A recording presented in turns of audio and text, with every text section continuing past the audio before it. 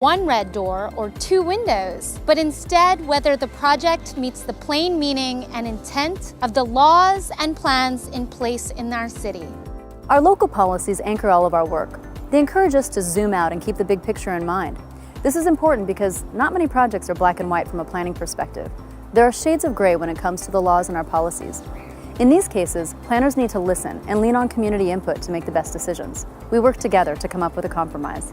Oftentimes, projects begin when a developer comes to a city wanting to build a project, or we recognize a community need, or we need to comply with state or federal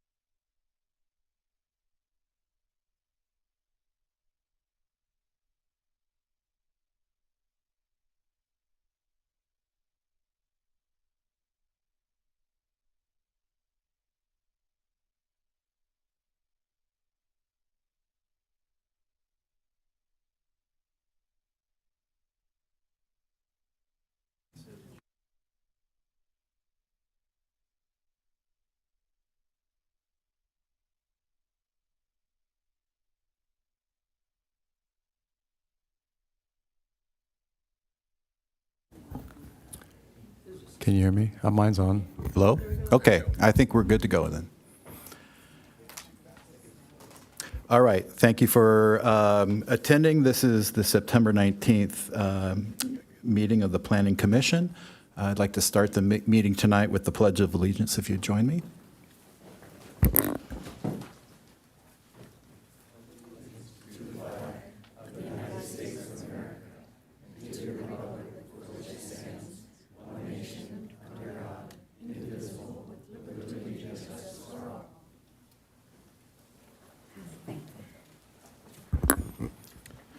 I may already be out of sequence, but we will do roll call. Let the record reflect that all 5 commissioners are in attendance tonight. We'll start tonight's meeting with oral communications. Oral communications are available for members of the public that would like to address the commission on items that are not on the agenda tonight, and each person will be given 3 minutes. Are there any speaker slips for tonight? We do. We have 4 speakers this evening. Okay. Could you call the first? First up is CJ Minster, followed by Dolores Welty.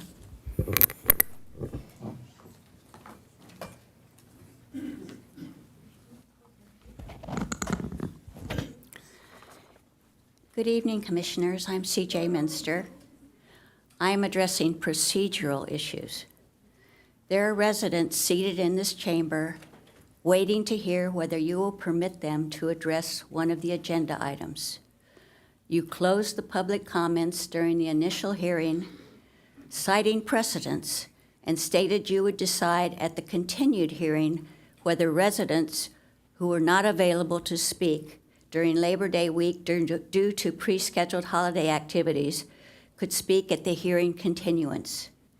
The city attorney even stated that there was no legal reason for not allowing such residents to speak. Postponing your decision clearly puts residents in the position of having to put in time and effort on presentations they might not be allowed to deliver. Strangely enough, during the initial meeting, you also glossed over protests from fellow commissioners that they, like residents, had been rushed by scheduling the hearing during a holiday. They stated they had not had time to read and analyze the 11,000 pages of documentation, including the FEIR. Beginning deliberations without assurance that all commissioners are up to speed flies in the face of the city's and the taxpayers' expectations that the Planning Commission will make sound judgments based on a clear understanding of staff, Ma'am, developer. Sorry to interrupt. This is clearly relating to the public hearing item that is going to be coming up. It's not a specifics about the project itself. It's about a procedure.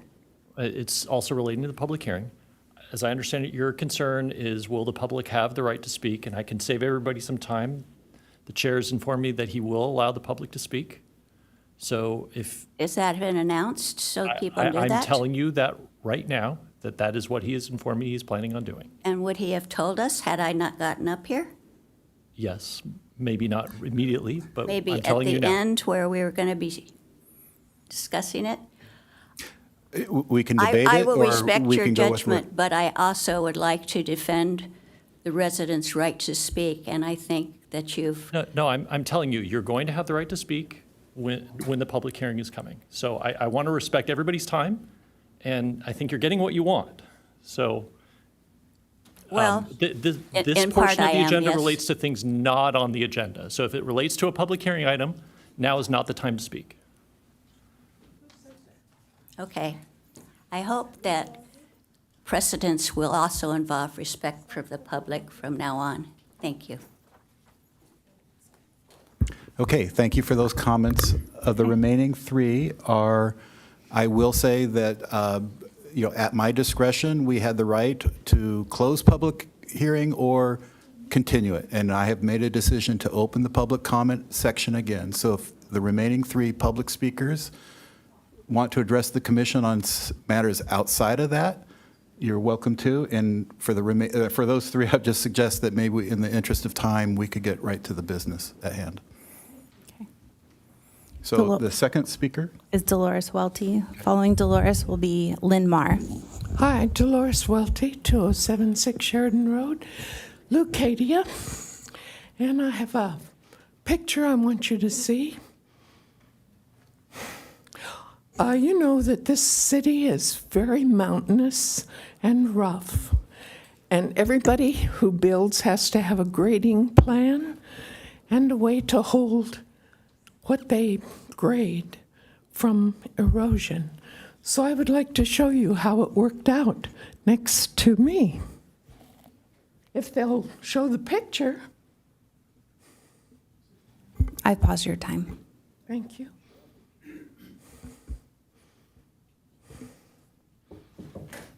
IT, if you're available. We're having rains that are 100-year flood rains, and we can count on more of them. And there are an awful lot of developments coming up that are in rough areas, slanty runoff areas. Where I live on Sheridan Road, 4 houses were built along that road during county oversight. None of those lots were graded. The builders were not allowed to grade. We are all on pump sewage. This is the result of grading on the Weston property. The picture on the left is part of the bluff. Now, this happened in January. These pictures were taken 2 weeks ago. The picture on the right fronts that black hole to show the property, the last house on Sheridan Road, 2087. You may not be able to see that the base of her fence sticks out just under that white area. It's a brick fence. What happened here is that even though there was a 25-foot setback, this developer wanted to have gravity sewage flow, and so he contoured everything. You should not allow that. You need better setbacks. This is going to be very expensive for somebody. Thank you very much. Okay, thank you for your comments. Okay, next we have Lynn Marr. Following Lynn will be Lisa Provenzano.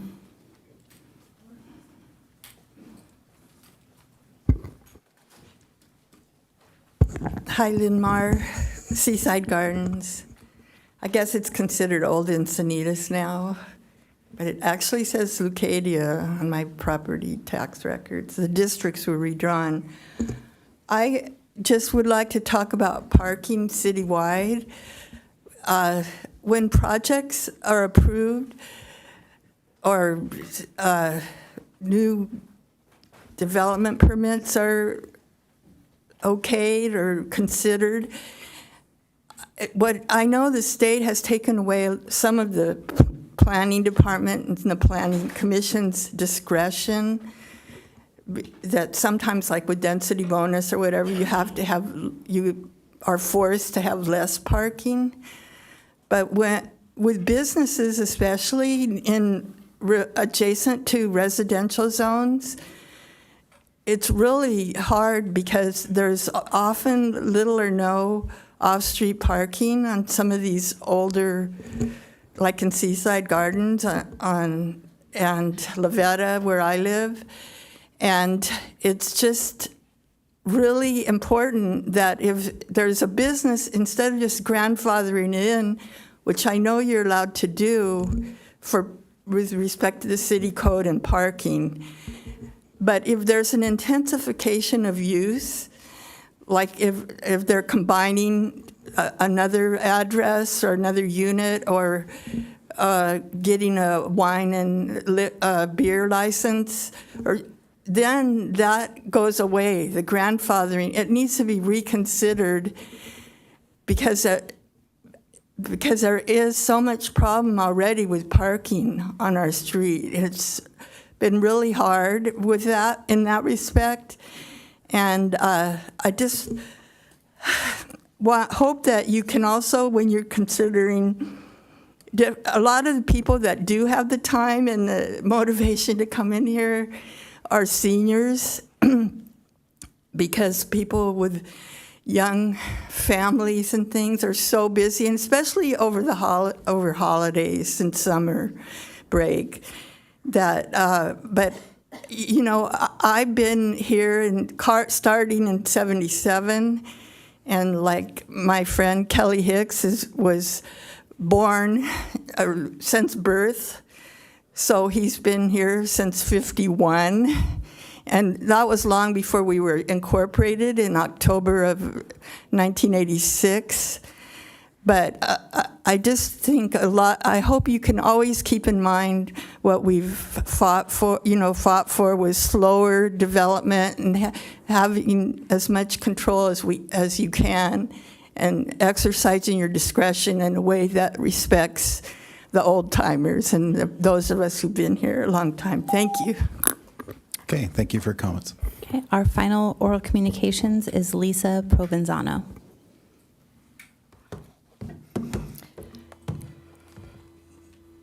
Good evening, members of the Planning Commission. I'm going to speak really quickly because I have so much.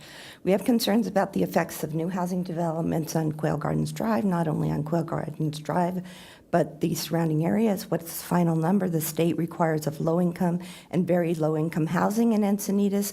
What is the number as of today that we are required to meet, and will we be required to exceed that number? Will that number increase in the future?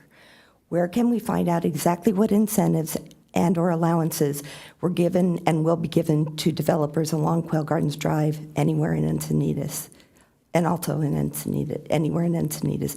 It will give us a better picture of both the tangible and intangible costs to us. Among the most common incentives and or allowances given to developers are increased density, zoning variances, reduction in site development standards, modification of architectural design requirements, and reduction in parking requirements. As we can see, that's been a problem already with Fox Point. They suggest you carpool, ride share, walk, ride your bike. They do have LA from 3 to 7 if you're going to the restaurant on Saturday and Sunday, if there are no spots in the parking lot. And if you are not going to the restaurant, it's $10 to $15 if there are no spots in the parking lot. The golf course has already spoken to Fox Point to let them know that under no circumstances can anyone from Fox Point use their lot. Employees were using their lots. They have gates, and during events at Fox Point, which also has a venue for events, they'll have a guard at the bottom by the gate. Less common incentives for these developments include waivers, reduction, deferral of development and administrative fees, and our financing fees, expedited processing, concessions on the size and costs of finishes of the affordable housing units. How does that happen? Since that seems to be what you and everyone else everyone politically involved calls the housing that's going in. Where are all the kids moving in going to go to school? Capri is the only one that I know of that's under-enrolled. The state says you can have a maximum of 31 kids, 4th through 6th grade. There are already schools that have 32 and 33 kids in a classroom. Who's paying for it? What's the plan? Are there concessions given to us by the developers? And also are concessions given to Shea Mortgage? Okay, thank you for your comments. Is that all? That concludes oral. Thank you. Okay, next item would be changes to the agenda.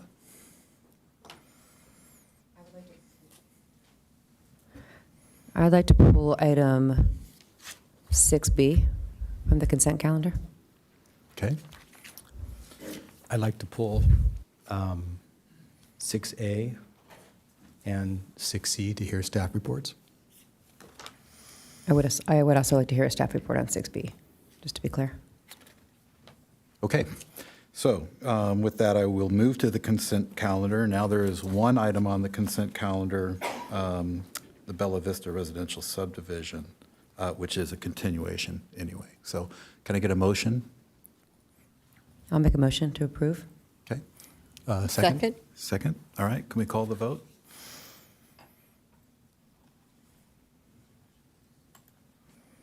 And confirming we did not have any speaker slips on any of the consent calendar items? I'm sorry, we do, but being that they're pulled, will we have Okay, public just on the comment? one, but not on the item 6D. There was no comment on the one that we just Oh, approved. you know what? There is a comment. Lisa Bartholomew? Then we should hear that item from the public commenter before we take action on that. So effectively, we've just pulled everything off the consent calendar. There is no motion. So then to pass we it. should just hear the public comment on that one item unless that person would prefer not to speak. I would prefer to speak. Okay, then you have the right to come. Even though you're continuing it?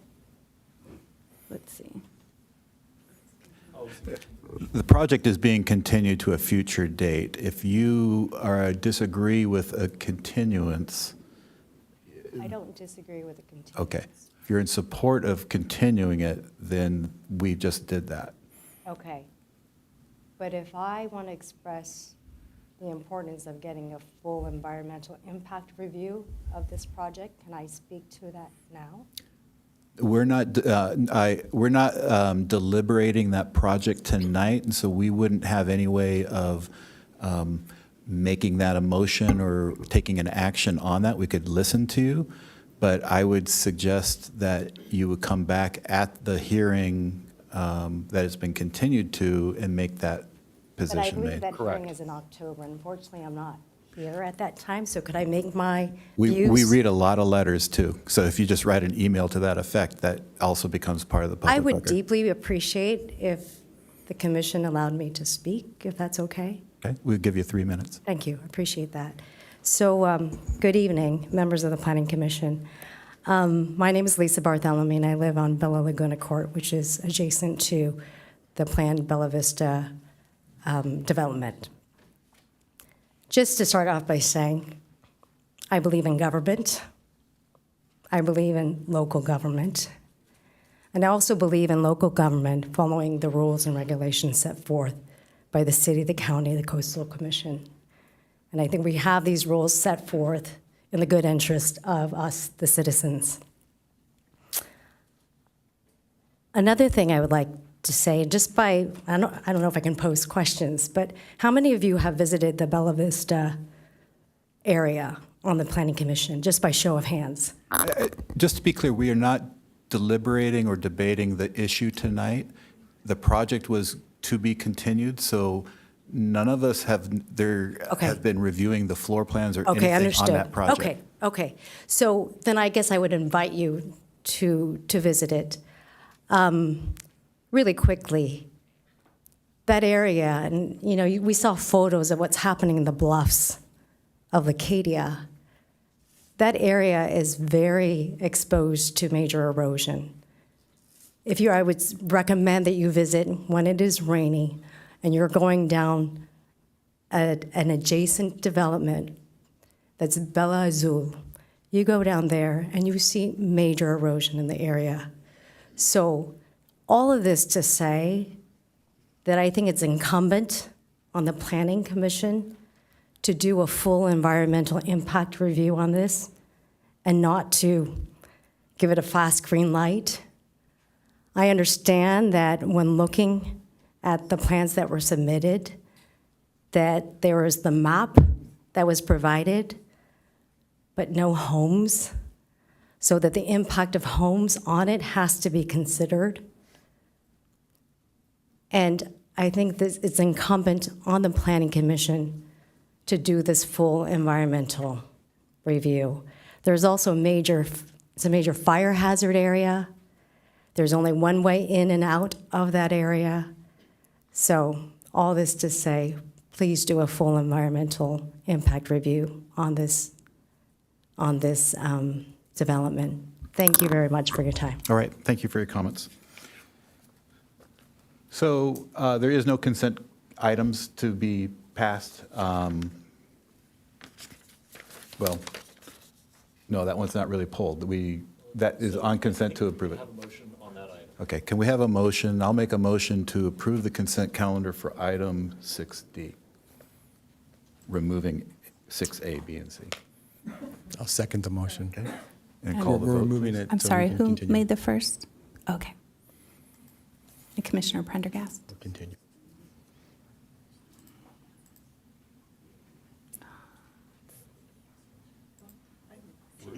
I just want to be clear. I'm sorry, there what- was a prior motion for item 6D, which was on the consent prior to the public comment. I just want to be clear, was that still standing where it was Ryan who, Vice Chair Ryan who made the motion, and then Commissioner Sherrod that made the second?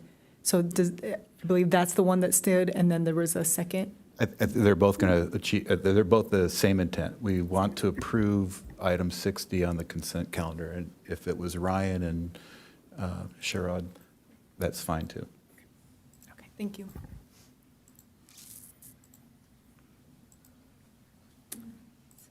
We're approving to continue. Correct. Okay. Sorry, so we Item 6, we approved to continue correct? 6D, Correct. and now, All other three have been pulled from the consent calendar, so we're now going to address items 6A, 6B, So and 6C in order. Right. We're voting right now on whether to continue the item. continue, To continue. 6D, which has 6D. no staff I report. thought we already voted. We're just doing it again. Okay.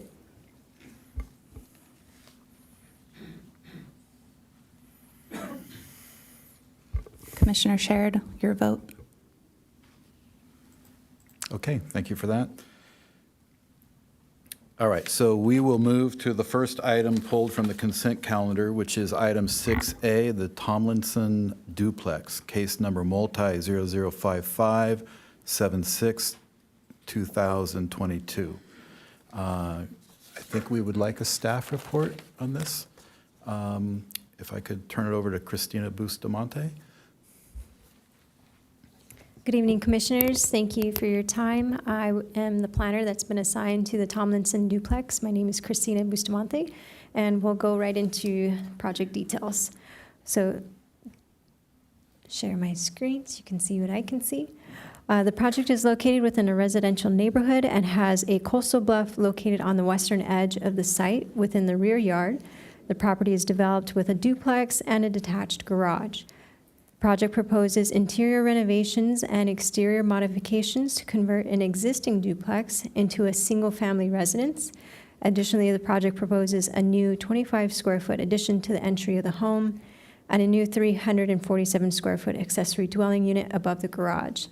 The project also proposes minor exterior alterations to the existing structure, including a change from a pitched roof to a flat roof, the removal and replacement of an existing first-story roof for the construction of a new deck that will cantilever westerly from the second story, removal of the first-story westerly wall to install a disappearing glass panel door system, and removal of the existing chimneys. The project scope requires the approval of a coastal development permit to authorize development within the coastal overlay zone consistent within the city's local coastal program requirements. I'm sorry, there's a funny little blurb showing up on the screen there. So the next slide here is going to be the elevations. These are the project elevations. What you can see here in the dotted lines is where it was a pitched roof and now it's becoming a flat roof, fairly minor changes. And this is the other sides of the home. And the project proposed is consistent with the general plan, local coastal program, and Encinitas municipal code. The project as proposed will not have a significant effect on the environment. Staff recommends that the Planning Commission approve the project based on findings and conditions contained in the attached proposed resolution of approval. That concludes my presentation. Myself and the applicant team are available if you have any questions.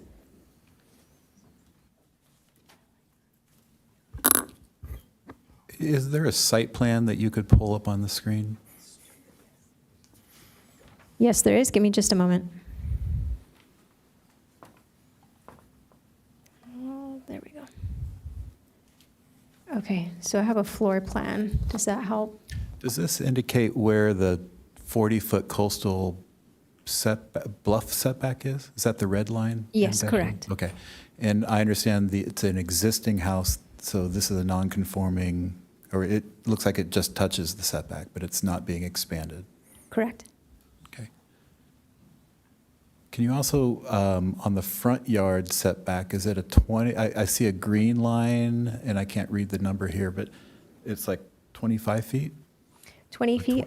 So the green line that's going up and down here on the screen, that small number there is 20 feet, so it's indicating the 20-foot front yard setback. Okay. And the deck is projecting into the front yard setback by more than 5 feet? Yes, however, there has been a condition of approval written in this particular project to require that to conform to the front yard setback. Which allows a projection of 2 feet? It's 4 feet. 4 feet. Okay, thank you. Questions? Clarifying questions of the staff? Yeah, on the dotted green line, it looks like the garage extends into that area.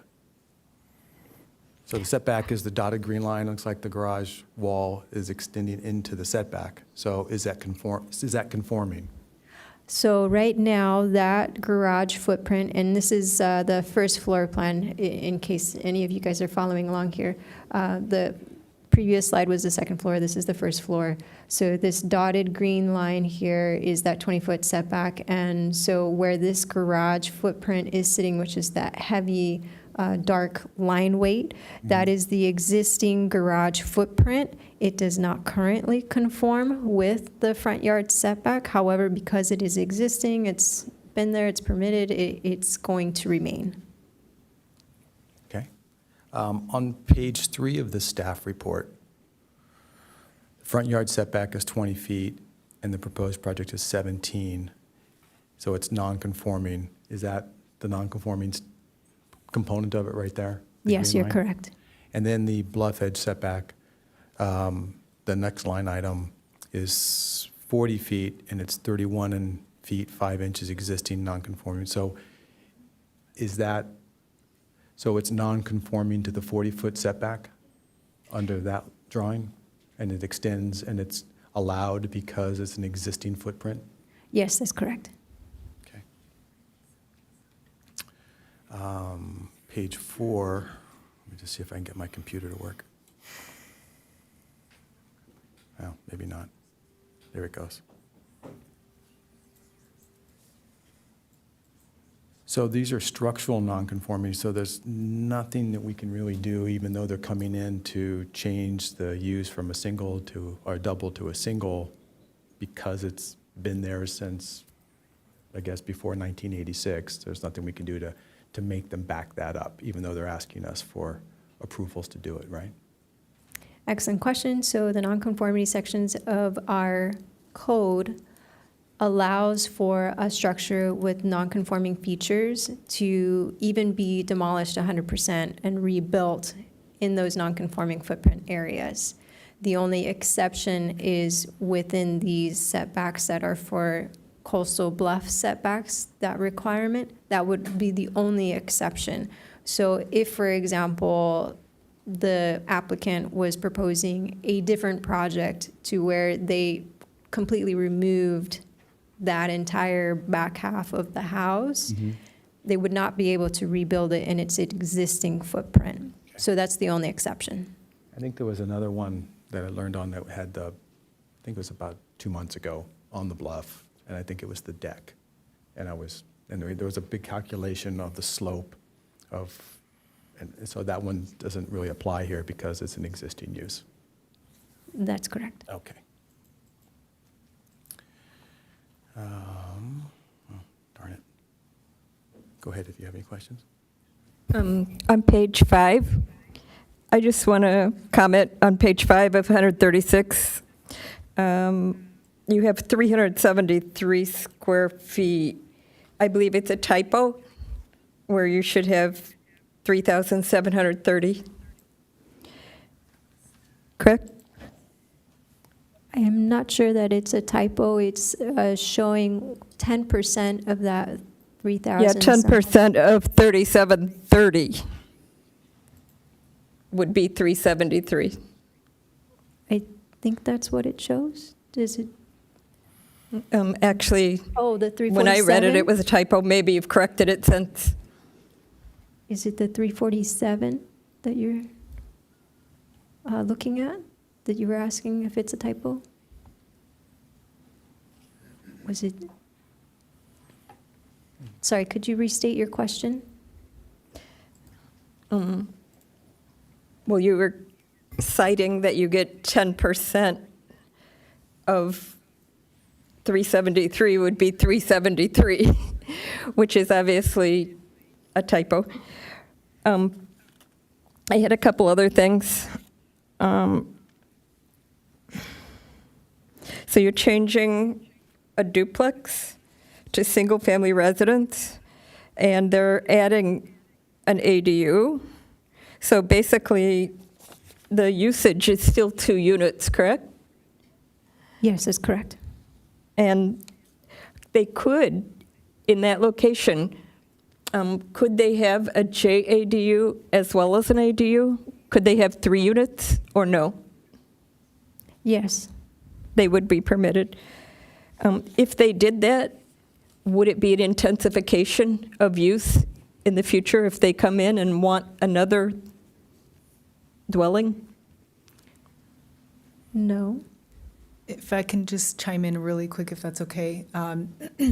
The JDUs are allowed with a single-family home as well. However, this site is restricted with the maximum square footage, so it would have to be something like a demolition and complete rebuild. But under state law, yes, generally, but a site like this, they have met their maximum square footage. So they're at their maximum. Okay, I just wanted to make sure that was the case. And then it looks like the height is reduced, which is great. I'm sure the neighbors appreciate. And the required parking is reduced to 3 spaces. It looks like a nice design. And I'm not thrilled with the deck extending, Susan? but Susan? I think it's allowed. Susan? If we could limit our comments to clarifying questions to the staff, and then we will debate the merits of the design once we get through that. Okay? Any further questions? Okay, thank you. Would the applicant like to make a presentation? If so, this is your time. Hi, Brian Church, architect on this. No, I don't think I really have anything to add. Only one clarification, which was on the front yard setback. The reason that the garage is where it is that was per a previous variance that allowed it to be in that location. Was back in the 70s or something. So in the beginning of the project, we assumed we were going to be able to keep that with the second floor, which we found out recently that we actually have to adhere to the old setback for the ADUs. That's why that's going to get pinched back a little bit. But that's why the garage is where it is now. It wasn't.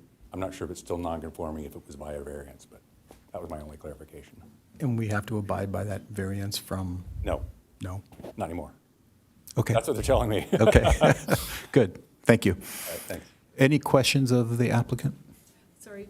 Just a clarification, the variance still stands for the bottom level. However, on the second level, it has to abide or apply for an additional variance for the second level to be at that setback. And I didn't see, is he applying, are they applying for a variance for this? They are not. They are not. Okay. Are there any speaker slips on this item? We do have one speaker, and that's Dolores Welty.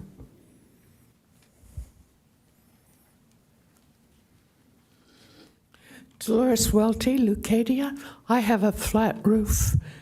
I now finally cured, well, it took us a long time, but we finally found somebody who knew how to fix it from leaking.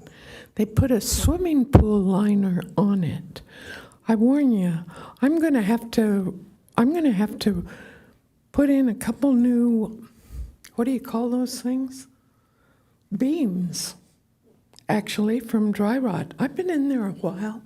County, as I say, I've been here since we were county.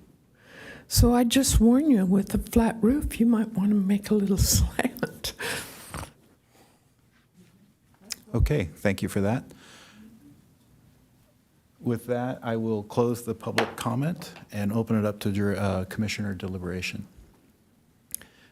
Who pulled this from the consent calendar? Bob, have you been able to answer your concerns? I'm fine. I'm good. Any other comments, or can I get a motion? I'll Move make to a motion approve. and I'll second. Okay, can I call the vote, please?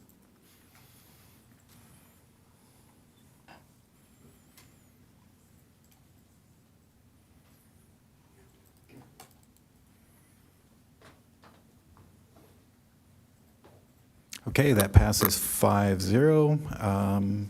The project is approved. Our next item is item 6B, Lulu Restaurant, case number multi-660781, 2023. And staff is Takuma Eastland.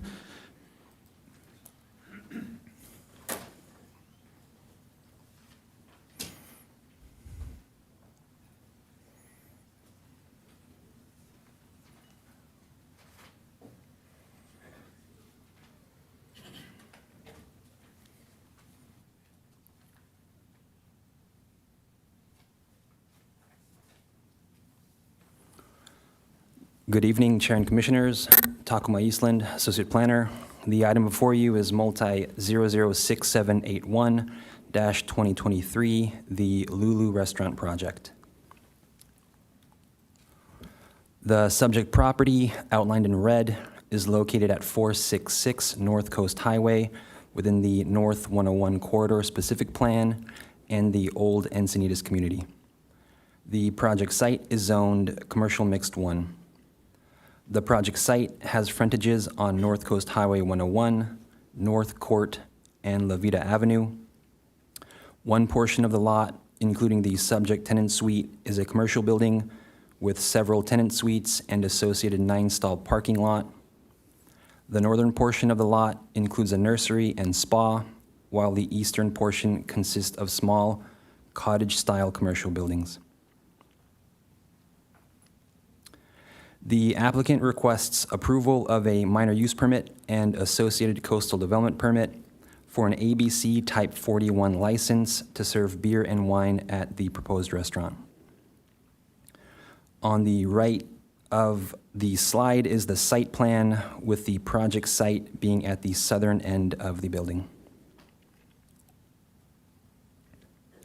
Here is a street view of the existing project site. Here are images of the outdoor patio that will be used for outdoor dining for the proposed restaurant.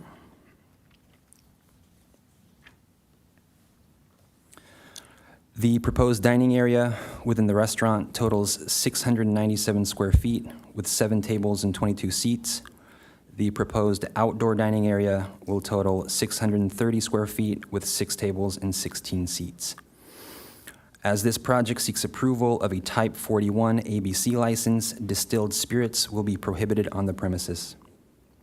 Indoor and outdoor service and consumption of alcohol will be from 10 a.m. to 11 p.m. Monday through Friday, and 9 a.m. to 11 p.m. Saturday and Sunday.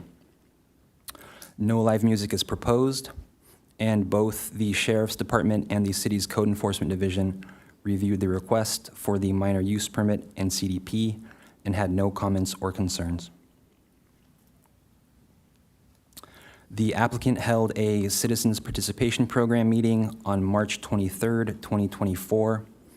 One member of the public attended the meeting and 1 email was received. The concerns raised were regarding noise, traffic, and parking.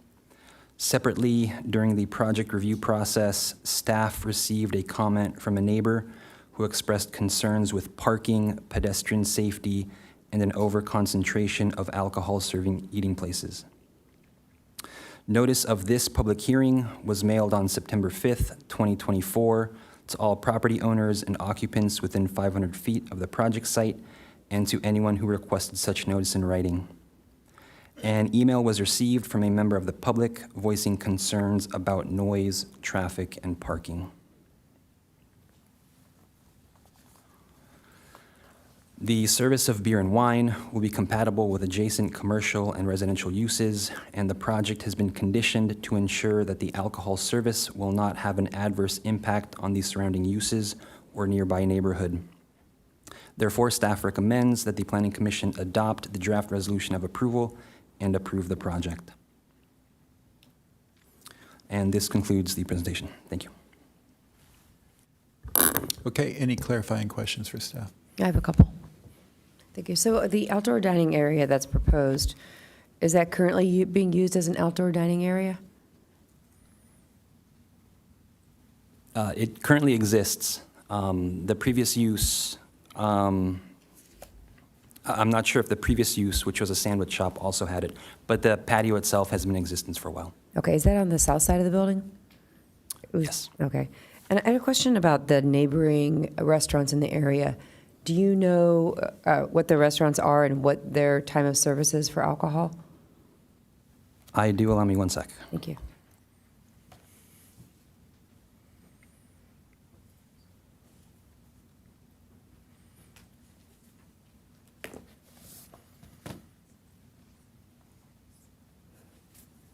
Referring to Vigilucci's and Hamburger Hut, alcohol service at Vigilucci's is allowed outdoors from 11 a.m. to 10 p.m., while the indoor and courtyard areas are allowed from 11 a.m. to 11 p.m. For Hamburger Hut, alcohol service outdoors is allowed from 10 a.m. to 10 p.m., while indoor alcohol service is allowed from 7 a.m. to 1 a.m. Okay, are there any other restaurants with alcohol licenses in the near vicinity? There are.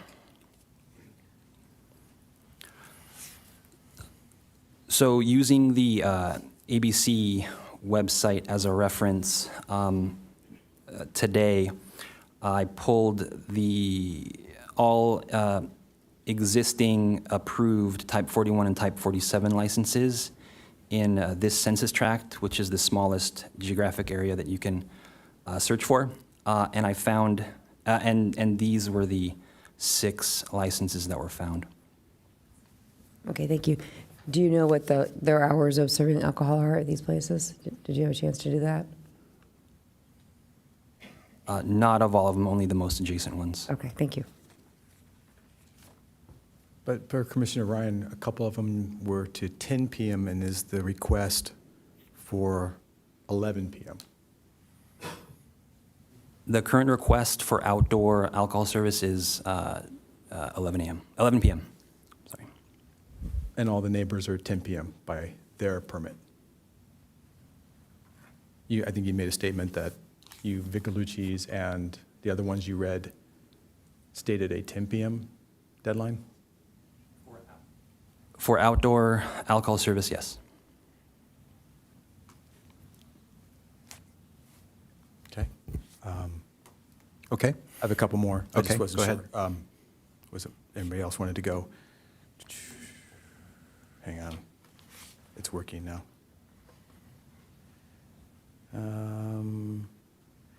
The submission by Lynn Marr to the Department Alcohol Beverage Control Board. I'm not sure what page it is on. What is the city's, I didn't see it in the staff report. Is there a response to, we just asked the question about 11 p.m. So is there a response to that? Are you suggesting that we approve the request, or are you suggesting anything other than, maybe responding to the request that she made? The response given was that it would be added to the public record As reviewed, staff recommends approval of allowing 11 p.m. outdoor alcohol service. The next one also in that letter to the alcohol board. I guess the question is number 4, issuance of the license would result in or add an undue concentration of licenses. So your website or your page you brought up showed 6. Is it staff's opinion that that is consistent with city code in terms of the number? Do we regulate how many? Is there a municipal code that regulates how many licenses can be within a certain area? So that review would have been done by the Sheriff's Department. They did review the project and were fine with allowing it to proceed as is. So the concentration is a sheriff's review. There's nothing in the city municipal code that talks about a concentration? No.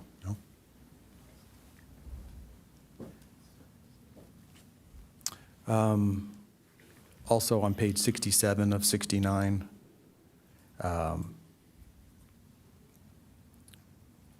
is a question regarding the parking lot for the Gold Coast. And is there any way to know that all 10 parking spaces will be available after hours? This goes into whether people will be parking in the neighborhood or if there's enough parking to service the restaurant on its existing location. Staff isn't aware of a mechanism to know that for sure. The specific plan allows for when there's a change of use that would require more parking, that no additional would be, if there's no added space, that they can use the existing parking on site. Is there staff's opinion that there's enough existing parking on site to satisfy the need of this tenant? Sometimes retail has a 4-to-1 parking ratio, or there's an office building that has a parking ratio. So given the parking available for this site, is it satisfied by parking on site? I would say that staff's purview is to determine whether it's compliant with the municipal code. And so that's what Takuma can respond to. Okay, so is this restaurant request for a type 41 license compliant with our code with enough parking? Is that a contingency, or is that a variable that needs to be considered? Considering there's no added square footage, yes, it meets our specific code standards. Because there's enough under the original code, retail, and since this is the replacing an existing unit, the change of use and the change of the alcohol license doesn't add another variable to be considered? It does not. The specific plan allows for that to proceed. All right. Thank you. Can you clarify if the kitchen and the restroom are existing, or are those being proposed as part of the tenant improvement? They are existing. However, the building department is requiring ADA updates to the bathroom. Okay, thank you.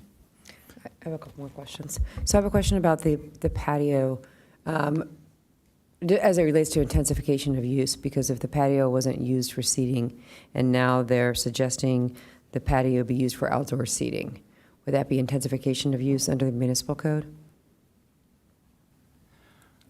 It is not, because no square footage was actually added on site. Okay. And I had one more question. If somebody else has another question, I'll rethink of my question, I'm sure of it. Anybody else? I just had a related question to what Commissioner Ryan asked. So the prior occupancy total capacity, is it the same with the new occupancy capacity? Is the same number of occupants maximum? Yes, I believe that'd be the same. Oh, I thought of my question. Okay, so I had a question for you about live music. I know that there's no live music proposed. Is use of a DJ considered live music? There was someone who had written in who had a concern about that. Yes, that's correct. Okay, thank you. Okay, seeing no further questions, thank you for the clarifications. Is the applicant here, and would they like to make a presentation?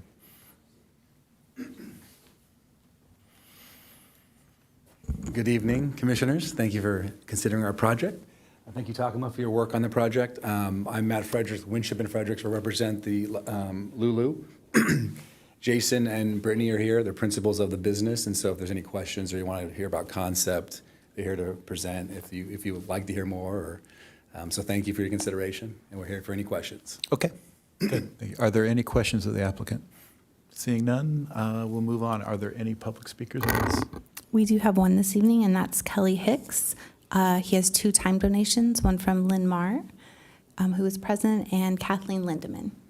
Thank you.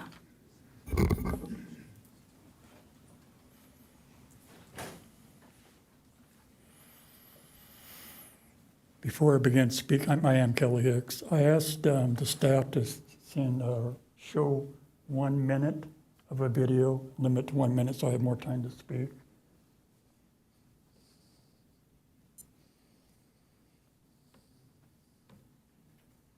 Just to be clear, your 1 minute video is part of the minutes of your speaking time, right? It's fine, thank you. I just don't want to be while they're preparing and stuff like that. I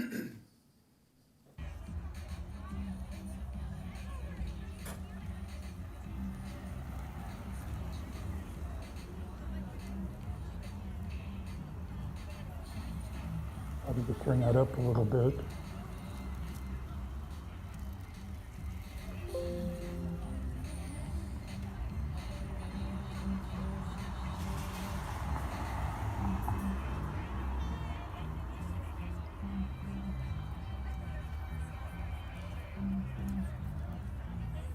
Not sure why I turned it. So you see, basically, I guess one of the first questions you're wondering is, why am I showing a video of Corner Pizza?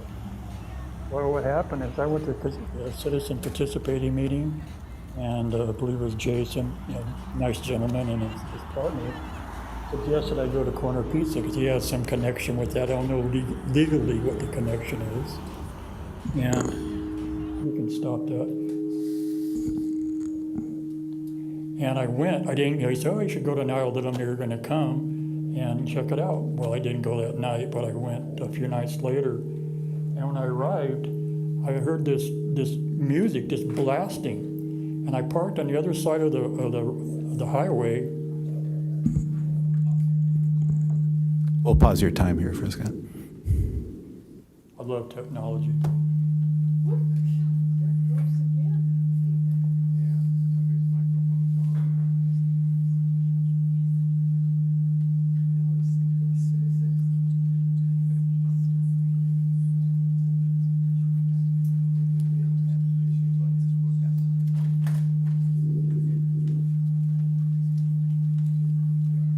I can speak order if you want.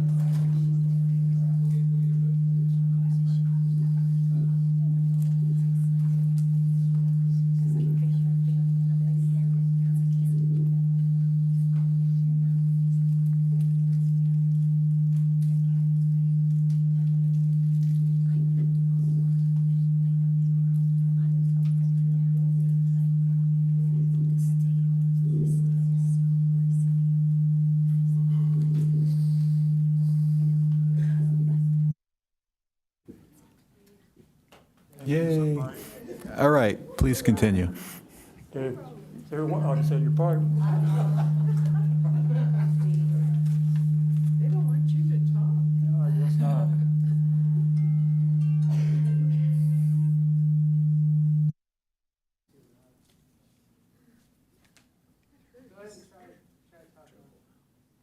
Okay.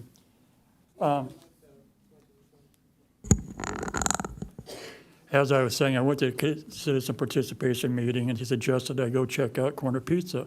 I'm not sure exactly what legally, his participation is in that. I go, okay, I'm gonna go check it out, you know. I went there and actually parked on the east side of the highway. And I just heard this music just blasting. I go, oh, what the hell's going on here? And so I took a video of it, and then, you know, the right of way for the 101 is probably, I think it's around 70 feet. I'm probably another 10 feet inside beyond that. So I'm talking, I'm 80 feet away from the building. If you watch the video, the noise is beyond what you're getting from the traffic. So I walked up and into the neighborhood too. I walked probably up 160, 180 feet. And the music just blasting. I go, this is not good. You know, you don't want to have, you know, this type of business where you have outside music blasting into the neighborhood.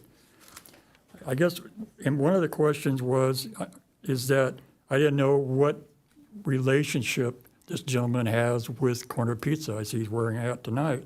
And in the brochure they had, it said that Jason has participated in a successful opening of Corner Pizza, Lucadia, Corner Pizza Oceanside, Corner Pizza, Bressy Ranch, and Lucadia's Hamburger Hut. There's other articles indicating there's some connection. On your site plan, I think it's on page 60 of your report, it shows that there's only, I believe it's 52 feet 4 inches to the rear property line from the back of this building, and you add 50 feet to that for the right-of-way for Labedia, so you're talking a little over 100 feet away from the existing residential neighborhood. So obviously we're concerned about the outdoor music. One of the gentlemen from the neighborhood, I don't know him personally, Adam Beal, I believe he lives over on, not Basil Street, I think it's maybe Athena. He wrote a really nice letter, really, I think it's on page 50 of your report, with the concerns about the outdoor music, about the problems he's had with Hamburger Hut, which I think he has some connection with that too, is that nothing is being done. You know, the noise is there, it's disturbing the neighborhood, and he had some suggestions. One of the suggestions was that you limit the hours of operation, you know, to like 9 o'clock at night. One of the other suggestions is that, trying to think of what it was now. You know, you talked about parking and everything too. The hours of operation and the music, the noise. So the response from the applicant is that, well, we're going to take and have soundproofing inside, and we don't plan on having any outside live music. What do you consider live music? I mean, you don't have to have a guy there with a guitar and a band and an amplifier to have music disturbing, which is what this shows, this video I showed you. You can have someone who's just got the music turned up. I think they were talking they're going to play vinyl, which, you know, you don't want to have that on the outside of the building because it's going to be disturbing the neighborhood. So I think what this gentleman suggested, and I suggest, is that there be no outside speakers to the property. You know, if you want to have the music inside, I think it used to be there, I think they said if any disturbance from noise came beyond the property line, it was a prima facie violation of the noise ordinances. The other thing is in terms of the hours of operation. Your staff went through some things. I actually went from Lucadia all the way from La Costa down to Encinitas Boulevard, writing down each business that's there. You know, like there's 24 of each business that serves food and possibly alcohol. And I went online to see their operating hours. There is no business that's open Monday through every day of the week at 11 o'clock at night. Typically what happens is that they may be open till 9 o'clock at night. I can go through every one of them if you want. They're open to maybe 9 o'clock Monday through, let's say, Sunday through Thursday, and typically on Friday and Saturday night, they may be open to 10. But there's no one that's open to 11 o'clock each night, period. You know, even the Corner Pizza, their time is 11 a.m. to 9 o'clock at night. The Solterra Winery and Kitchen, they're 9 o'clock at night, and then Friday and Saturday, 10 o'clock at night. Osteria Tavi, 9 o'clock at night, Friday and Saturday, 10 o'clock at night. La Special Norte, 8 o'clock at night, Friday and Saturday, 9 o'clock at night. Hamburger Hut, supposedly, 9 o'clock, Sunday through Thursday, 10 o'clock Friday and Saturday. The big Bird's Eye Kitchen, which is an adjacent next block over, 9 o'clock at night, Friday and Saturday, 10 o'clock at night. Vigalucci's, Monday through Thursday, 9 o'clock, Friday and Saturday, 9:30 at night. Buena Forqueta, Monday through Thursday to 9 o'clock at night, Friday and Saturday at 10 o'clock at night.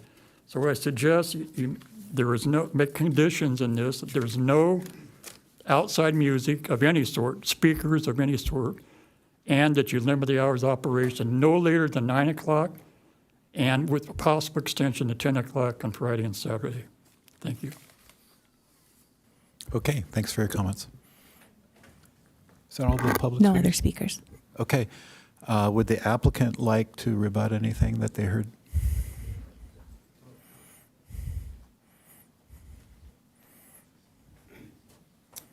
Just address the hours of operation for the, and thank you, Mr. Hicks, for your evaluation. Just addressing the times. Just because the times are allowed doesn't necessarily mean their operating hours is going to be to that every day. Like he listed a bunch of restaurants. Yes, they can adjust according to the season and such. And 9 p.m. and Jason is a experienced operator, and he can address profitability and trying to be feasible for a long term in this location. So go ahead and talk about. Hello all, and thank you for your time, and thank you, Kelly. I can certainly speak to the hours that profitability is not only not profitable after 9 o'clock, but ends up costing you a lot more money in labor. So I do agree with you that the time to 11 o'clock, if it's advisable, we would love to have that operational window. However, I think that would be the exception and not the rule, that we'd be open to that late. Maybe special events or a birthday, which is likely what you saw in the corner pizza model. It seems that we opened during COVID in November of 2020. We took a large risk because there were no dining facilities that we could actually go and take food to go. I live on Basil Street, right behind Hamburger Hut, actually, and the original owning managing partners in that are my partners in Corner Pizza. And so I was kind of a sounding board for them with Hamburger Hut, both of our restaurants in Leucadia and the ones in Oceanside and Brescia Ranch. They're visited by families a lot. There's a lot of kids running around. There's a lot of parents kind of just, allowing their kids to kind of just, deregulate from the day. And so it tends to be a little bit noisier at these restaurants, Corner Pizza and specifically Hamburger Hut. And I have been pushing back at least for the last 2 years. And we have been able to close outdoor dining around the 9 o'clock area, even though we're allowed to go till 10, and even though that the music is within that specific license. So I live 2 blocks from the proposed Lulu area. And really the concept of this is kind of moving back towards a piece of Leucadia that I moved here for. I'm not one of the, old Leucadians, as you say. I've only been here for 22 years, but longer than I lived where I'm originally from, which is Arizona. When I first moved here, I fell in love with Leucadia and what it represented, these charming buildings and these really quaint restaurants. And I just felt like the vibe here was something that I wanted to be a part of. So much so that, I ended up marrying a local girl that was born here, and she says I'll never be a local. And so I try to do my best to support local businesses and start them and be a responsible neighbor. So this one, Lulu, is really my love letter back to Leucadia. It's kind of representing the places like Calypso, where I had my first kiss with my wife. And it was this beautiful place that was just amazing and so charming and so unique. And places like the Saki House, which was small, and you'd wait in a line to get in for a little bit. There'd be 10 or 15 people there, and you'd ride your bike there or walk there because you're from the neighborhood, and the place only sits 20 people.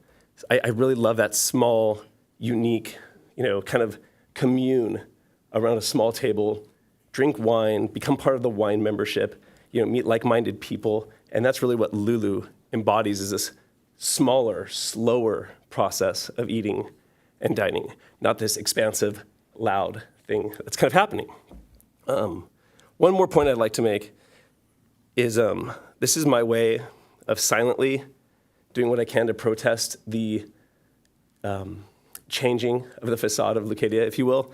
I don't have the money to go and buy multi-million-dollar businesses to save them, but what I can do is sign extensive leases and try to be a good resident and build great assets for the community so those places can't be torn down and ripped apart and raised 3 stories and underground parking and create havoc. So if I can, silently open 1, 2, 3, or 4 businesses and protect those small 1930s little cottage buildings, this is a way that I can do that. And I really believe that that's kind of the fabric of Leucadia. So for what it's worth, I'm happy to answer any other questions. But this really is intended to be a very small, unique, and soulful place to vibe out at. Okay, thank you for your comments. No questions? Sure. Who's speaking?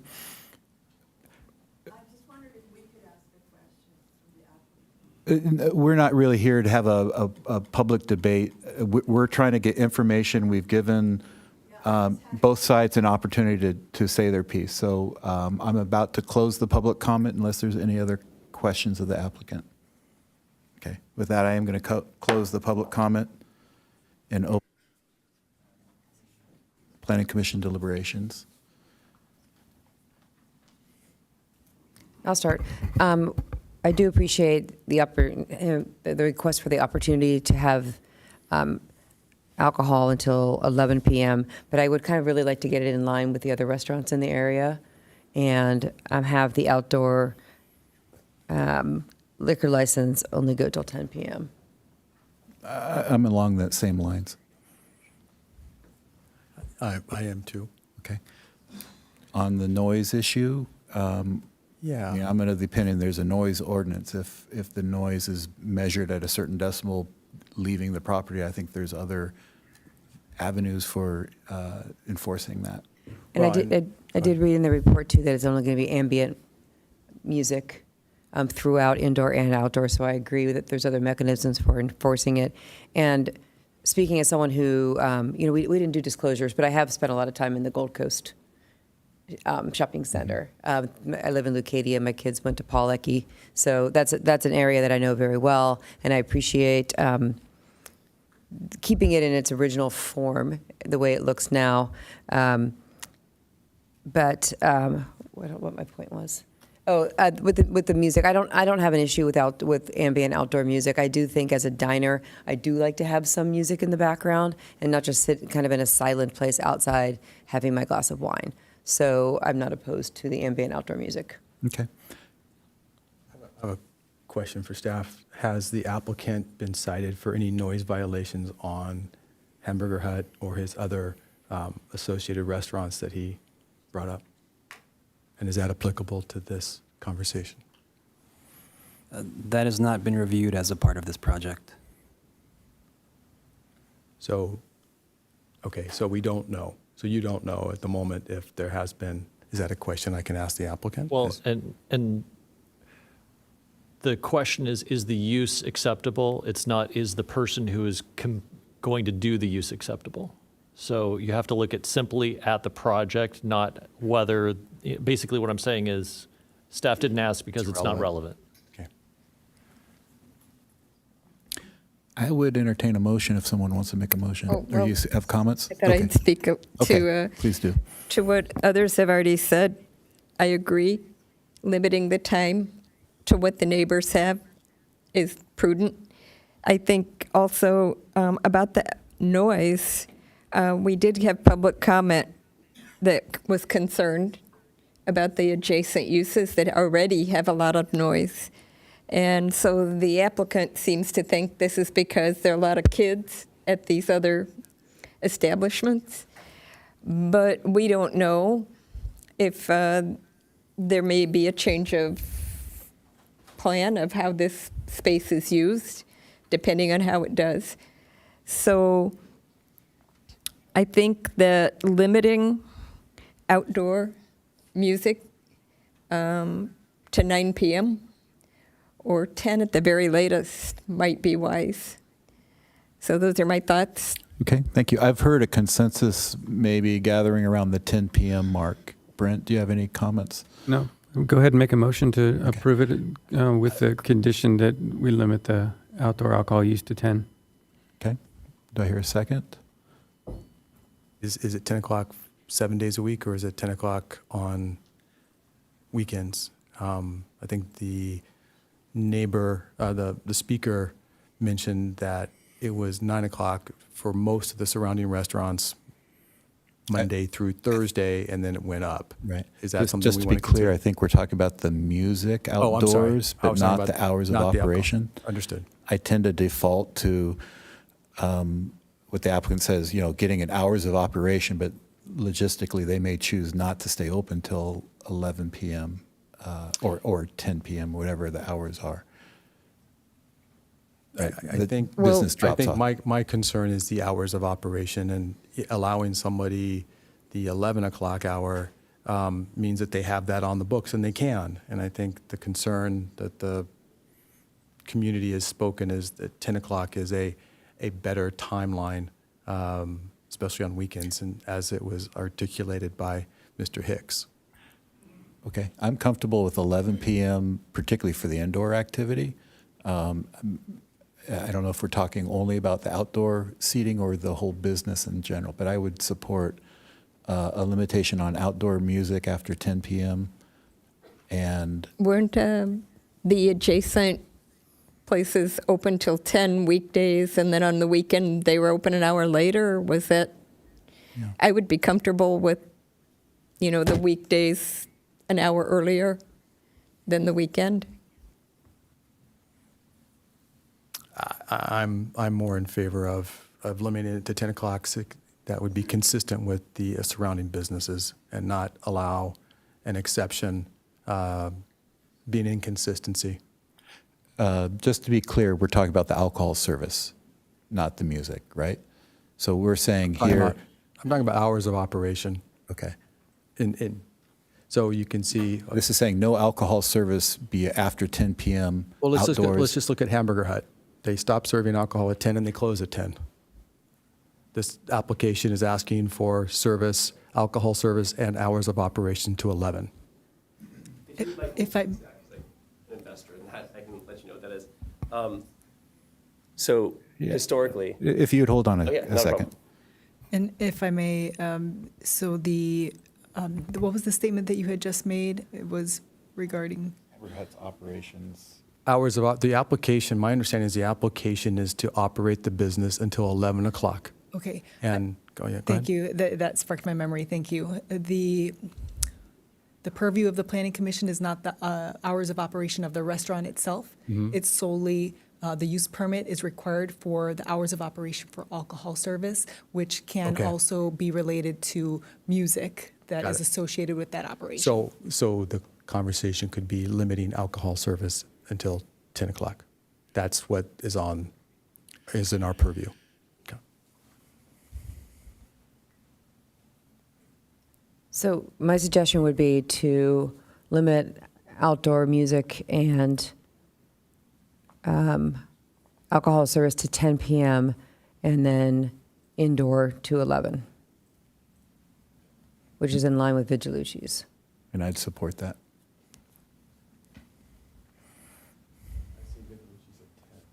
$10 p.m. I'd outdoor, support that. 11 p.m. indoor for the alcohol service on Vigilucci's. So that would mean then on page 18 of 69, condition of approval, alcohol for use permits for on-sale alcohol. So exterior alcohol service hours would, currently it says 10 a.m. to 11 p.m. Monday through Friday and 9 to 11. So that would be until 10 p.m.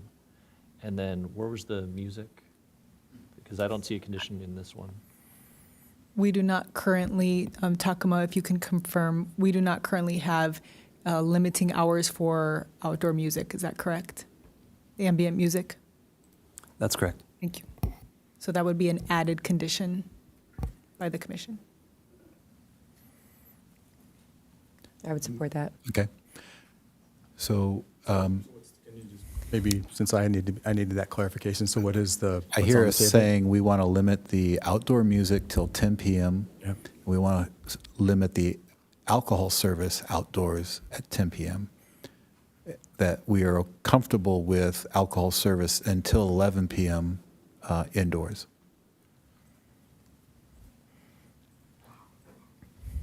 Yeah.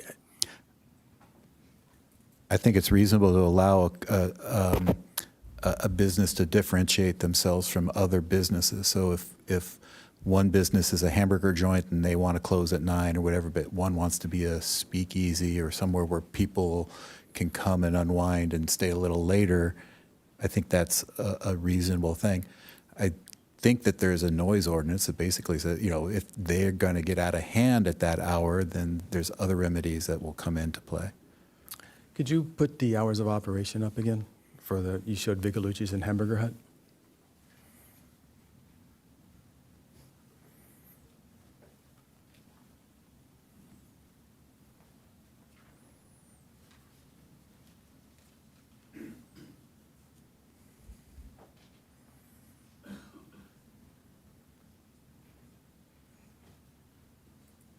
Okay. Looks like Hamburger Hut, which is outdoor, stops at 10, and that's an adjoining business and maybe a related business. But also the hours of operation. But we're not here to, we can't discuss the hours of operation. So, yeah, okay. Alcohol service. Alcohol's on the table, okay. And music. And music. And what Well, we're actually, saying not is, music, just alcohol. no, and music, but we don't want any music after 10 p.m. outside. Outside, fine. Yep. Okay, so I think we're talking around a motion. There was one on the table. Would you modify that to reflect what we've said? Yes. I would, yes. Okay. I think it was my motion, correct? Okay. Okay, so I'll modify it. So the entire motion would be move to approve the liquor license type 41, outdoor until 10 p.m., indoor until 11 p.m., and also an added condition of outdoor music ending at 10 p.m. Okay. I'd second that. A second? I'd like to call the vote, please. With respect to what the city attorney said, there's like 3 different permits. It's not just an alcohol permit. Maybe that you can't limit the hours of operation. But there's like 3 different parts. Okay. I think we're aware of where our issues with this project are. We have addressed what we're concerned about. We've made a motion. I've called the vote, please.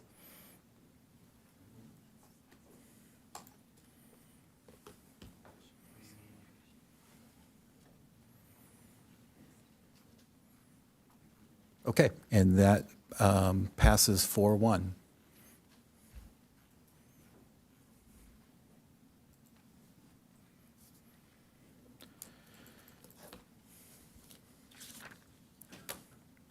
Okay, we're going to move on to the next item on our agenda. That's item 6C, the Bevend residence, case number CDP 004626-2021. Tacoma Eastland is the staff. I'll maybe pause here. I haven't done this in the last 2, but I should have. Are there any disclosures on this item?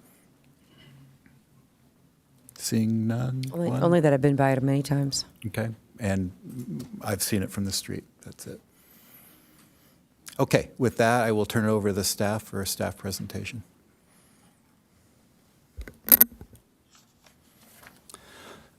Good evening once again, Chair and Commissioners. Tacoma Eastland, Associate Planner. The item before you is CDP 004626-2021, the Bevend Residence Project. The subject property, outlined in red, is located at 312 Neptune Avenue and is zoned R8. We're not seeing an outline in red if you are showing it. Apologies. The subject property, outlined in red, is located at 312 Neptune Avenue and is zoned R8. The project site is located on a coastal bluff and is within the special study overlay and the appeal jurisdiction of the Coastal Commission within the coastal overlay zone. The site is developed with a duplex and is surrounded primarily by single-family and multifamily homes. The applicant requests approval of a coastal development permit to demo the existing duplex and construct a new single-family residence with an ADU. Here is a street view of the project site.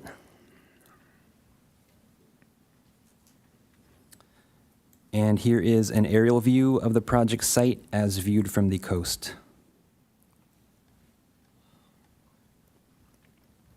Here's the site plan for the project. As proposed, the home will be set back 41 feet 9 inches from the bluff edge, which exceeds the required setback of 40 feet from the bluff edge.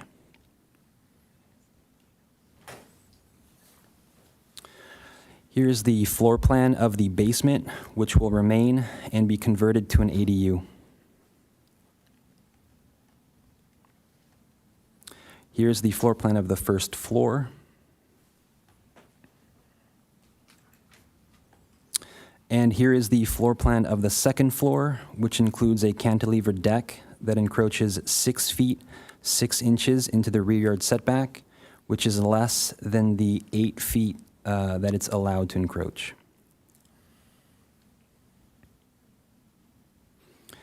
Here's the north elevation. The project complies with the height standards of the Encinitas Municipal Code.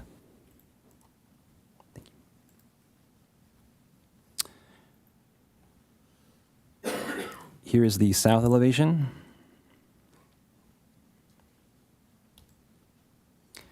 And here are the east and west elevations.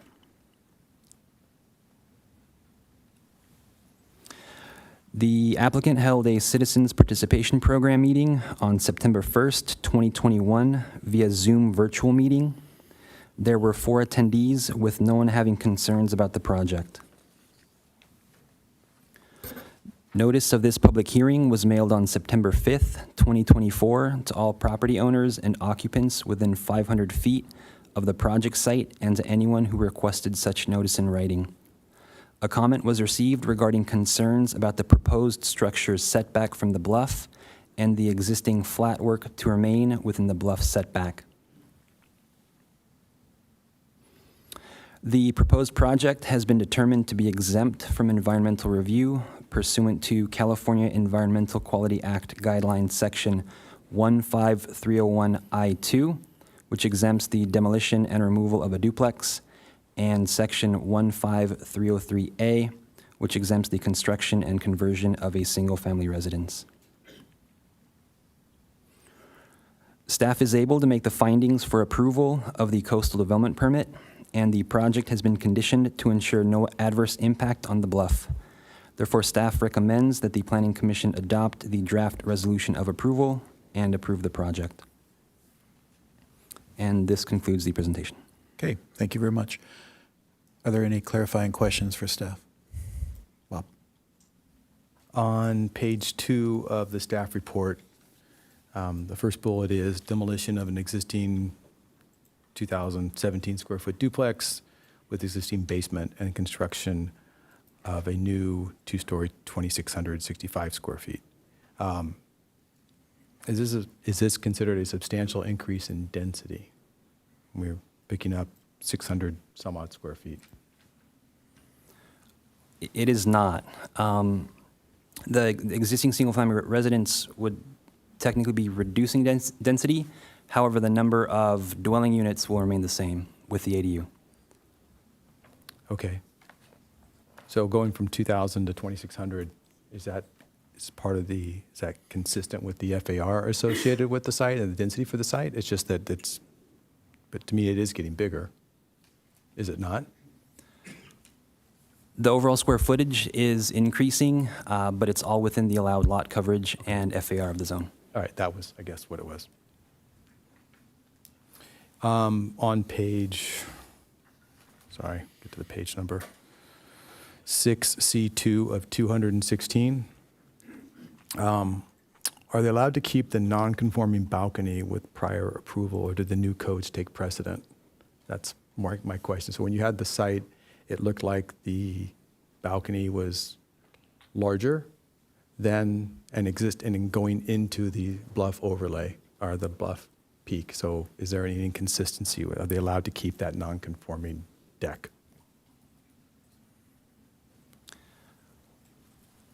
The existing, apologies, are you referring to the deck facing the front of the property? Well, it says on add to the garage doors a carport and construct a second-level, 8-foot wide balcony that requires an encroachment variance of 15 feet into the required 25-foot setback.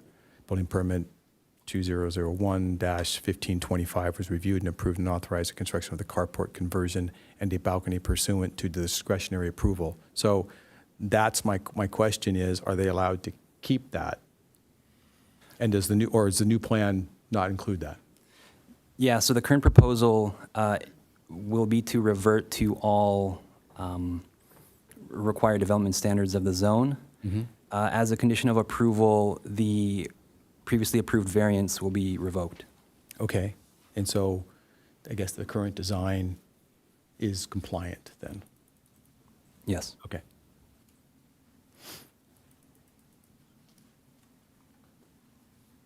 Hang on, go to my next one. Just to drive home at one point, it's a 4-foot projection that's allowed to go into the front yard setback at the street. And is that the deck size? That's correct. That's what the zone allows. Okay, thank you. This one's just more of a, I don't know, probably on page 6C4 of 216. I'd appreciate if you mentioned under the explanation of the project conformance, beginning with additionally, a site-specific geotechnical analysis has been completed by the project, reviewed by the third-party consultant. Could you mention it later in the document who that consultant is? I think it's Geocon. I don't know why it's not mentioned here, but it's mentioned multiple other places in terms of who your third-party consultant is. I think I'm the third-party consultant for City of Encinitas GeoPacifica, Jim Knowlton. Sorry. And the firm that did the work on the project was Geosoils. All right, so I'm just asking that at this location in the staff report that you include the name of include your name, GeoPacific here, because it's mentioned later. I don't know why it's not mentioned here. Yeah, I wrote that memo. I should include the name of the reviewer. I think the next one, Commissioner Dalton just expressed concern about the deck, so I won't go to that one. Also on 6C4 216, the net lot area, it's a non-conforming lot, so the fact that they're only 5204, it is what it is. But the density calculation is based on the 5204, is that correct? Square feet? Because it's it's smaller than 5,400 square feet. If I may, Yes. density is related to the number of units and not size. Okay, maybe that's the FAR I'm talking about, then maybe I'm using the wrong adjective.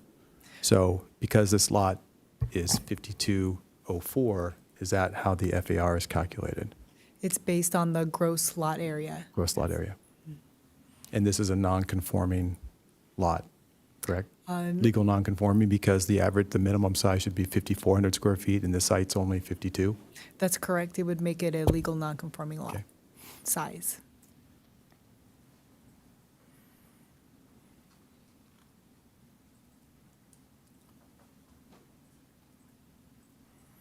I'm reading a comment about the non-conforming improvements within 5 feet of the bluff Could I jump in edge. with a question while you're reading that? Yeah, go for it, please. I'm sorry. On sheet A 1.1 of the architectural plans, there is a exhibit showing the existing and proposed building footprint, and it calls out the 40-foot bluff setback line, the 50-foot bluff setback line, and something I used to think was referred to as the factor of safety line, a 1.5, and I don't know if that's the correct term anymore, but can you explain? I thought that the setback was based on the worst case of those between the 40 and the, I'm not clear what the 50-foot setback is relative to why that versus the 40-foot, But I always thought the 1.5 factor of safety superseded the 40-foot setback. The 1.5 factor of safety setback is an analysis that's done by the geotechnical engineer to determine where a failure zone would happen. And the 1.5 means it's 1.5 times the factor of safety of 1 means it'll fail at that point. And 1.5 means you have a 50% addition to that safety factor to the failure zone. So the line that shows the 1.5 factor of safety is the line of the analysis that shows that's where that slope would fail under certain instances. The 50-foot setback that's shown is a state requirement for basically zones where foundations should not be installed. Okay. So why is this building allowed to build westward of the 50-foot setback? I presume there'll be foundations below this building.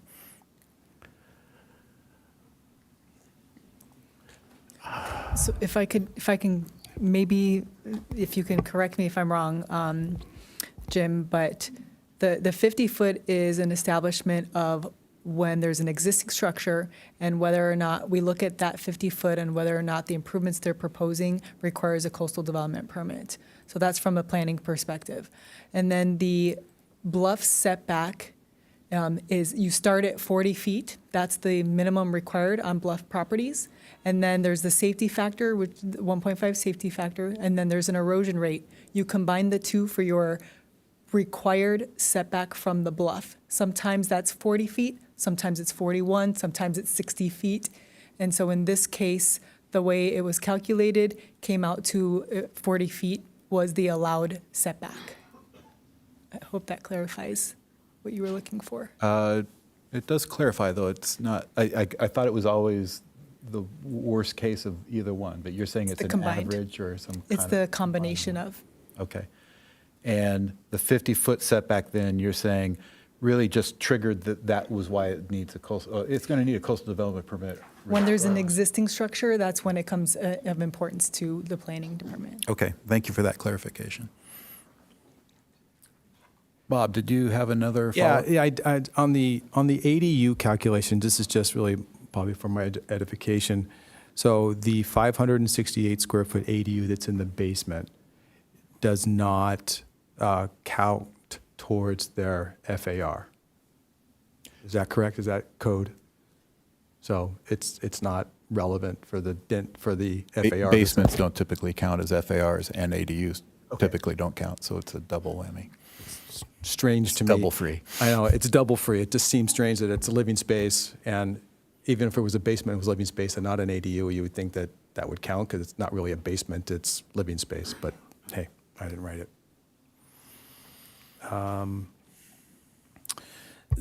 This is probably more of a general question, but here we are in September 19th of 2024, and the CPP was done in September 1st of 2021. At some point, does the CPP become stale, and that the design may have changed, or the fact that the neighbor's not seen this other than maybe a posting from development services? Is there some sort of time limit on how long a CPP is valid? So if I may, in our municipal code, it only requires one CPP to be held, and there's no time limitation or requirement to have a second CPP meeting. And does that get triggered if the project is substantially or materially changed from what was presented in 2021?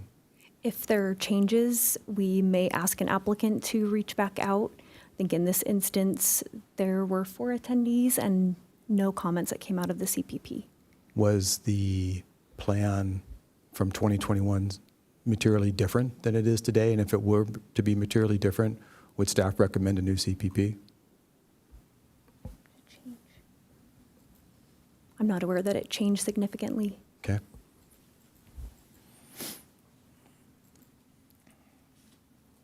Almost done. I'm done. Okay. With that, I will ask, is the applicant here, and would they like to make a presentation?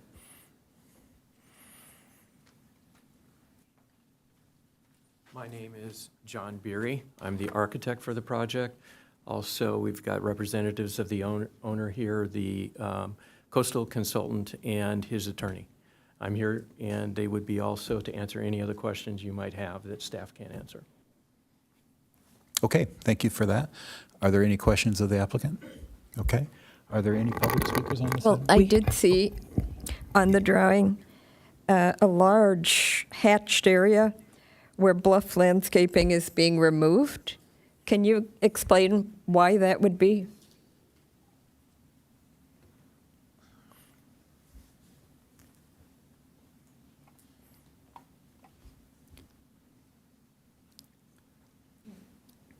What page are you looking at, Commissioner Sherrod?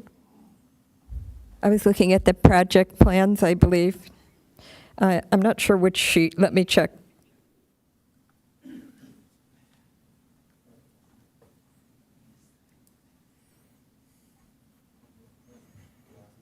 Yeah. Not displaying the plans on my screen for some reason. That's going to be an applicant question, by the way.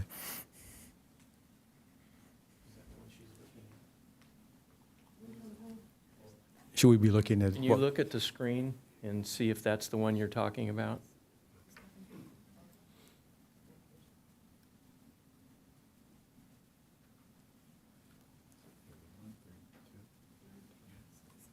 Is it keynote 32 in that hatched area to the west? C1. AC1. It's on the board right now.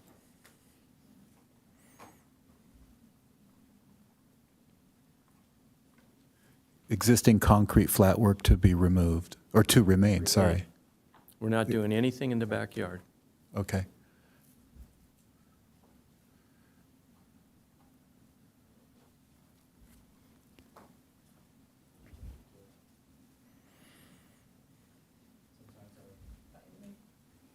Sometimes our stuff is slow.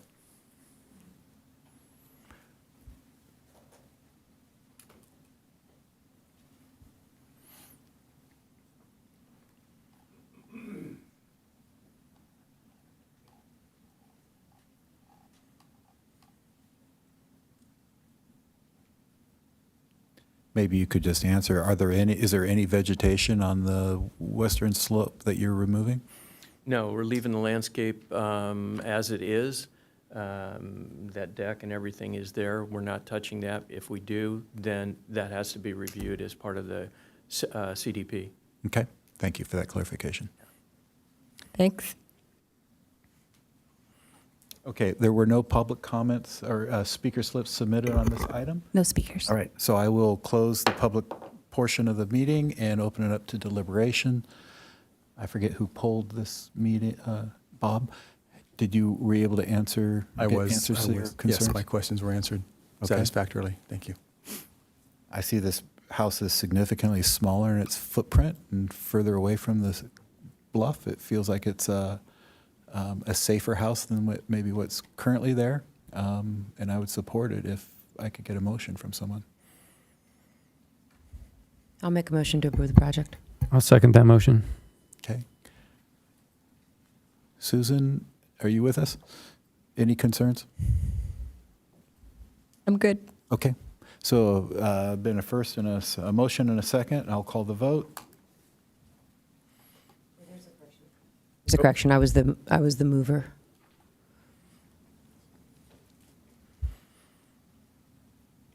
If that's the right way to say that, I'm not sure. Only if you follow up with Anna Shaker. Isn't the mover? Okay, that item passes 5-0. Project is approved.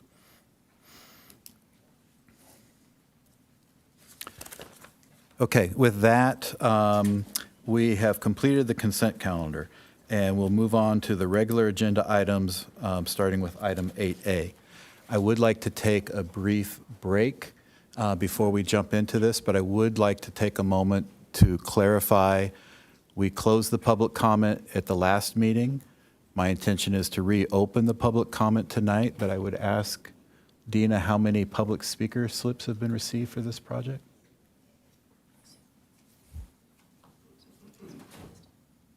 We have 5. Okay, we have 5 speakers. If you spoke last week, you will not get another opportunity to speak tonight. You've had your opportunity. So the 5 speakers will be new speakers, and we'll give each of them 3 minutes for their presentation.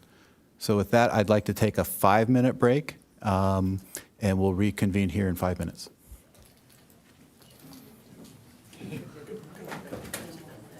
What's that? I didn't know if you were going to mention that part. Oh, yeah, thank you. Yeah.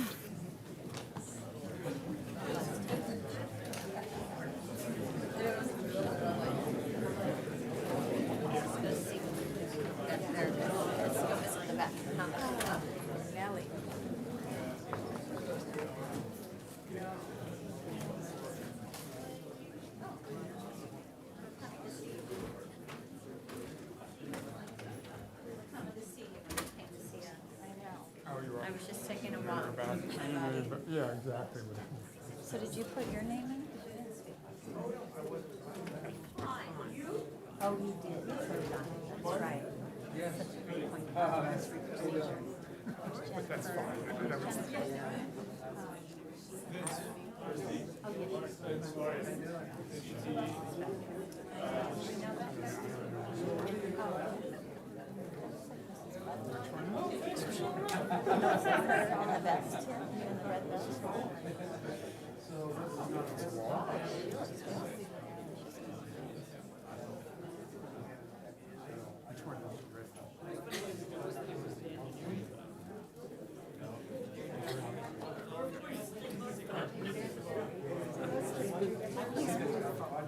doesn't matter.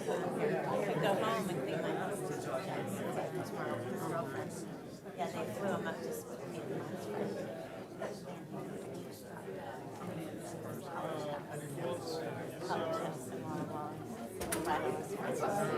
And he also got to go to Big Lake. Picked up his girlfriend in Portland, and they said, "Oh, that's right. This is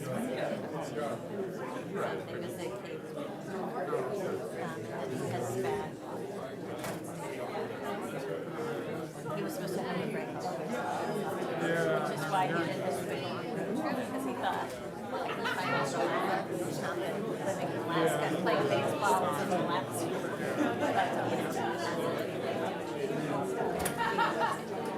So as soon as he got on the road, they started heading out to the lake.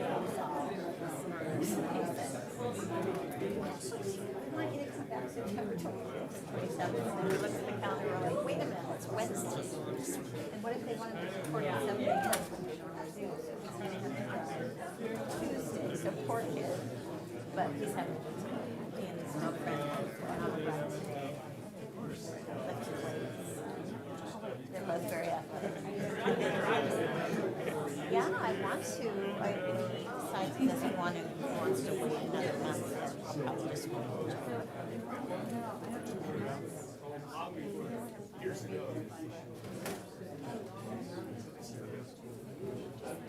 Here we are.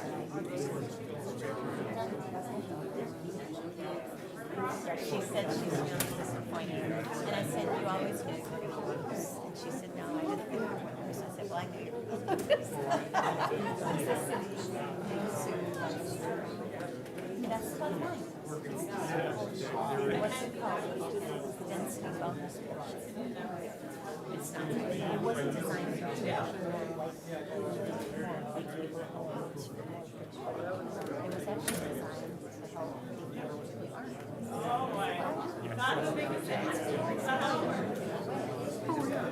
Completely under the law.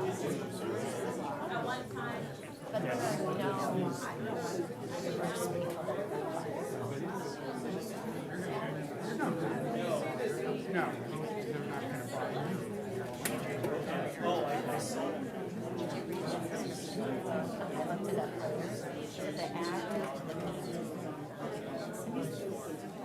Household family so if you make 7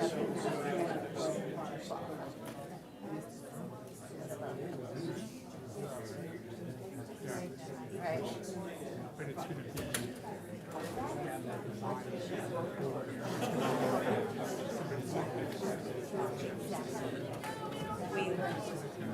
I looked it up after the last meeting, the median income in Encinitas for a family is $1,800.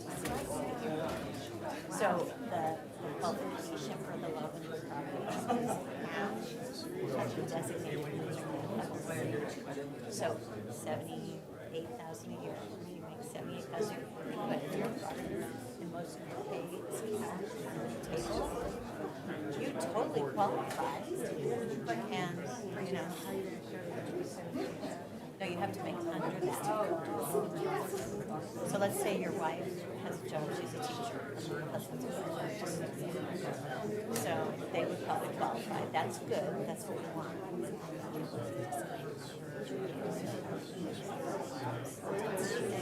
That's not what it was like, but that's how it plays out. It plays out by being more homes for I'm just saying. Yeah, he's got a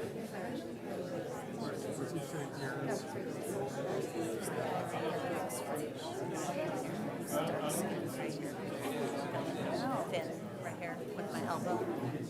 My elbow. Good. How are you? Good to see you. Good to see you. He made it. He made it. Yeah. Well, I'm not talking. For support, you can get triple sleep. Oh, this is my good friend Lynn. Hi, Lynn. Hi, nice to meet you.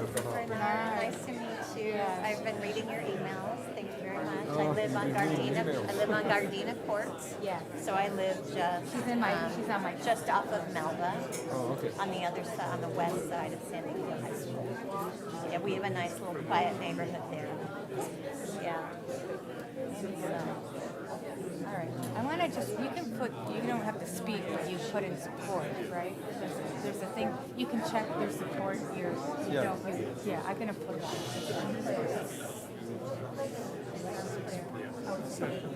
How's life? What? My neighbor's dog. Yeah.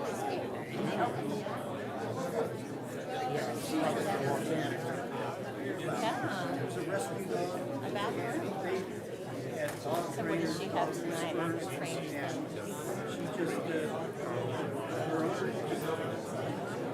Nervous. But her owner didn't have her leash on and she got a came right out.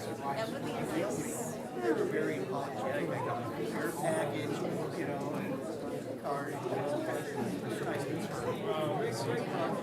Because it shuts out the fun and day right now. I've been walking, you know, we all have been walking there for years, and I always think, how did it evolve that this one?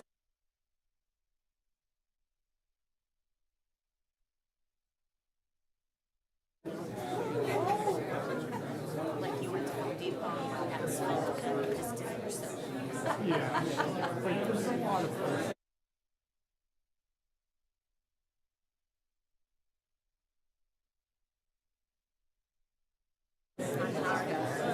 on Melba, coming west, and you turn left on the adjacent to SDA. Have you looked at all those homes that are below the street? When we had the big deluge in March. I mean, last year, they were all flooded.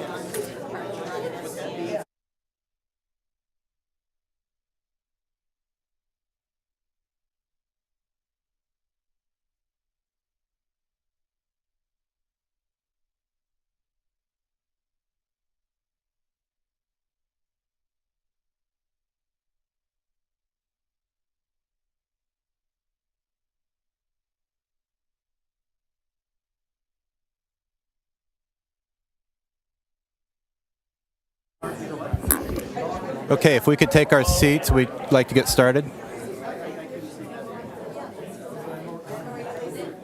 No, I have to stay and he's leaving. He's going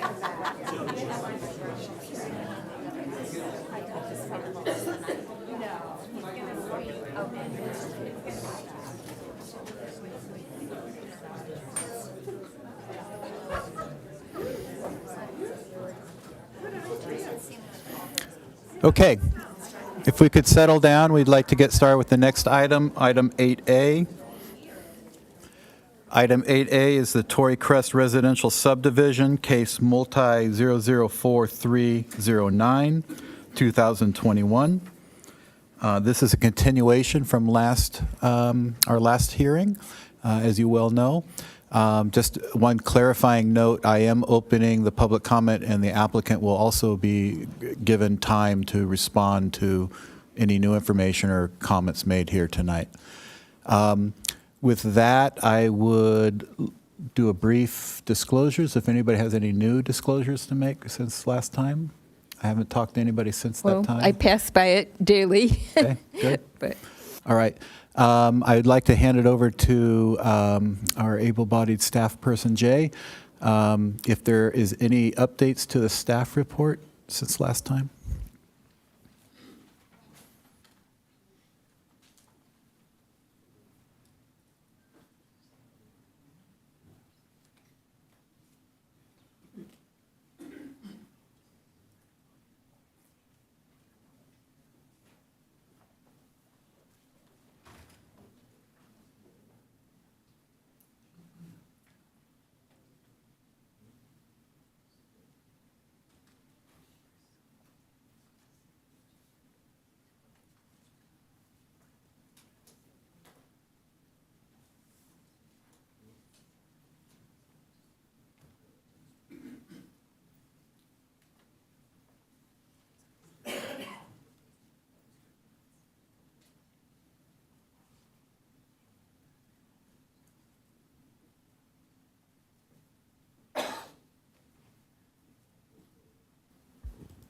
Give us just a minute here.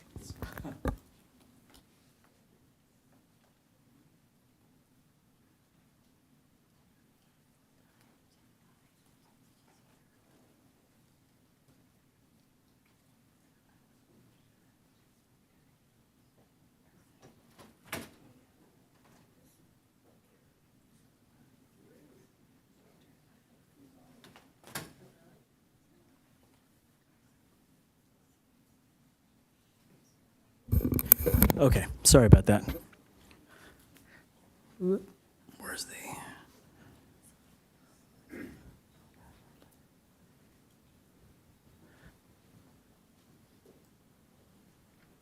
Okay, good evening, Commissioners. Staff report has largely stayed the same since September 5. However, staff is introducing two changes. I distributed them to you in hard copy, and copies are also available to the public right here. The first change,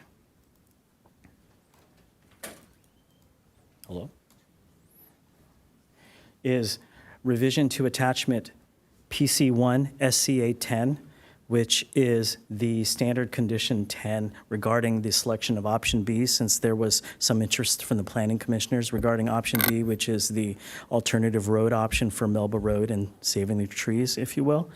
So this modification of standard condition SCA 10 addresses that interest. Specifically, it says Planning Commission recommends option B for Melba Road improvements. Prior to the issuance of the grading permit, the applicant shall obtain approval from the City Council for option B pursuant to the public road standards. Should the City Council deny the recommendation for option B, option A shall be constructed prior to issuance of the grading permit. In addition to that,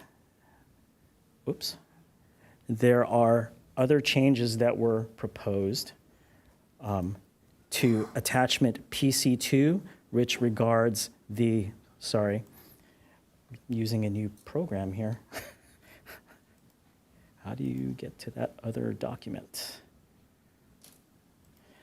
It was attachment PC2, which regards the certification of the EIR, the resolution 2024-21, and I'm trying to find.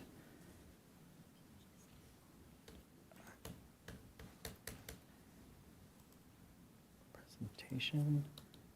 Nope, that's not it. How do I get to that? You linked it from your staff report. Yeah, give me a second here, sorry. So there were a number of strikeout underlying.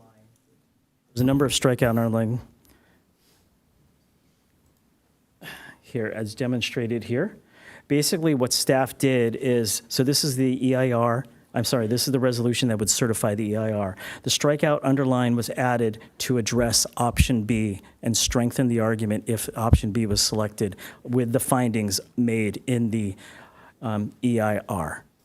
Because originally the EIR was written primarily as option A, the public road standards. Therefore, we've added option B to strengthen the EIR with the selection option B. I've given you hard copies. Hard copies are here available to the public, and you can see. Sorry, I'm going through it, but it just discusses the selection option B. At the same time, the findings of fact for the EIR are also included to address option B. And there was a smaller amount of strikeout underline addressed also. So here's the candidate findings that were prepared by our environmental consultant, and we've reviewed it and completed some page numbering and discussion about option B, for example. For example, here, the proposed Torrey Crest residential subdivision, including the improvements at option B. So we fleshed it out a little bit more. And those are the two primary changes that have changed since September 5. Thank you. Okay, thank you, Jay. Any immediate questions for the staff? We can always come back. Okay. With that, I will open it up to public comment. I believe we have 5 speakers. Let's see. 2, 3. We have 4. One of the speakers who turned in a slip did speak at our last meeting. First up, we have Bernard Minster with 2 time donations, one from CJ Minster and the other Kathleen Lindeman. Thank you. Good afternoon, commissioners. Anna, Jay, good to see you again. If you think that you hear a French accent, it's all in your head. I'm going to try and go pretty quickly to some issues concerning the project. How do I advance this?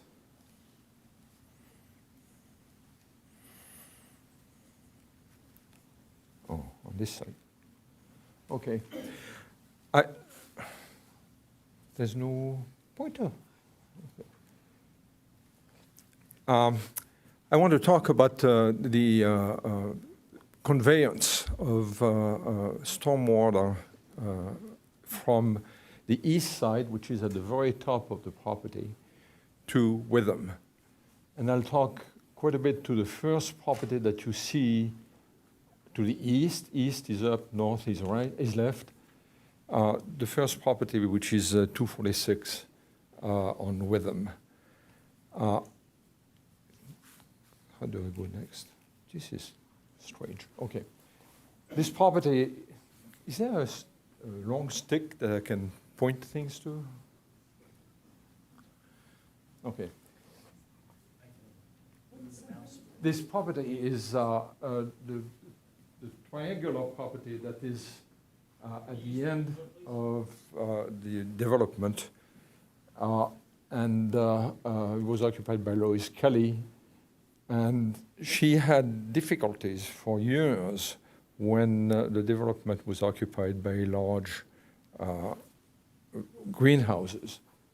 Whenever it rained, greenhouses just dumped a lot of water into our backyard, and it was flooded. And so she was concerned that with this new plan, where the top parcel surrounded in pink is larger than pre-development acreage and contains considerably more impervious material, she would have to face the same kind of thing.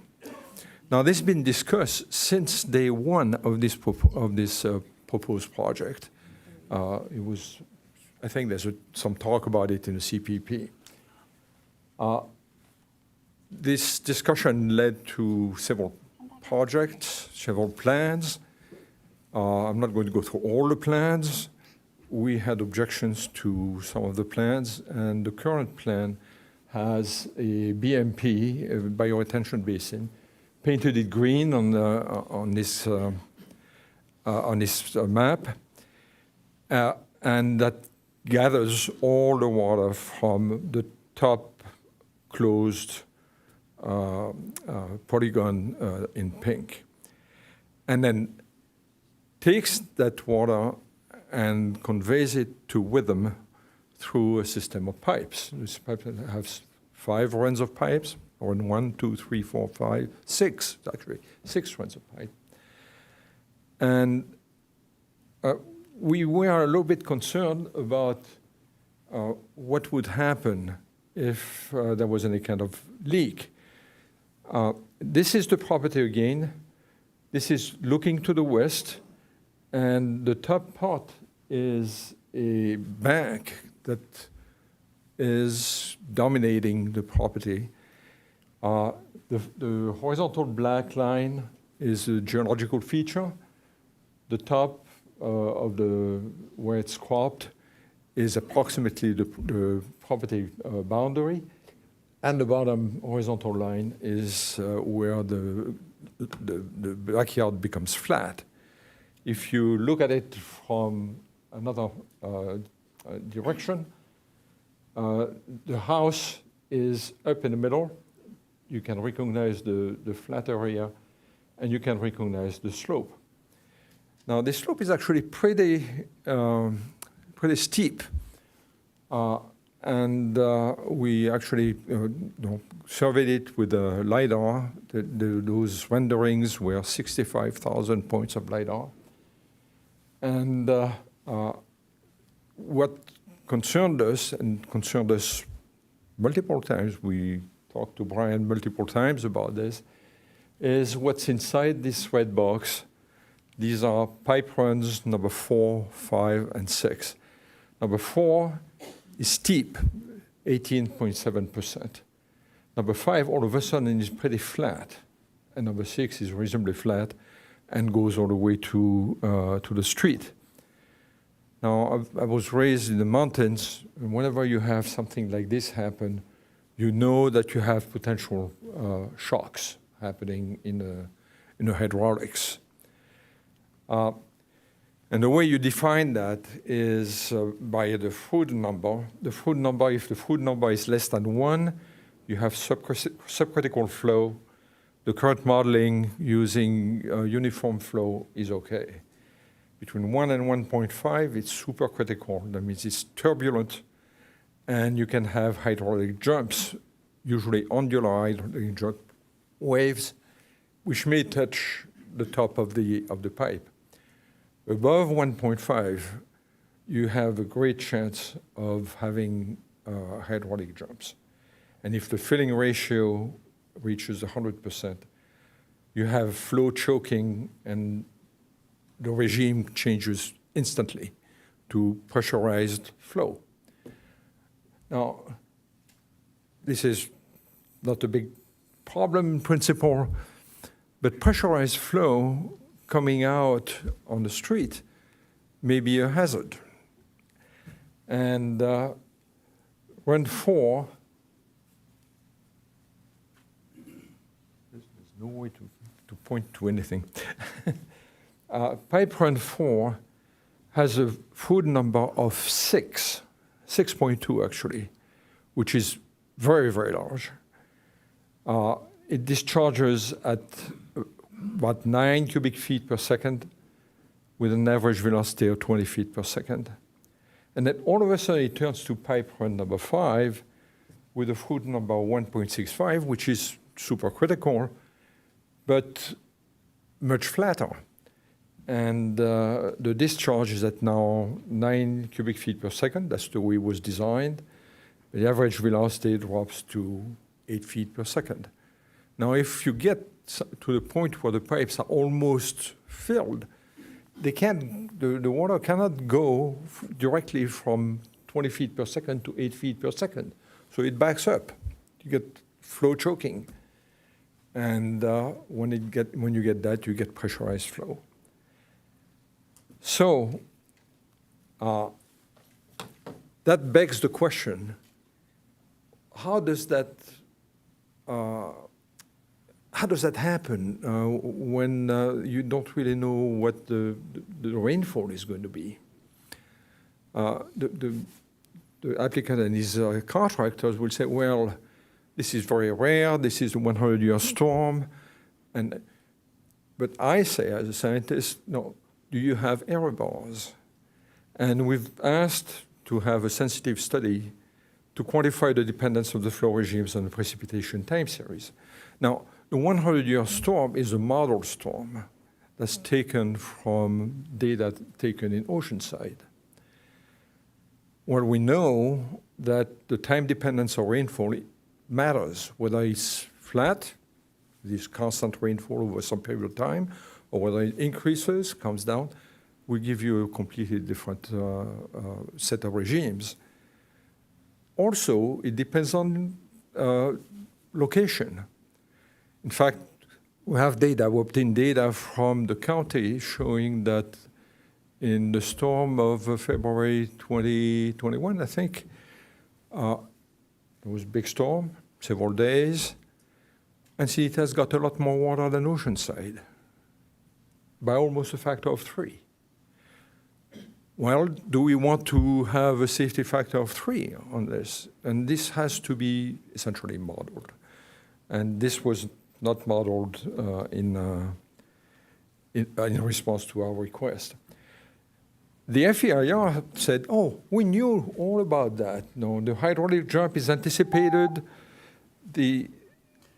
What is this? That's your 9 minutes. If you could wrap up your comments, please. I'll wrap up the comments. Your clock goes incredibly fast. Okay, I want to say something about MASH. MASH is not a NIMBY and it's not a YIMBY. And we realize that there's a lot of pressure on the city to construct housing and affordable housing in particular. It bothers us that this project will destroy 3 existing units which qualify for low-income criteria and build only 3 afterwards. There's 0 gain of affordable housing for Encinitas. This doesn't sound right.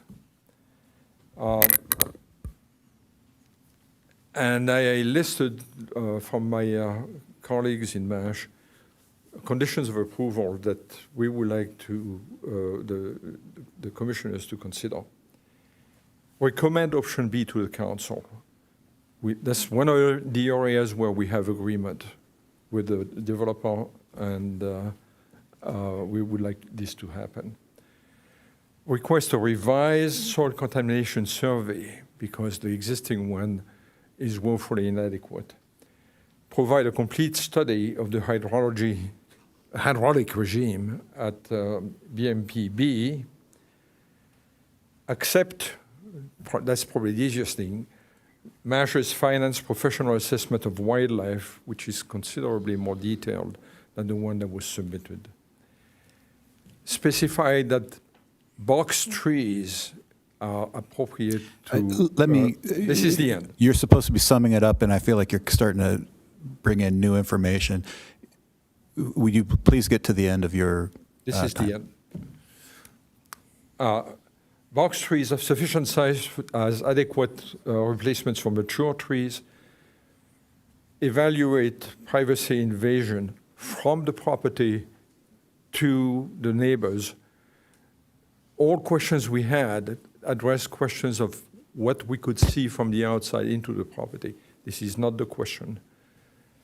Park parking. Not all 18 feet by 8.5 feet spots on the ground qualify as parking. And we have a long-term issue that we would like the incentive to not underground utilities on IVL to be declined. And the commission to not decide on this until all issues with IVL are actually satisfied, to the satisfaction of the parties and your satisfaction. Okay, thank you very much for your comments tonight. You need a better remote. Our next speaker is Chris. Excuse me. Our next speaker is Chris Van Elra. Elia? I'm sorry, I messed that up. After Chris will be Tyler Brandenburg.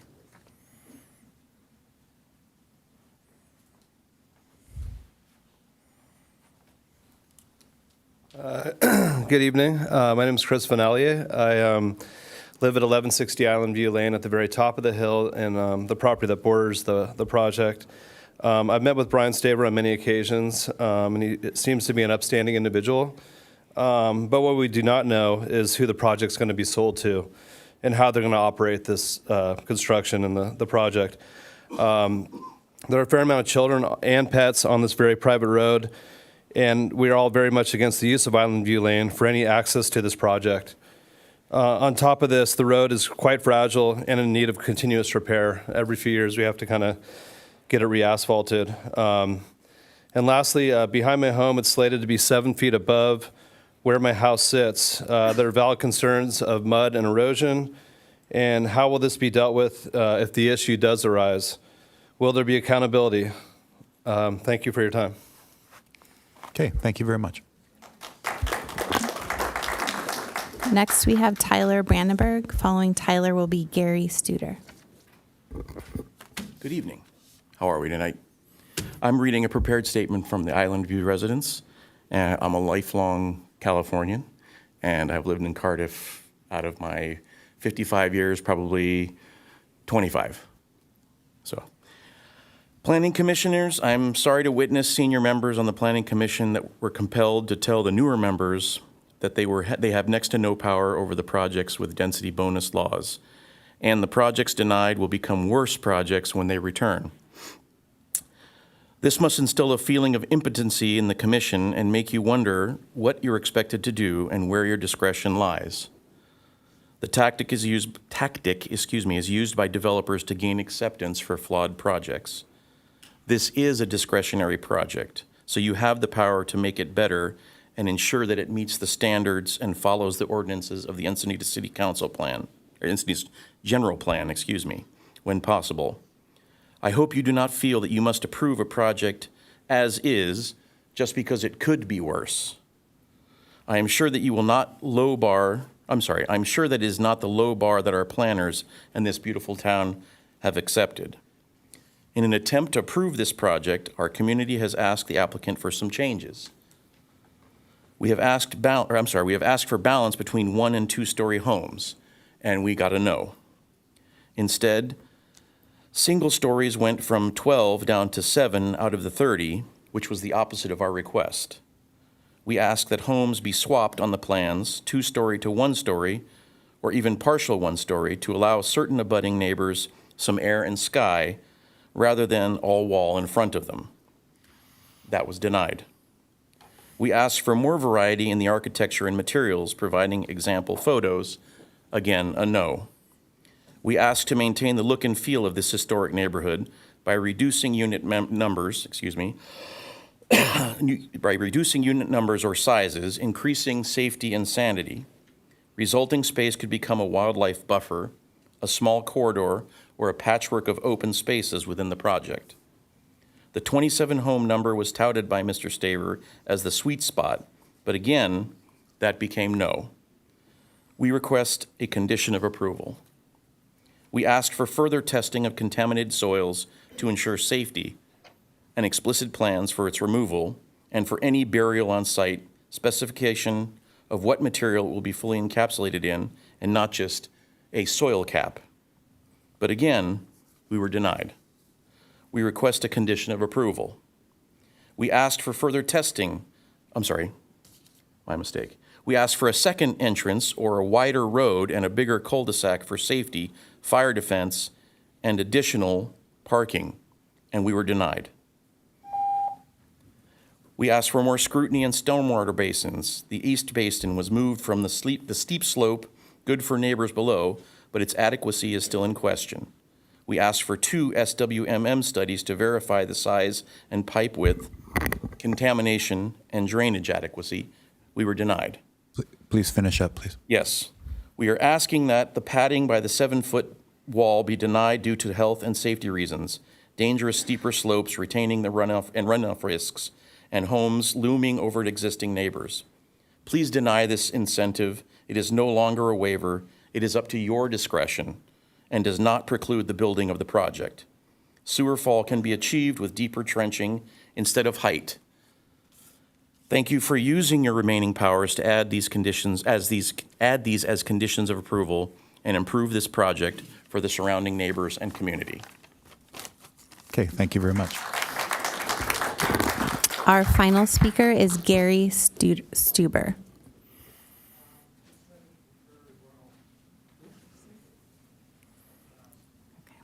Okay, so Gary will pass. You're passing?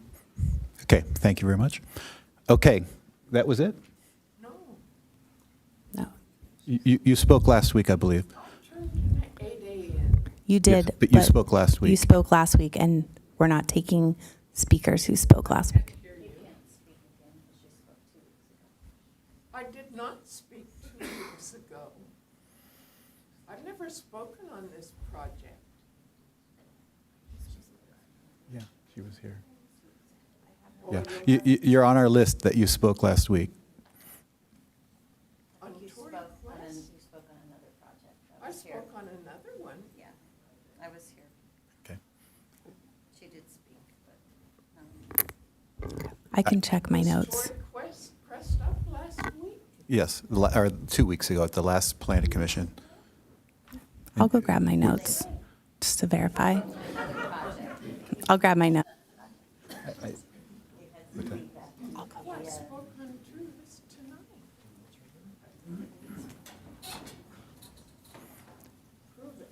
I tell you what, instead of spending 3 minutes looking at the tape and finding you on tape, I'll give you 3 minutes to come say your piece. Well, I had to speak again because 3 minutes isn't enough. Well, that's Came and spoke at the first apparently now you're getting 6. Or tonight about grading. Now, this place is going to be grading to exceed 4 feet. You got to be kidding. Once you get these copycat houses, you have to grade too much. That's the problem with this kind of development. And then you have runoff. I have to say that at the Weston property, organic chlorides went off into the lagoon after that rain. Bataquitas Lagoon Foundation tests that lagoon and has their tests approved by government agencies. When you bury those pesticides, you're risking our groundwater. You have to quit it. I didn't get a chance to say that because 3 minutes is too much, too little. Do you have any engineer up here? None of you guys are engineers. You ought. Good God. Thank you very much. okay.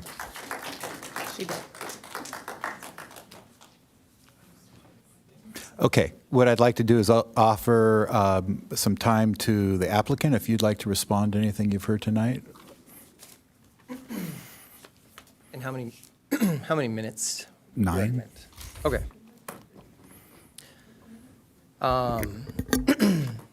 Is this working? So, thank you, everyone, for speaking, being here. Thank you, commissioners. I'll just go through a couple of notes here I have here.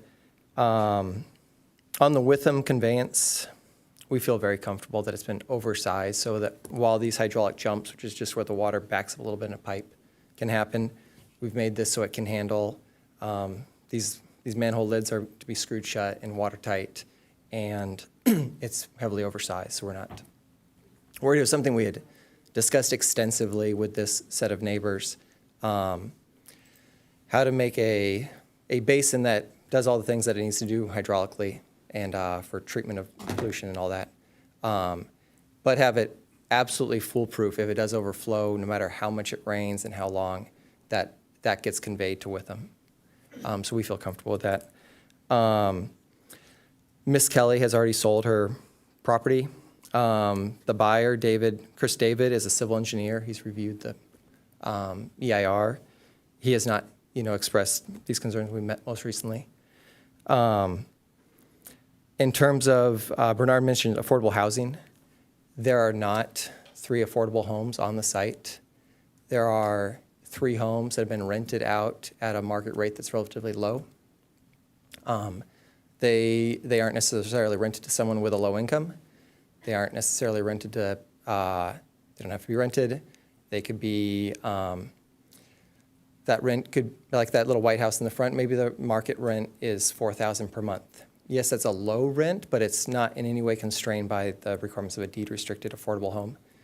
So what we have right now are 3 homes, 2 of which are occupied, that have been rented, and those rents are above what these tenants will pay when they get to move into a newer, bigger home that is actually deed-restricted.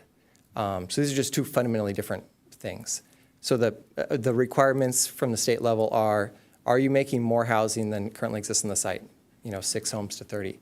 And then if someone happens to have a lower income on the site, is that protected unit, is that being replaced?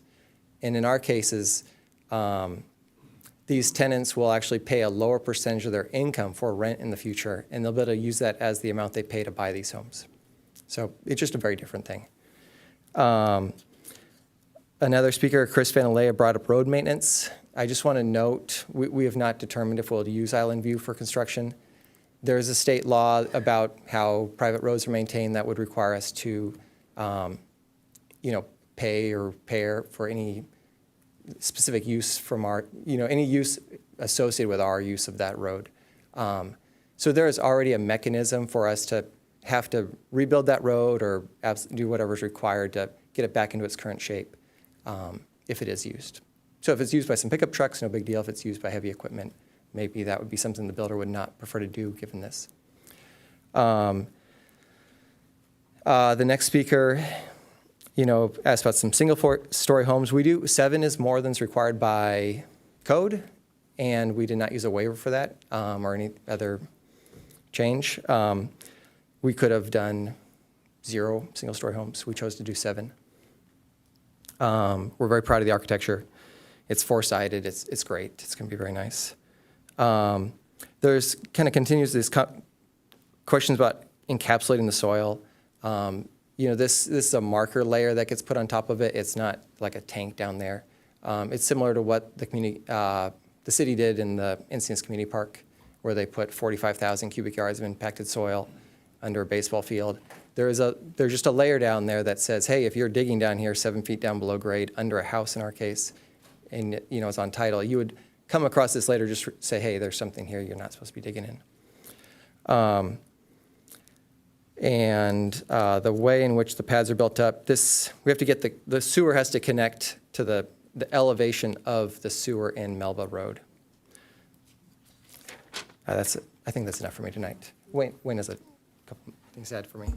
Yeah, just good evening, members of the commission. Wayne Brechtel. I helped with the affordable housing plan for this project. Just going to put a little clarity on the affordable units. There's 6 existing units on site. Two are qualify as low-income rentals. So there are 2 low-income rentals on the site. One is a 2-bedroom, 1-bath house. The other is a 1-bedroom kind of ADU-style studio. What the project is replacing those affordable units with are 3 single-family homes that are 3-bedroom, 2-bath homes for sale to families that fall into the very low-income level. So it's a substantial difference between what's available today to the public and what would be available after this project's completed. So I just wanted to clarify, yes, there are not 3 affordable units, but there are 2, and there will be 3 in the very affordable unit category with this project. Thank you. Okay, I do have maybe a question for you, and you may tell me it doesn't really matter, but Island View Lane, is that your property with an easement to them, or is it their property with an easement to you? It's both. Okay. We own the southern 15 feet for 690 feet, and we've given someone long ago gave an easement.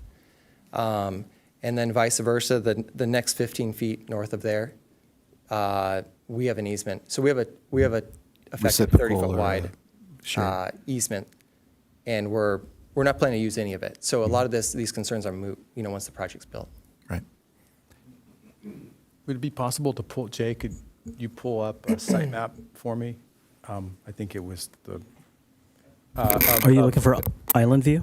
Yeah. Okay, sure. Just so I could put some visual context into this. Is it accurate to say that you could take your access off of that street if you didn't have lot number, I can't read it, 10 or whatever that house is that blocks it? Correct.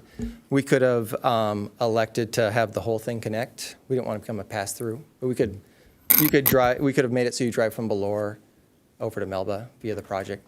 Or Lot 10 could have faced the other direction and used Island View for its access. We could make a neighborhood pathway. There's just a lot of things but we've elected not to use it, in part due to neighbor concerns, and we don't want to become like some sort of thoroughfare. Okay, thank you. Yeah. Oh, I have sorry. Go ahead, Bob. Could you, Jay, could you pull up the picture with all the different houses on it? The map that showed the house layout, the site layout? A01 is the sheet number in Thank the you. architectural plans. What I'm looking for is where the soils encapsulation was going to be. So maybe any site map that kind of shows where the soil is. And I guess a question for our staff is the contaminated soil in different locations and being brought to one location and then encapsulated, or is it being encapsulated just where the existing soil is? Okay. So currently, it's in the tech report. The dirty soil, if you will, would be located under located under lots 15, 16, and 17. Code prohibits us from leaving the dirty soil underneath the affordable units. They would move them to these locations right here under lots 18 and 19 to be buried there, 7 feet below and encapsulated. And it's kind of close to the retention basin, which is water, if I understand the BMP, water is soaking down through the basin, correct? And uses the pipe as overflow. So are we moving soil? First of all, we're moving soil, so there could be airborne components to it. I understand the state law says you have to move it. I guess alternatively, you could move the affordables to another location and leave the soil in place, not having to transport it to another location on the site. And then secondarily, could someone explain to me how the water retention basin works as water? Does all of the water flow through the pipes as discussed, or does some of it soak down into the groundwater and now we've moved soil that's dirty closer to where the water retention basin is? So those couple questions. Okay, are we? Oh, I'm sorry. Done That with the applicant? was a staff clarification, Okay. not an applicant question. Are we done with the applicant? I'm sorry. You had one. Do you mind if I clarify? The basin is completely lined. It's going to be a concrete bottomed lined basin. Okay. So water will not infiltrate through it. And the stuff at a federal level, that's a problem for the soil, is taken off-site. There's this stuff that's not hazardous to other states, but hazardous in California. And it's a little further, it's not actually under those affordable homes, it's further west, and it will be carefully moved. And that area will be subject to the Department of Environmental Health and Quality. Okay, thank you very much. Appreciate you answering those questions for us. Okay, did you get the answer you needed? Or I'd like to hear it from staff. Knowlton again. Two things are happening with the mitigation, and you have to understand that the mitigation has to happen before all of the other grading occurs. Okay, the Department of Environmental Health has approved a remediation plan. Several thousand yards are going to be trucked off-site because it is highly contaminated and will be taken away to an appropriate disposal site. The other contaminated soil will be buried in these two lots, okay, and they're being encapsulated and then covered with, as you were saying, it will be covered with soil, just basic soil, compacted soil. Now, the type of contamination that we're talking about is not water soluble, okay? It basically is locked into the soil, okay? Your concern about the dust is a concern that we have to address during the grading operation. We make sure that no dust or a lot of dust is generated through the grading operation. We have water trucks, we have watering. We probably ask for additional watering to make sure that there's no dust airborne off-site. The encapsulation we've done in several subdivisions here in Encinitas over the last 10 years. And it's been approved by the Department of Environmental Health, and it's been approved by us. Now, I don't anticipate a buildup of groundwater or water table that will transport any kind of contaminants into the detention basin. So non-water soluble product, or organic compounds, so those won't leach through the soil, those won't run down through the slope into the house down below or down into Cottonwood Creek or to the ocean. You're saying that will stay there. And you're saying it's going the soil will stay there. We don't anticipate that the contaminants will be transported by water through the soil down to Cottonwood Creek or to the adjacent properties. Okay. And in the grading permit process, are neighbors notified, just as a process within the city building department, when the highly contaminated soils will be removed? Is there a notice that goes out that says that Tuesday at 2 o'clock, we're going to scoop all the icky stuff out and transport that through bills of lading, and of course you can track it and things like that, but is there a notification that goes to the community when that happens under current code? Under current code, yes, and we have done that on several other projects where when we have the transport of the contaminated soils, there are door knockers and door flyers that will be put onto adjacent properties. And we will make that a condition of our grading permit. Thank you. Okay, thank you, Jim. With that, I'm going to close the public comment portion of this hearing and open it up to commissioner deliberation. I do want to maybe put a little framework or context to our conversation, and maybe for the benefit of the public as well. There's this suggestion out there that the city is offering these concessions or incentives to applicants throughout the city. And I think that's a misconception of what the condition is. The state has written laws that says the applicant gets to decide what their incentive is. We're not offering anything to the applicant. The state law goes on further to say we have to prove that they don't need that. They've set the bar extremely high. So if we don't like the incentive that they're asking about the undergrounding of the power poles, we have to be able to prove that they could still afford to do the project without undergrounding the power poles.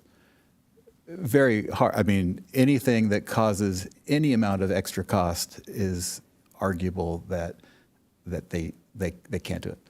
state law goes further to say that the applicant decides on what the project will be. So if the applicant decides they need 1-story or 2-story buildings, that's their choice about what project they want to pursue. So I'd like to put some frameworks on the conversation that we have, and maybe have said that for some clarity in the audience. We have a very narrow mandate here, just as we have when we see these apartment buildings come through, where unless there's an objective design standard that we can point to and say, you know, no purple roofs, and this has a purple roof, so therefore I don't approve a purple roof, we don't have that kind of latitude. So I'll start with my own opinions on this. This has been zoned for housing. I can see multiple other tract home developments that surround this property built in the 70s or 80s at some time, but at some time raw land was taken or open space was taken and made into housing. And our zoning ordinance says that this property is intended to be housing. We have, as a community, benefited by the open space of it, the use of it as a low intensity, nursery or farm, but that doesn't make it a public amenity that we have, that it's private property. So a lot of the cases I hear about not wanting to see this thing built seems difficult to unilaterally impose on a private homeowner or property owner that their property should forever become a public park or open space when it's their private property. So I look at the project, I've looked at the architectural plans, I find the architecture quite appealing for what it is. And I like the variety of the houses that I see, the 1- and 2-story. I'd say nowhere else in the city of Encinitas do we limit everything to 1-story, right? These neighborhoods are full of 2-story houses, and I think a 2-story house is as contextual and appropriate on this site as any other site that we're going to encounter in the city. So, we've heard a lot of talk about very technical issues about stormwater and grading, contamination.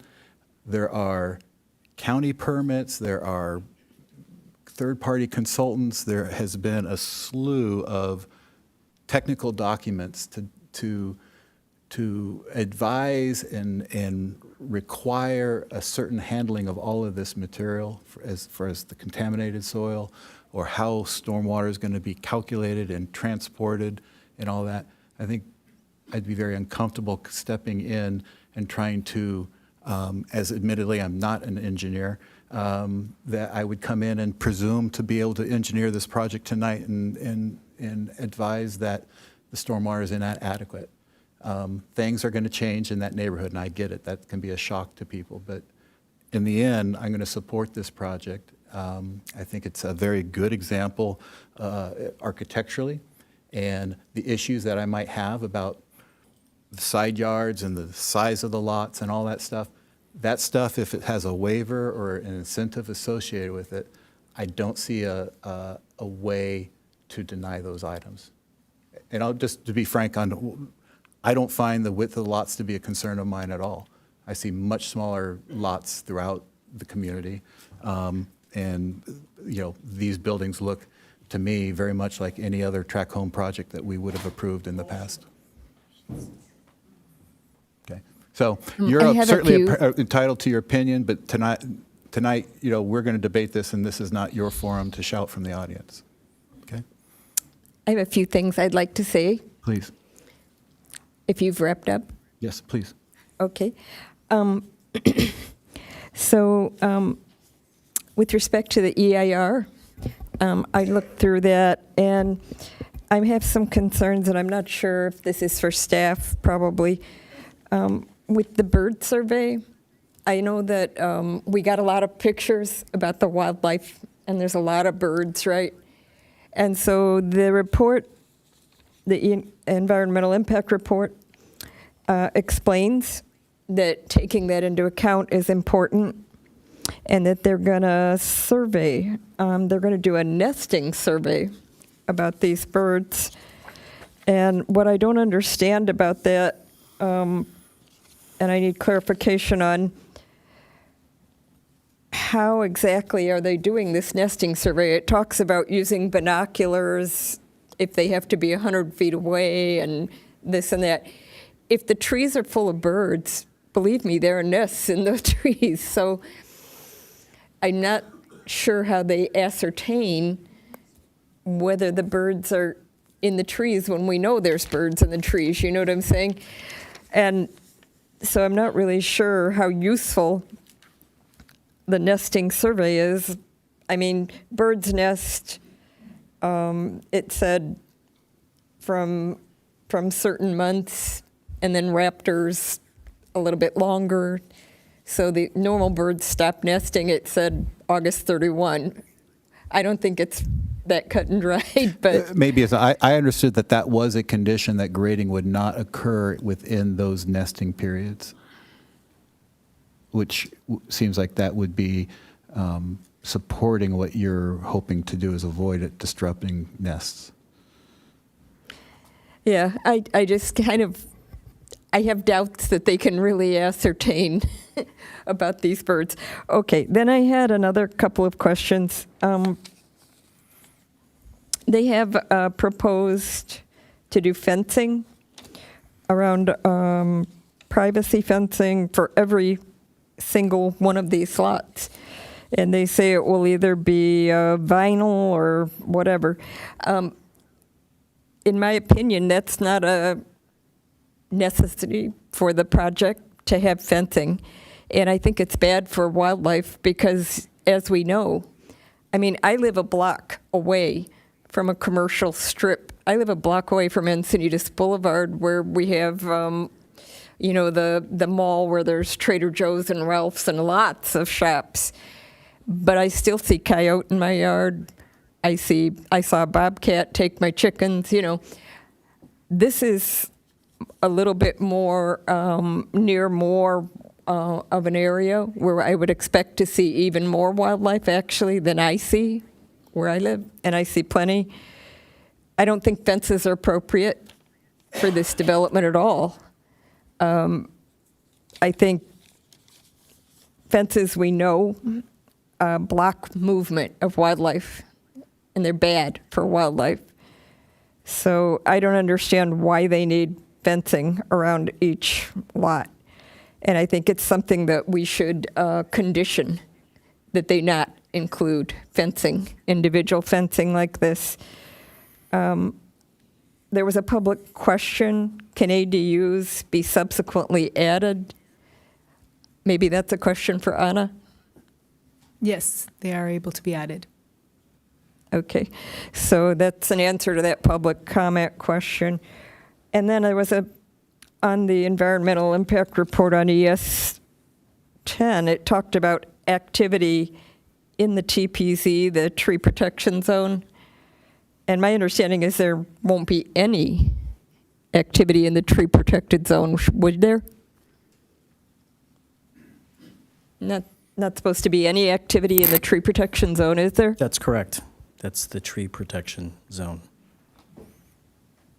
Okay, so I'm not sure why they're talking about activity there. I'm like, what activity are we talking about? Also on page ES8 and ES10, there's a discrepancy in ES8. It says there'll be 3 inches of mulch in the tree protection zone, but then on ES10 it says it'll vary from 2 inches to 6 inches of mulch. So you may want to clean that up a little bit, because it'd be nice to have it be consistent. I also think that replacing mature trees with 15-inch box trees is not appropriate. I think one-to-one replacement of trees that are mature is ridiculous. Most cities have a tree ordinance, and that tree ordinance will require you to replace a mature tree with a dozen trees maybe, or 4 trees, or however many they've come up with. The fact that we don't have the ordinance doesn't mean that you shouldn't do better. It's to my way of thinking, bad environmentally and bad for our carbon footprint, bad for carbon sequestration, which is part of our climate action plan. So I'm not sure what we have there in terms of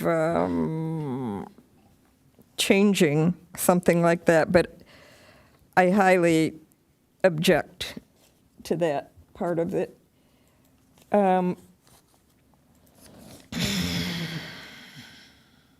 Let's see. In the coastal zone, the idea is to protect and maintain the quality that we have. And so a condition of approving this for coastal zone would be that we protect and maintain quality. Adding all those fences, not replacing mature trees with a higher ratio of replacements isn't maintaining quality. So what else do I have here? Let's see.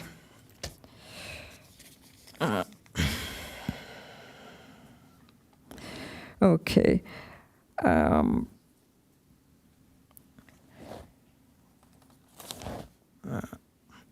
As far as the design and residential zone, it's residential. You've provided a variety of designs, which is good. You've provided a variety in 1 and 2 story, which is good.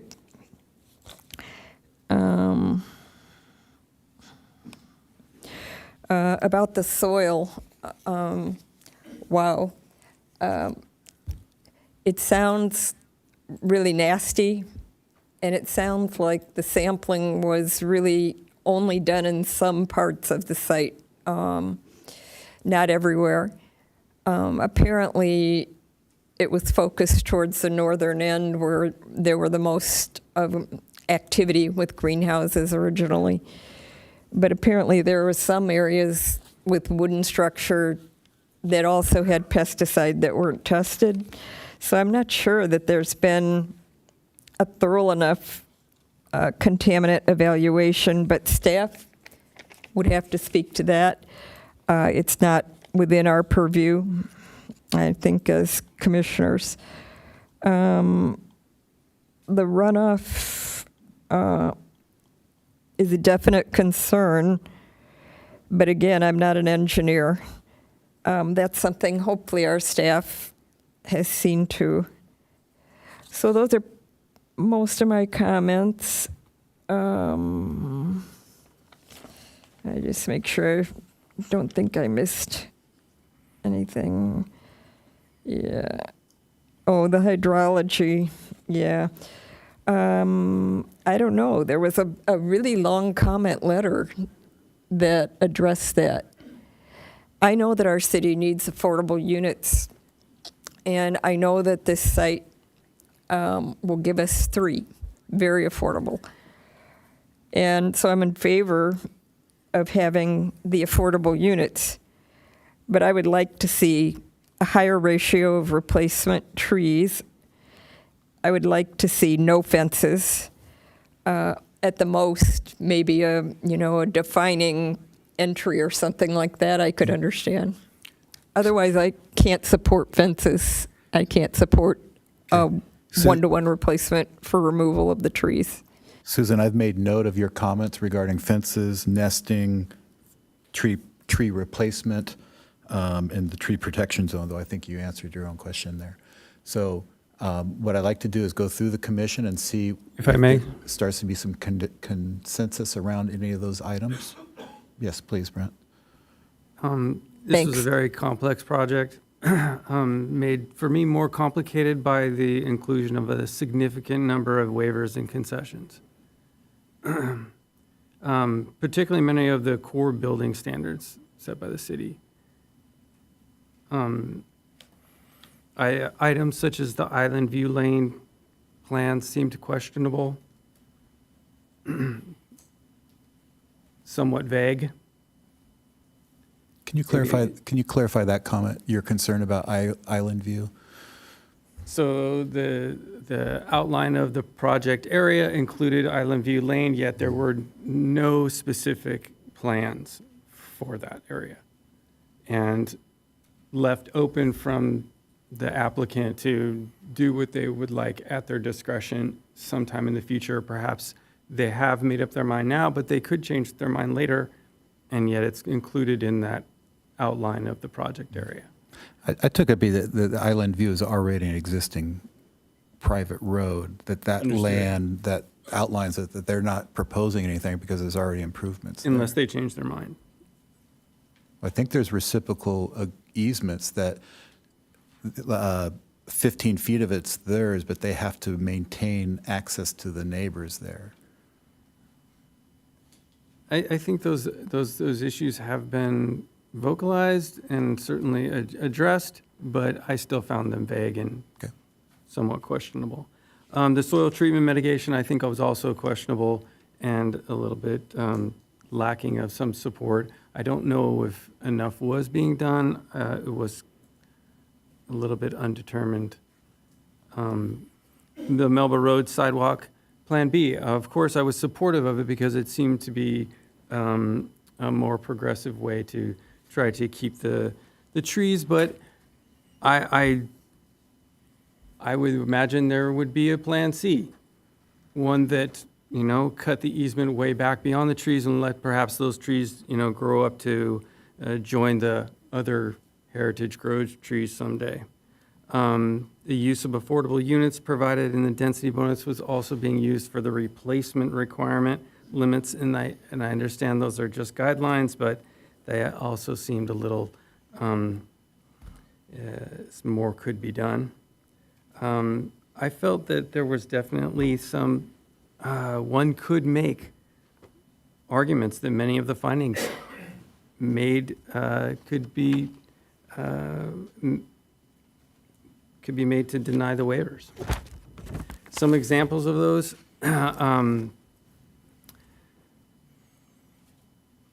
the proposed project could achieve density bonus and meet affordable housing objectives just by adjusting the lot size or by building square footage adjustments.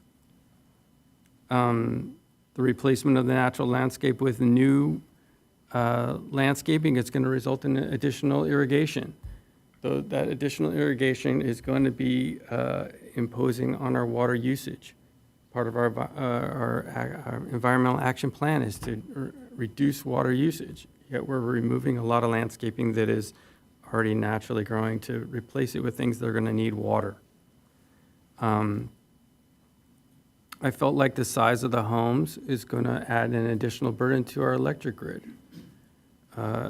Essentially, each one of those homes are going to be using more energy than the existing homes that are there, obviously, and I didn't see any plans for solar usage or the encouragement for the development of other alternatives of energy. I know that the plans indicated by the applicant that they would be efficient homes, but I didn't find that to be an overwhelming objective of the development, which would also be contrary to our environmental action plans in the city. Ultimately, I felt like just because you can do something, it doesn't mean you necessarily should. And this project definitely has room for improvement. I think it could be have a more of a compromise. It could balance the use of waivers and concessions with the community impacts a little bit better. More robust planning of easements, such as on Melba Road or Island View Lane, could help balance or share our goals in supporting housing development, which we all share, and affordable homes, and the environment. I think ultimately, if a motion is made to approve the project, I probably more likely in abstaining. It just seems more fair to upholding what our building standards are for the area, as well as our our desire for development. Okay. You made a comment at the very end of it there about the easement on Melba. I believe that you're referring to the option C about how to handle that, and the easement for Island View, you were concerned that you didn't understand what their future plans were for that. If am I hearing you correctly? Okay. Bob, any initial thoughts?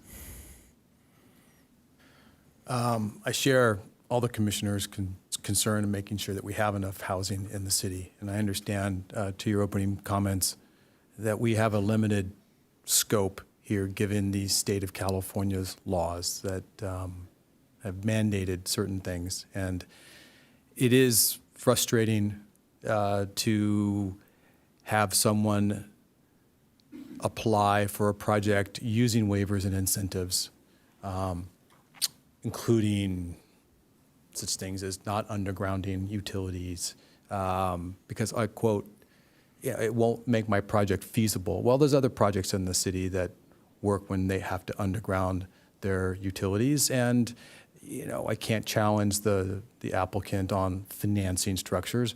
But to Commissioner Brett's comment, you can do more, you can try more.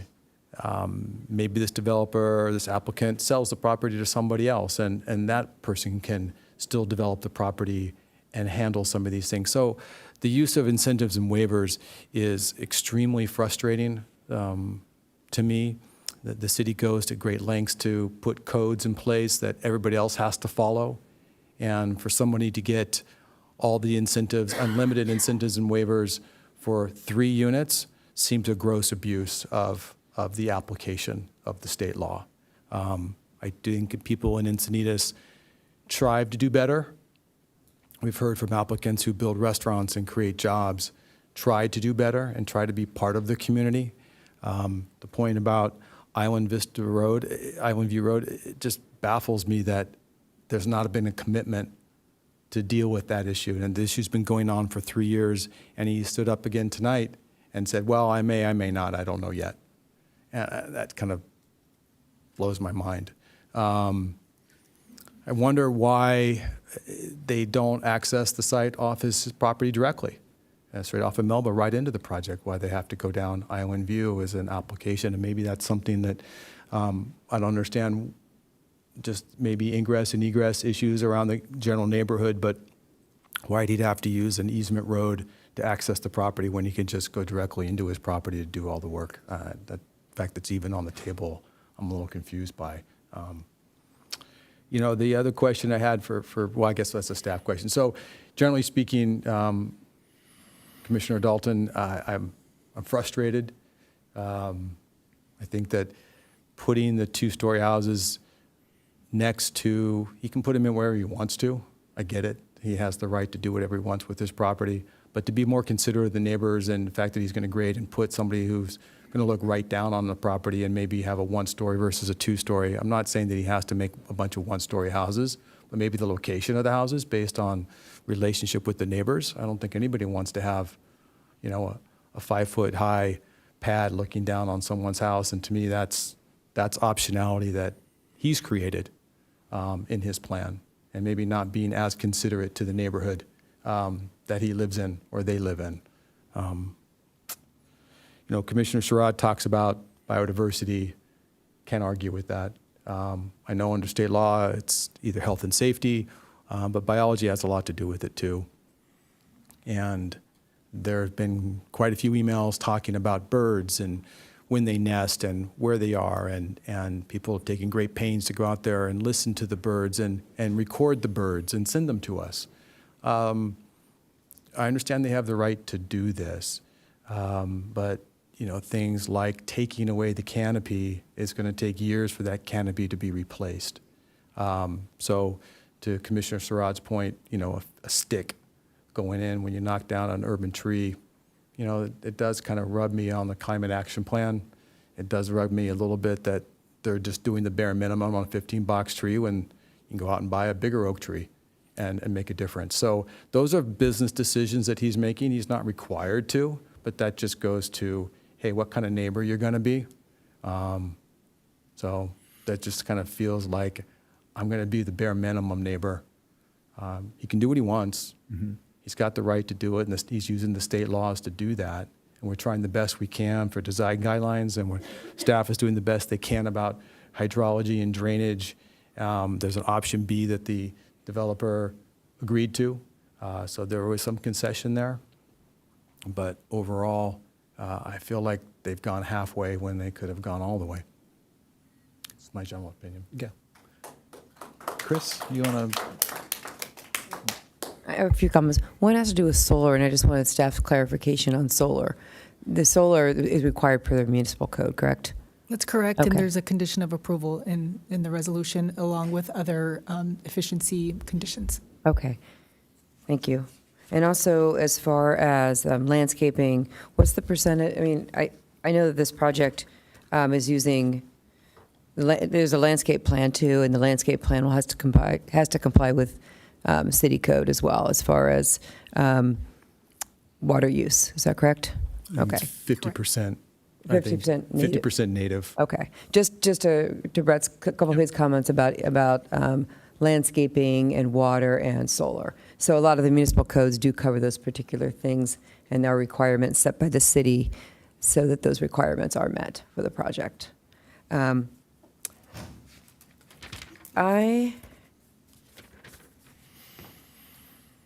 have a few things to say. So as to Island View, we have conditioned a project in the past that a particular road behind a project not be used for construction equipment.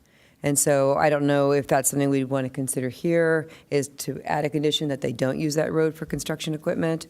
It's something we could think about doing toward getting to a consensus if we want to, because there is the Melba Road access that can be used, and they haven't stated tonight that they do need to use that road, and it does seem like there's sufficient access from Melba for this project, and that would kind of obviously take it out of the hands of the developer, who's a little bit hemming and hawing on whether they want to use the road anyway. And I think a lot of their hemming and hawing has to do with irritating the neighbors, but also the cost that it would cost to fix that road if they destroyed the road using the construction equipment. So we could talk about conditioning it to not use that road. As to the fencing, unfortunately, in California, people fence their yards. In my neighborhood in Leucadia, almost every single person has a fence in their yard, most of them completely fencing in some portion of their yard. I'm from the suburbs of Chicago. When I go home, one of the first things I notice is nobody has fenced yards. Everyone's yard goes one to the other. And that was the same when I lived in Ohio. And what's great about it is it just creates a nice sense of community because there are no fences. What people don't like is other people's cats and dogs go into their yards and do their business. And it also is a good way to keep your kids, your dogs in your yard and keep out other kids and animals from your yard. So the fact is that in Southern California, people put fences around their properties for a variety of reasons. And I think that's a developer decision. Business decision whether or not to fence the yards, not a decision that we would make here, because people that are going to buy these houses are going to want their yards fenced. So I'm not willing to have a condition on this project that would require fencing of yards. You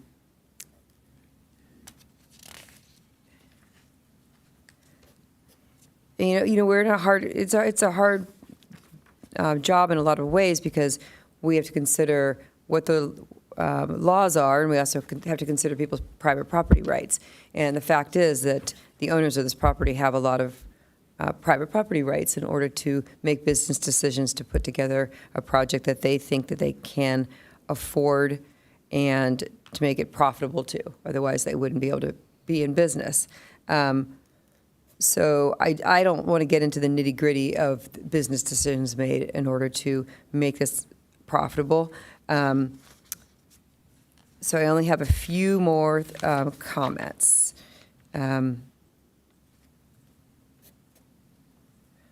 One second for my notes.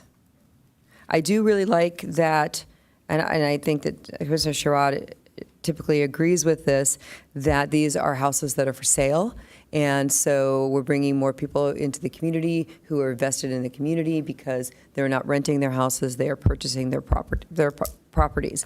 And that includes the very 3 low-income houses because they're providing housing opportunity at the very low income level, and we have the opportunity for those families to create generational wealth within the community as well. So I do appreciate that there's 3 very low income houses for sale in this community, and I welcome those new neighbors to our community.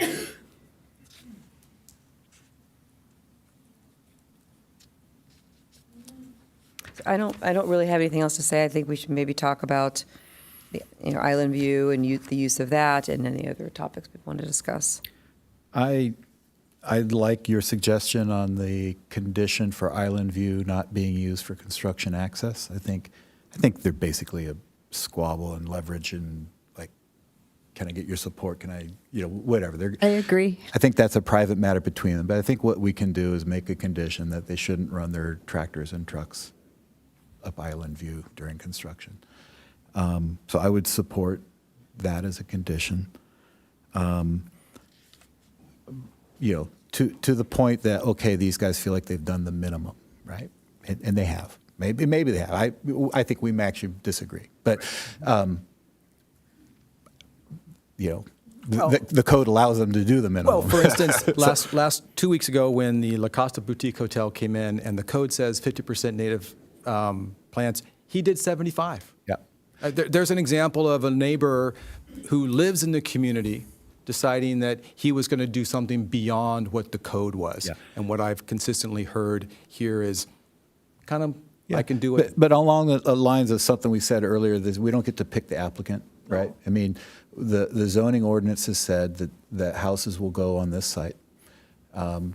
Brent, to your point about the electric grid and the water supply, I think those decisions are based, that's baked into the zoning ordinance. It says this city is going to be of a certain size, and we're going to put housing in these areas to do that. I don't think it's this commission's purview to come in and decide that we can't issue new water meters for this site, say, or some issue like that. That's, we have new neighbors that are going to come. And we need to provide housing, for that. The number of waivers, that's back to the kind of the minimum. I mean, we can feel it's distasteful. We're not super happy about it, but they have every right to do that. And we may disagree with the state law that says unlimited waiver. I mean, unlimited is a big number, right? So, that one's a hard one to push back on. The sheer number of them. The fences, I would agree. I would love to see open yards and all of that, but I don't see how we could hold this neighborhood to a higher standard that every other neighborhood in the community has fences between their properties. And yes, Susan. I just want to let you know that in my neighborhood, the front yards are not fenced, only the backyards. And I think having an area fence is okay. You still can have wildlife pass through.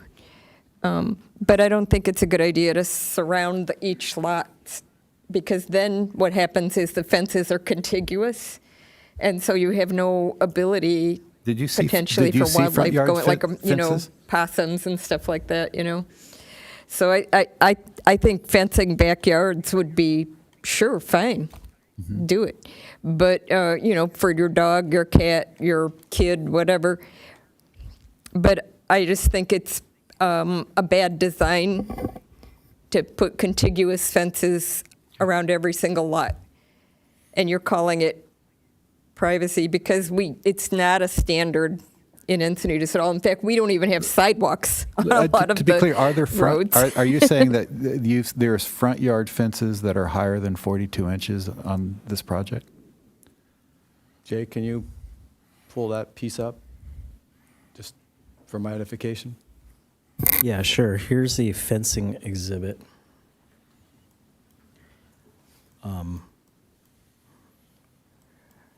When I was reviewing it, there was no fencing proposed in the first 15 feet of the yard. That's consistent with the code. There's side yards. There might be gates along The red here indicates a combination fence wall that might exceed 6 feet.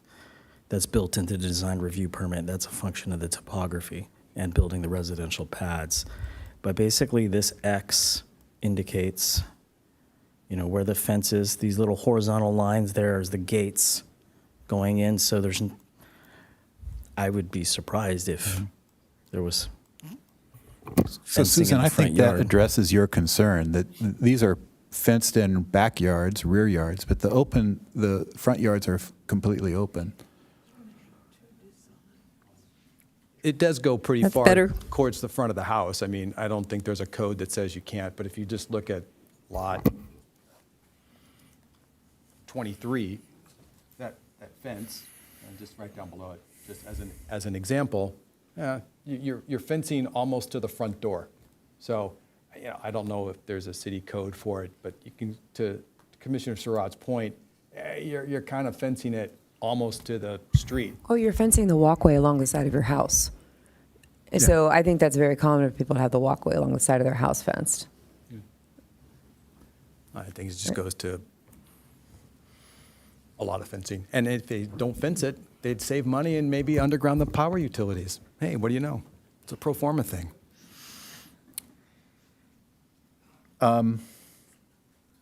Tree replacement was one of our issues.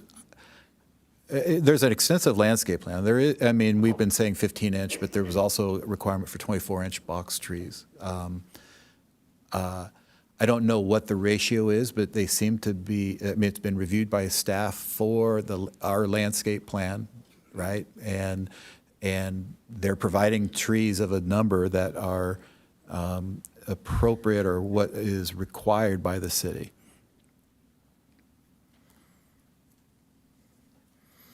Not saying they're not compliant.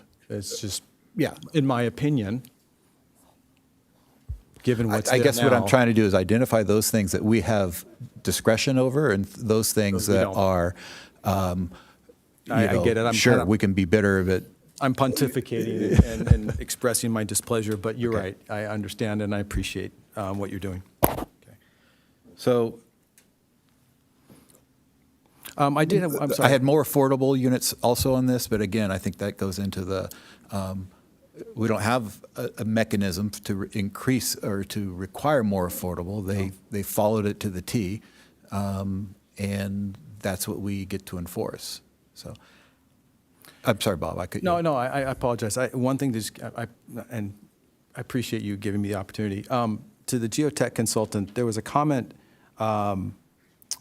about the sewer connections and the depth that one of the speakers spoke to.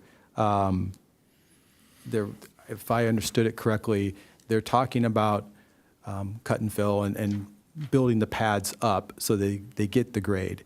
Is that connection to the sewer established if, to the speaker's point, he were to dig deeper? And I guess it's a macro question, it's an engineering question. It was brought up by an engineer, of which I'm not, so I'm asking you, the engineer, if that's a relevant question. Yes, it could be done by digging the pad being down 3 or 4 feet and basically the trench being dug deeper. That means that the sewer line in the street would have to be deeper, which means would it connect to Melba to the point of connection? So it might make it too deep. Okay, so either it's been worked out so that that is the only way they can get everything to gravity flow to Melba or not. Mm-hmm.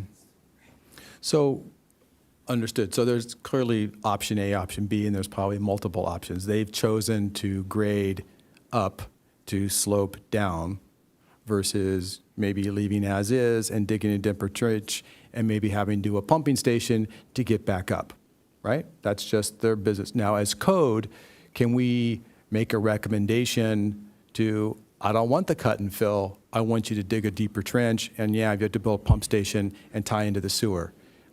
Is there anything in the code or anything that allows us not to require that. This is a housing element project. I get it. This is I think good engineering practice.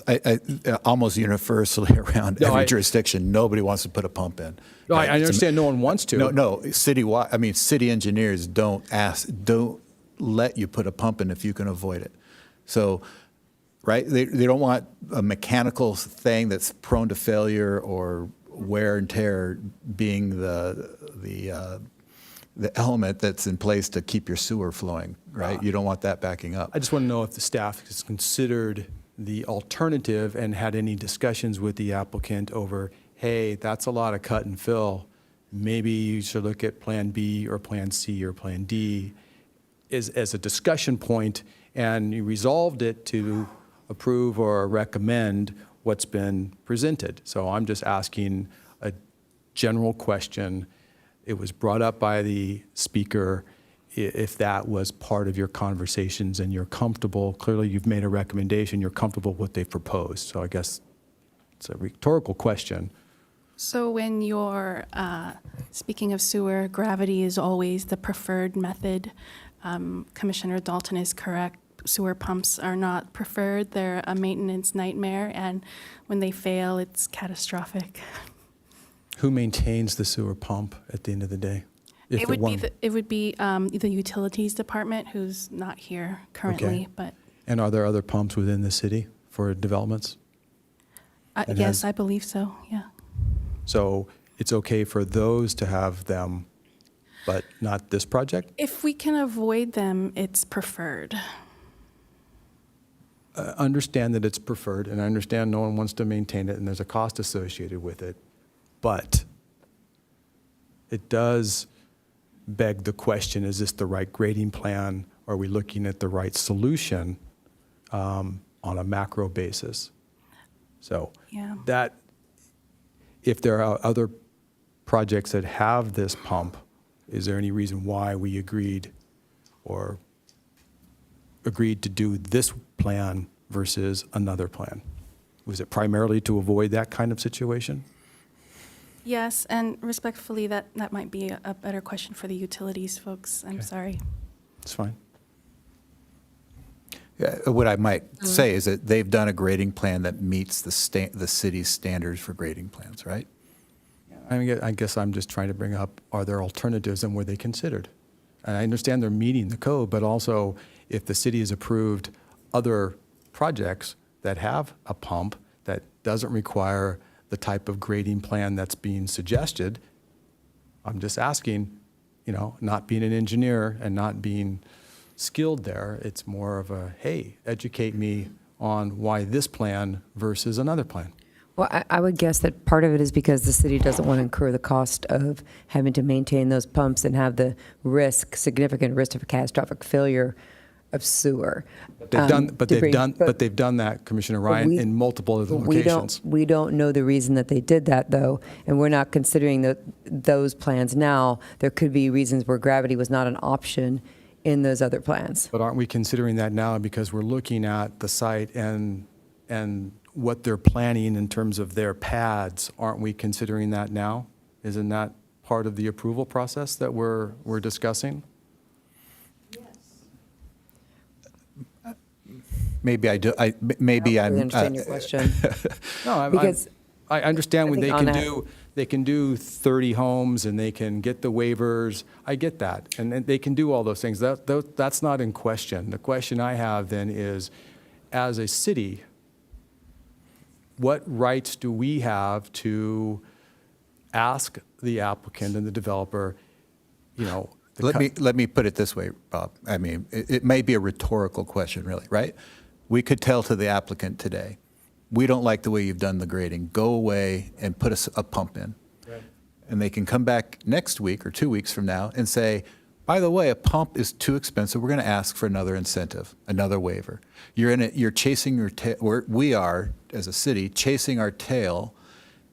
They define the project as they want it to be, and then they ask for the number of incentives or waivers that they require to make that happen. That deal, that was made at the state, who said 3 units is worth all of this other stuff, right? And we don't get to determine that unless we call our state assembly members and say, rewrite these laws, right? But right now, we can deny them tonight, right? And they can go away and study the pumps thing and come back and say, oh, by the way, we need the grading to be the way it is. Not to be flippant about it, but so many projects I see are pushing to get away from a pump. So it seems backwards to me to go back in and say this project should rely on this mechanical pump to do this work when, other than that there may be examples of projects in the city that have a pump, by and large, cities are really trying not to use a pump. And this project has found a way of doing that that also meets the city's grading standards. And if I may, Chair? I'd like to add that gravity flow is preferable almost always. It's just the whole problem with the mechanical failure. But could I circle back to Commissioner Ryan's idea and see, do we have consensus on the idea of a condition of not having construction equipment on Island View? I did. Do we have consensus? I heard consensus on it, but if I could open it to Anna, I think had a comment to make, unless we pass. I just wanted to answer Commissioner Prendergast's question about, yes, our engineering staff works with the consultants engineers. I've been in countless meetings where we try to make sure that they're minimizing increasing the pads because we know it is a sensitive issue. So this has been done on other density bonus projects where it has resulted in the best option of an engineering design practices. And thank you, Rana, and thank you, staff, for the answer. I understand they can come back and ask for a waiver again. To me, it's like, hey, I just want to make sure that we've asked the questions that we have the purview to ask. And engineering seems to be something that the state hasn't legislated just yet. So clearly that's in the realm of the city asking questions of the applicant. And yes, you're right. They can come back next week and say, can't do it. And I didn't think of it that way. I was just thinking it more of, hey, we're building up the pads. We're looking down on neighbors' houses. I don't know when this project was originally submitted, but most often there have been years prior to now, right? That there has been a significant amount of back and forth between the applicant and the city staff about grading plans and environmental plans and contamination, treatments and all of that stuff. So, we're seeing it at the very tail end of a very lengthy process. So, thus, the questions I have, if I've been doing it for 6 years, so my questions come up based on what's in front of me right now. And yeah, I understand that there's been 6 years of work on this, but I don't have the benefit of 6 years. I have the benefit of a few weeks. So I'm asking that question. Of the issues I made note of and that we've discussed here, and to follow up on Commissioner Sherrod's comments, I'm sensing a consensus around the Island View access point. As we discuss all these other issues that I wrote about fencing, the number of waivers, the number of affordable units, the use of solar or water, none of these seem to rise to actionable element in my mind, meaning we don't have, I think, the background or the authority to reject something based on the anticipated electrical use or the anticipated water use of it. So I know it's a difficult decision. I'm open for further discussion, but we can discuss this thing ad nauseum and still never get comfortable with maybe a hard choice that or hard vote that has to be made. So is there new information that we haven't discussed that, or that would prevent us from making a motion one way or the other to move this thing? One, the calculation on the flow seemed to be dismissed by the applicant.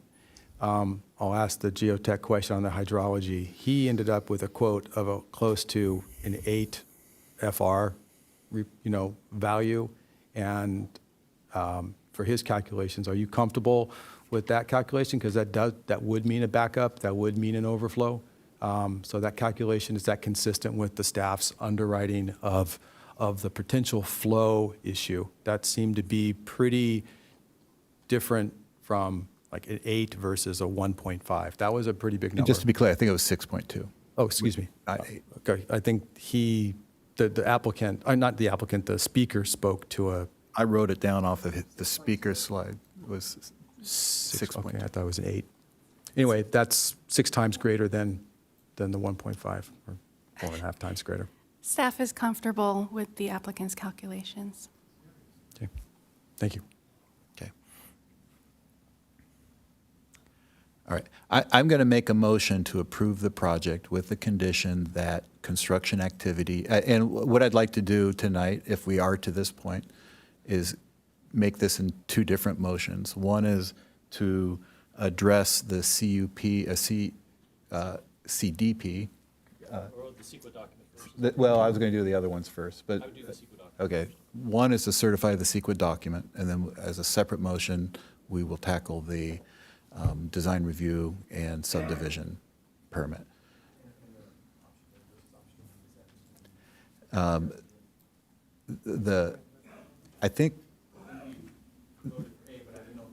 think we voted for B. Well, we'll do that tonight. Right. So the CEQA document needs to be certified. That was conducted, written, appropriate, a proper notice was given to people. It's been, received the public comment and all that. So I would make a motion that we approve or certify the CEQA document. So that would be the resolution that was revised and provided to you by staff earlier this evening? Yes. Yes. I'll second. Okay, I'll call the vote.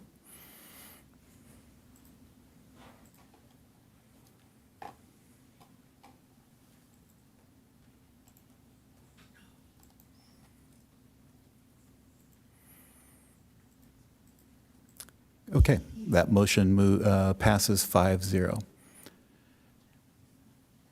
I would make a second motion now to approve the design review permit subdivision as. Right. So we, as amended by staff, we have the revised resolution, and then also we would be adding a condition of approval. I believe your motion would be to add, and if I may, here's the language I have for the revised condition. It would be a new condition to say, Island View Road shall not be used by construction equipment unless approved by writing in advance by the city engineer.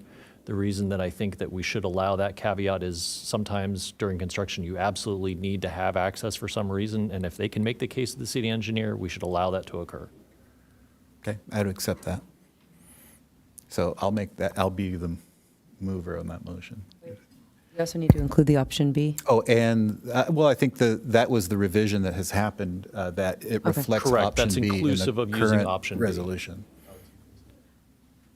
Did you make that motion? I did. I'll second. Okay, second. I'll call the vote.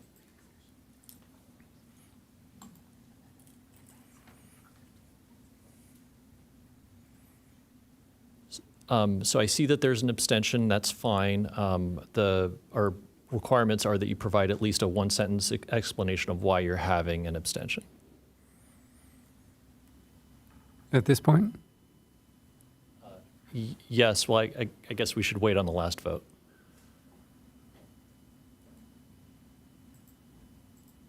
So we have a 4-0 with one abstention, and what's the reason for the abstention? I don't want to support a development that's going against our environmental goals and objectives, as well as I don't want to be unsupportive of development. Okay, that motion passes 4-0 with one abstention. So that project moves forward to the next step. So then, at a subsequent meeting, the city council will consider the recommendation to use option B, which would be relating to the trees and the roadway width. Otherwise, if they do not approve that, then the project would proceed with option A. Correct. Okay, thank you very much.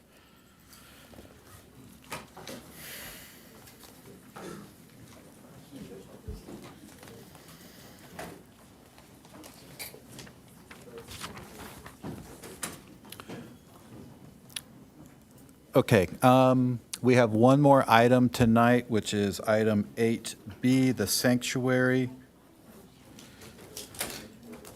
Let's be sensitive, or not, it's too late maybe, to be sensitive about time. We've got 25 minutes. At 10 o'clock, we need to vote to extend or not to extend. And I guess my question to the commission is, do we start this item and get the staff report done and try to go through as much public comment as we can? I'm just not sure that we will finish the deliberations tonight. I would say we start because we don't know what's going to be on the next agenda. So I think we use the 25 minutes. Okay. Or more if we vote to extend. Is it worth voting now? Maybe we to have time extend? at least for the staff report. Okay. Would we? I don't know if we have time to do much more because, we're kind of out of time already and we still have commissioner reports, and secretary report and all of that. Okay. Do we want to make a motion now to extend to 10:15, 10:20, 10:30, or? I'm not in favor of extending personally. Okay. All right, well, seeing no other motions being made, let's move quickly into 8B, the sanctuary, case number multi 002610, 2018. Briefly, any disclosures by commissioners on this project? Drove by the property today, and I was contacted by a constituent asking if we had received his email to staff, and I said to that person on the phone, yes. Okay. I have driven by it as well. I've been in that area, by the area, yeah. Okay, if that, I will turn it over to Esteban Dana and ask for a staff report. Thank you, and good evening, Chairman and members of the Commission. Tonight I will be presenting the sanctuary subdivision. The project is located in the Illuminine community. It is accessed via the Ranch View Terrace, which is a private street along Rancho Santa Fe Road. The property is currently vacant and is surrounded by single-family residential development. The property is zoned Rural Residential 2, or RR2. So the project requires the approval of a tentative map, a major use permit, a design review permit, and a lot line adjustment. The tentative map allows the subdivision of one existing lot into 9 single-family residential lots, 1 private streets lot, and 1 open space lot. It is important to note that this application does not propose the use of density bonus law, and the proposed density complies with the density permitted in the RR2 zoning district. The major use permit establishes the planned residential development, or PRD, and the establishment of the PRD also creates an open space easement for the preservation of natural resources. So PRDs are intended to permit greater flexibility with site design. They promote more economical and efficient use of land. They provide a high level of residential amenities, and they preserve natural resources and open space. PRDs, through the major use permit, establish specific development standards for lot area, lot depth, lot width, setbacks, and lot coverage. The establishment of specific development standards allows for the clustering of development to provide room to create open space areas within the property. Other development standards, such as density, building height, and parking, are subject to zoning standards of the zoning district in which the property is located. So the design review permit approves the encroachment of development into natural slopes with greater than 25% gradient. It also approves grading design, development of building paths, retaining walls and fences, private streets, utilities, drainage, stormwater, quality basins, and landscaping improvements. The lot line adjustment permits the adjustment of lot lines between the subject property, which is being subdivided, and the adjacent residential property located at 2110 Woodwind Drive. The subject property's current southern property line runs east to west in a straight line. The proposed lot line adjustment allocates a portion of the southwest corner of the property for Woodwind Drive. The adjustment of the lot lines allows previous improvements to be wholly contained within the property located at 2110 Woodwind Drive. The existing improvements on the lot include a portion of a residential structure and retaining walls. No construction is proposed on the property for the property at Woodwind Drive. The project is subject to and complies with the RR2 land use designation of the general plan. Encinitas Municipal Code Titles 23, 24, and 30, and these include the RR2 zoning designation standards, as well as special study, hillside, inland bluff, and scenic visual corridor overlay zones. And finally, the project is also subject to the City of Encinitas design standards and guidelines. Mitigative negative declaration, or an MND, what has been prepared for the project in accordance with the California Environmental Quality Act. The purpose of the MND is to disclose the potential environmental impacts of the project and to adopt mitigation measures to minimize potential impacts to a less than significant level. The MND found that the project could have significant impacts unless mitigation is incorporated into the following areas: air quality, biological resources, cultural resources, noise, and tribal cultural resources. The proposed mitigation measures reduce the project's potential environmental impacts to below a less than significant level. The proposed lot line adjustment is exempt from environmental review pursuant to CEQA guidelines section 15332 for infill development projects. Notice of this public hearing was posted at City Hall and posted on the city's website on September 12th. Staff received 10 letters in opposition to the project. 3 citizen participation program meetings were held for this project in 2018, 2019, and 2021. Staff recommends that the Planning Commission adopt the resolutions approving this project, and this concludes my presentation, and I'm happy to answer any questions you may have. Thank you. Can you just clarify that tonight we are looking at the creation of lots, but not the architectural buildings or houses that would fit on top of these lots? That is correct. Okay. So the design review is really for the grading and landscape elements, but not the architecture? That is correct. That's for the grading of the pads and the surrounding developments, such as the streets and utilities and stormwater retention basins. Okay. Are there any other questions from the commissioner?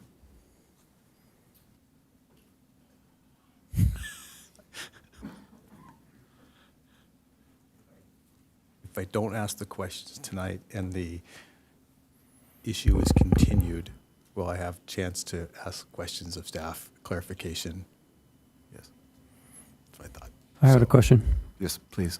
In the development standards on the bottom of page 11 of 176, the building separation applies to single-story buildings, and I was just wondering if that complies also with a two-story building, if that's what they are proposing to build.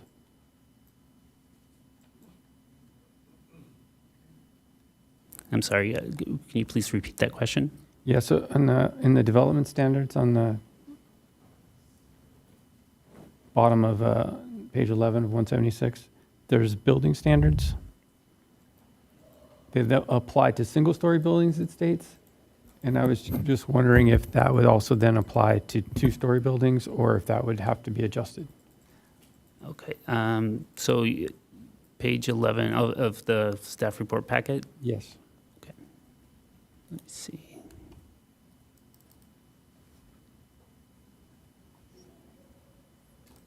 Would that even be a known thing if they're not proposing buildings at this point? Yeah, how would we know? Yeah. Okay, where do you see it? Oh, right there. Right, okay, so building separation, I'm sorry.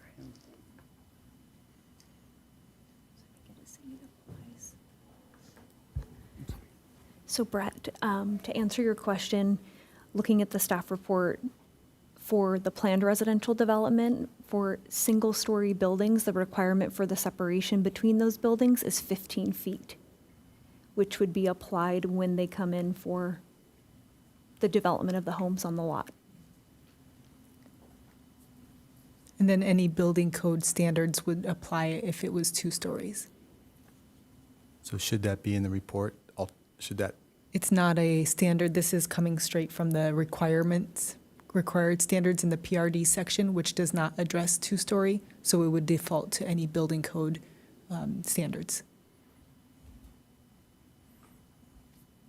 So this column labeled proposed PRD standards is coming straight from the ordinance. It's not a request by the applicant for these standards to be applied to their project. So, so the portion on the left talks about what the requirements are, and the part on the right is what the proposed PRD establishes for this particular development. As requested by the applicant, then? They would like to see 15 feet between building separation? Or is that the PRD section of our municipal code that requires 15 feet? Let's see.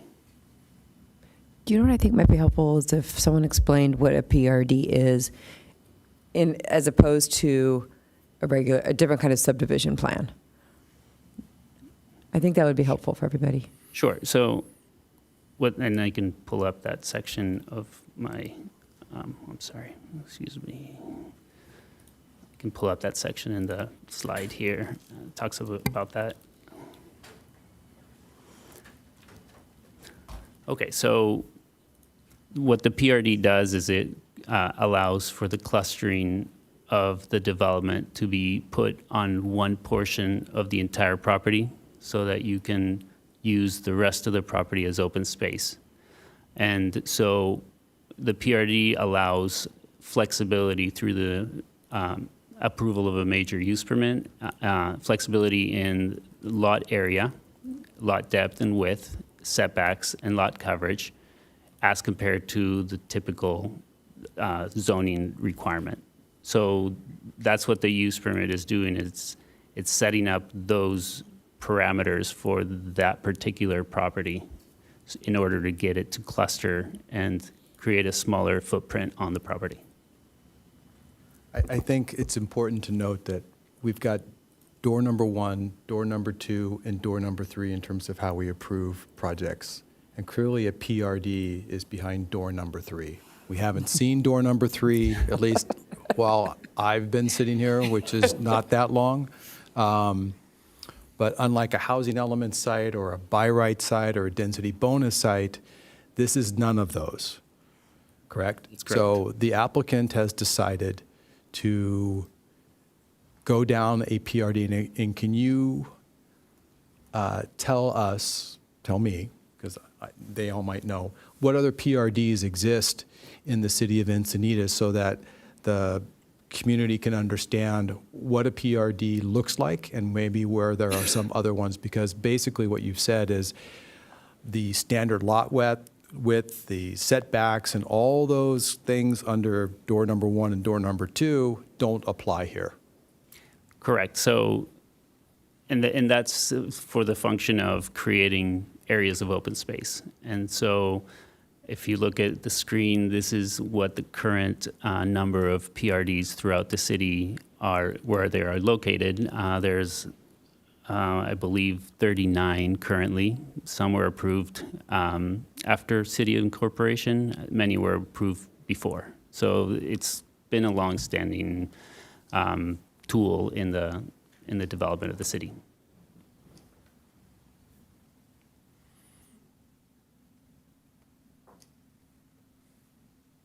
Without the PRD, how many units would be allowed?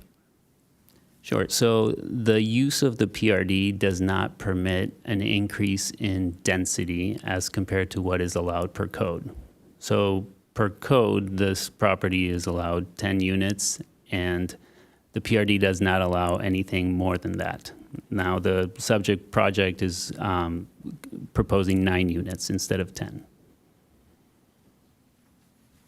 Is the proposed project, I think the staff report talked about the entire site is approximately 10 acres, is that correct? It's 8.23 acres. 8.23, that's right. And then there's a calculation in the staff report that says, okay, there's different levels of slope. And we're not doing the calculation based on the entire 8.23 acres. That is correct. We're doing it on the net acreage once you begin to back off the slope. Correct. So the density is calculated once all the areas of public or vehicular access are removed, plus the slope adjusted areas. So as you say, different slope gradients allow for different, in other words, the steeper the slope, the less density you're allowed to add. Right. So, and that has been calculated into the density calculation for this project. I have a follow-up question. If they did the maximum of 10 units, would our inclusionary ordinance mean they would have 2 affordable instead of 1? I have not done the exact math for that, and I believe there might be a fractional unit that would be required, which for this project, the developer is permitted to pay in lieu fees for the fraction of the unit while providing a whole unit as it is proposed right now. And there was a firewall proposed, and was that, I think that was adjacent to Lot 1. Could you clarify? Yes. Let me pull that up.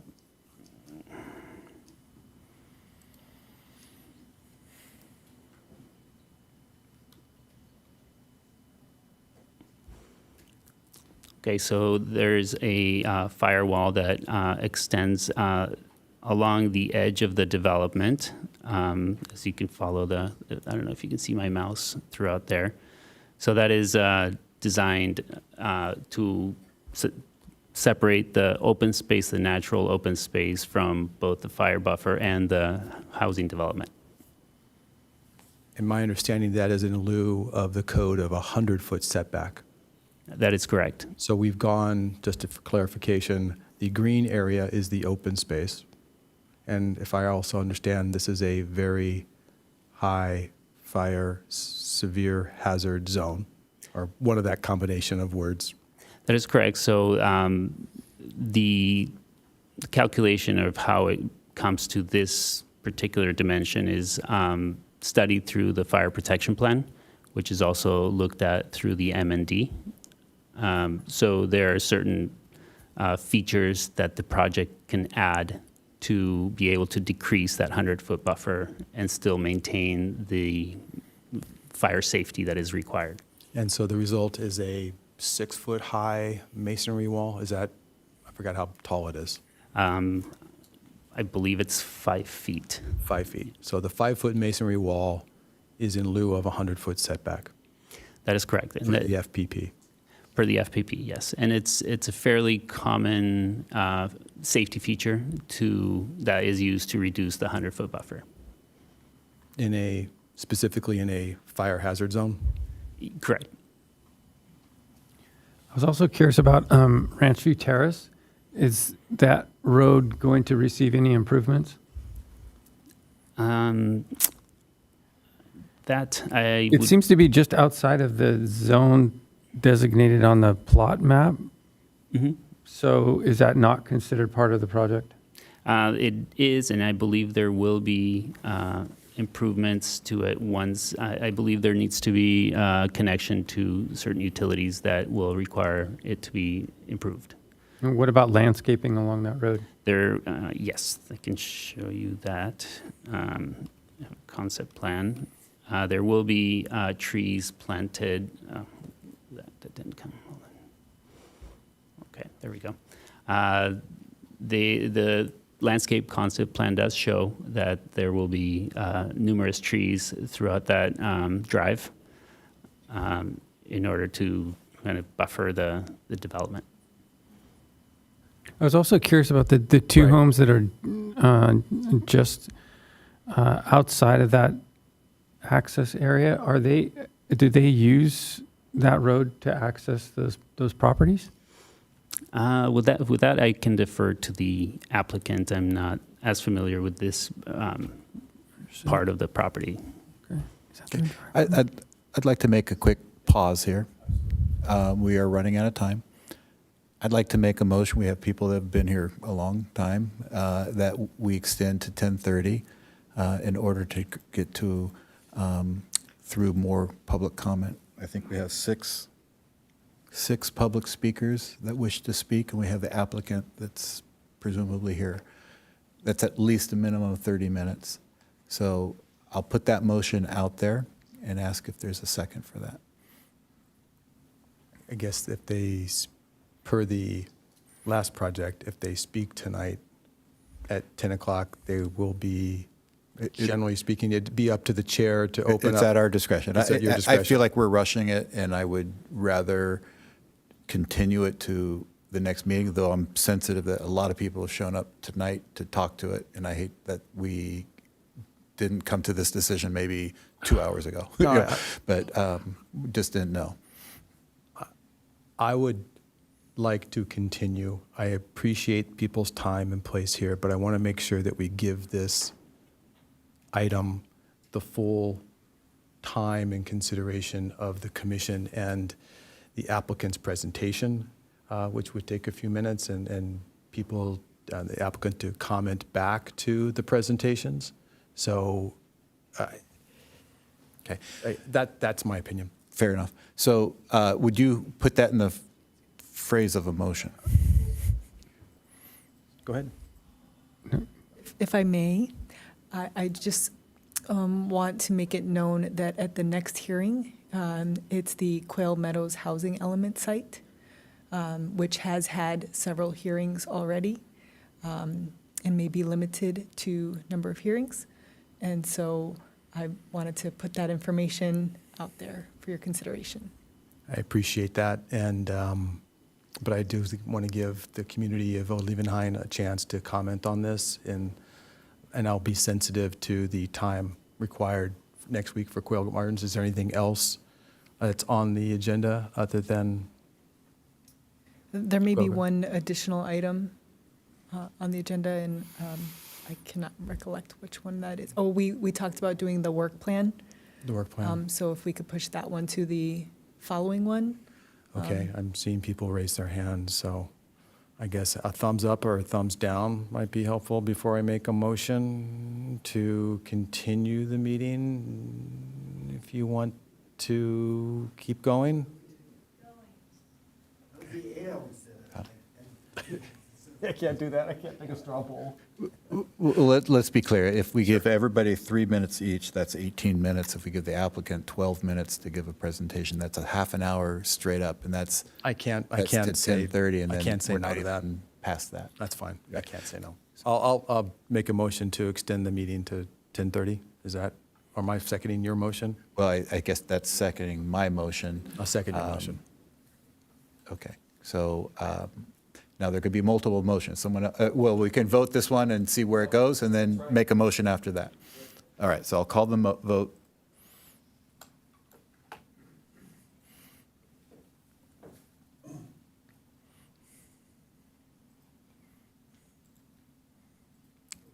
Okay, that looks like that motion carries 3-2. So what I'd like to do is try to wrap up our questions of staff, and we always have staff to come back to, right? So maybe what I suggest is that we ask the applicant if they would like to make a presentation to come and do so. I'll be quick. Good. Thank you, Esteban, for putting together the presentation. and good evening to you folks. My name is Udi Melamed, and I've been a resident of Liebenhain for about a decade now. My personal lifestyle revolves around the outdoor recreational activities that draws many people to North San Diego County.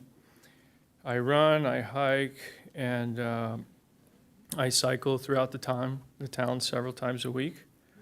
And I am an outdoor enthusiast, and as a result of that, I do believe in responsible development in the town that I call home. So I'd like to spend a few minutes discussing what this project is not. Back in 2018, we know how significantly things changed in the city of Encinitas with regards to development. We all know about the general plan amendment.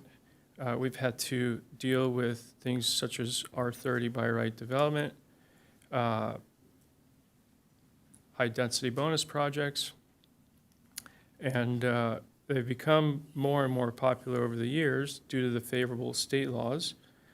And I would just like to highlight that we've made the decision to use the planned residential development application, not a density bonus project, because of our belief in the responsible development. And we could have applied for something that is 20 plus units. We could have requested waivers and exemptions.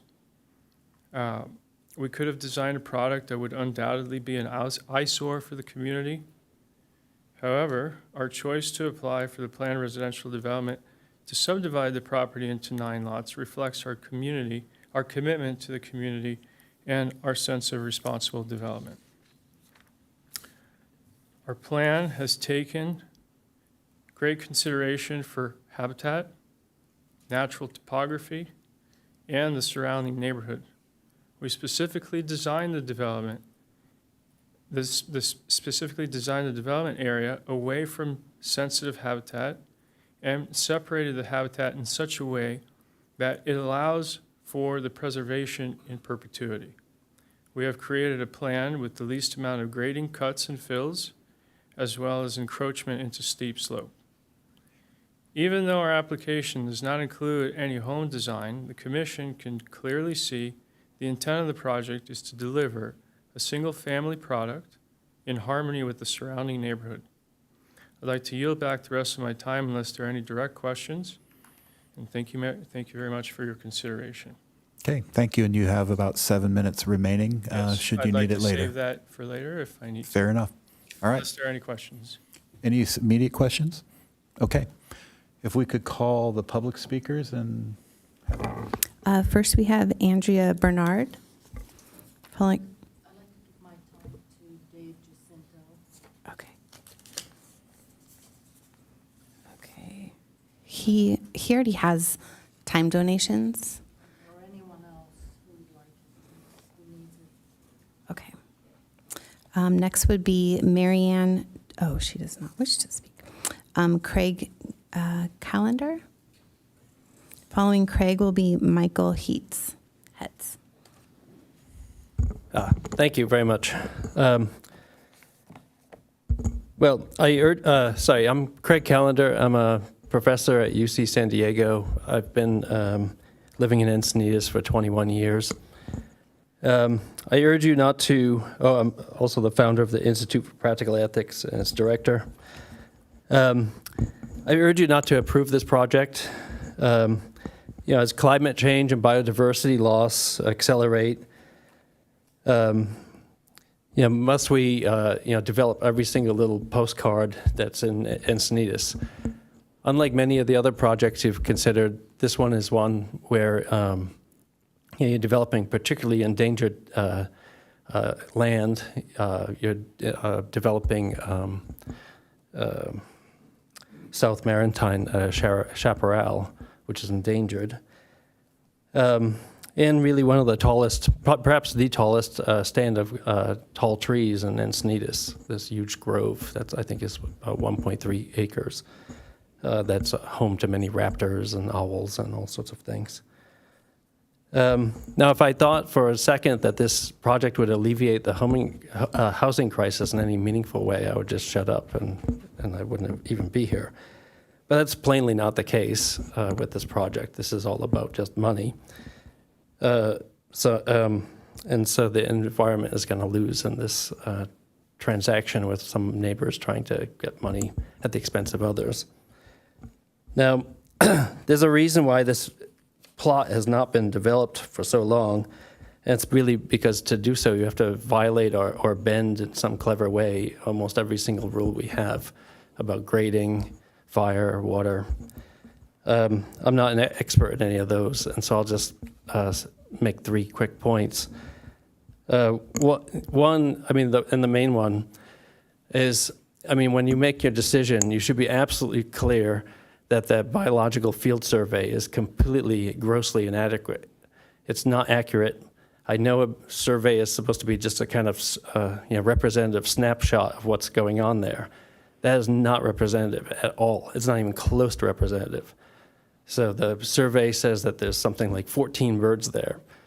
I realized I now got outed when I sent an email. I didn't realize it was a public email because my kids are always teasing me saying I'm becoming a birder. And now I listed 43 birds there that I have pictures, sound recordings. If you go to iNaturalist, which is where people put up their data with pictures, you can find, and you can restrict it to that little area. You'll find 60 birds.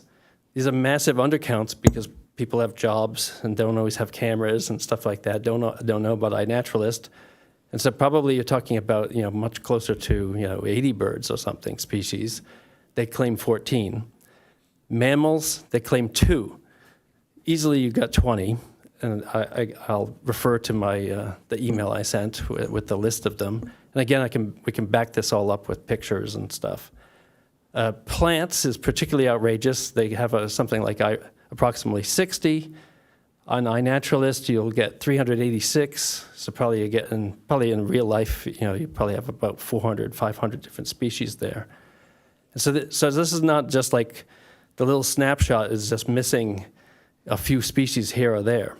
Yesterday, in 30 minutes from my backyard, I got evidence of 27 different species of birds, basically double what they have.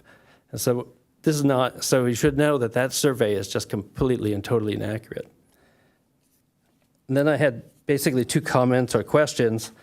One is, I assume that if you approve the project that you would agree with the CEQA recommendation that it be classified as a conservation easement and not a biological open space. But it's not said who the owner, I don't know if that's the right term for this, owner, whoever takes on the burden of the easement, who that is.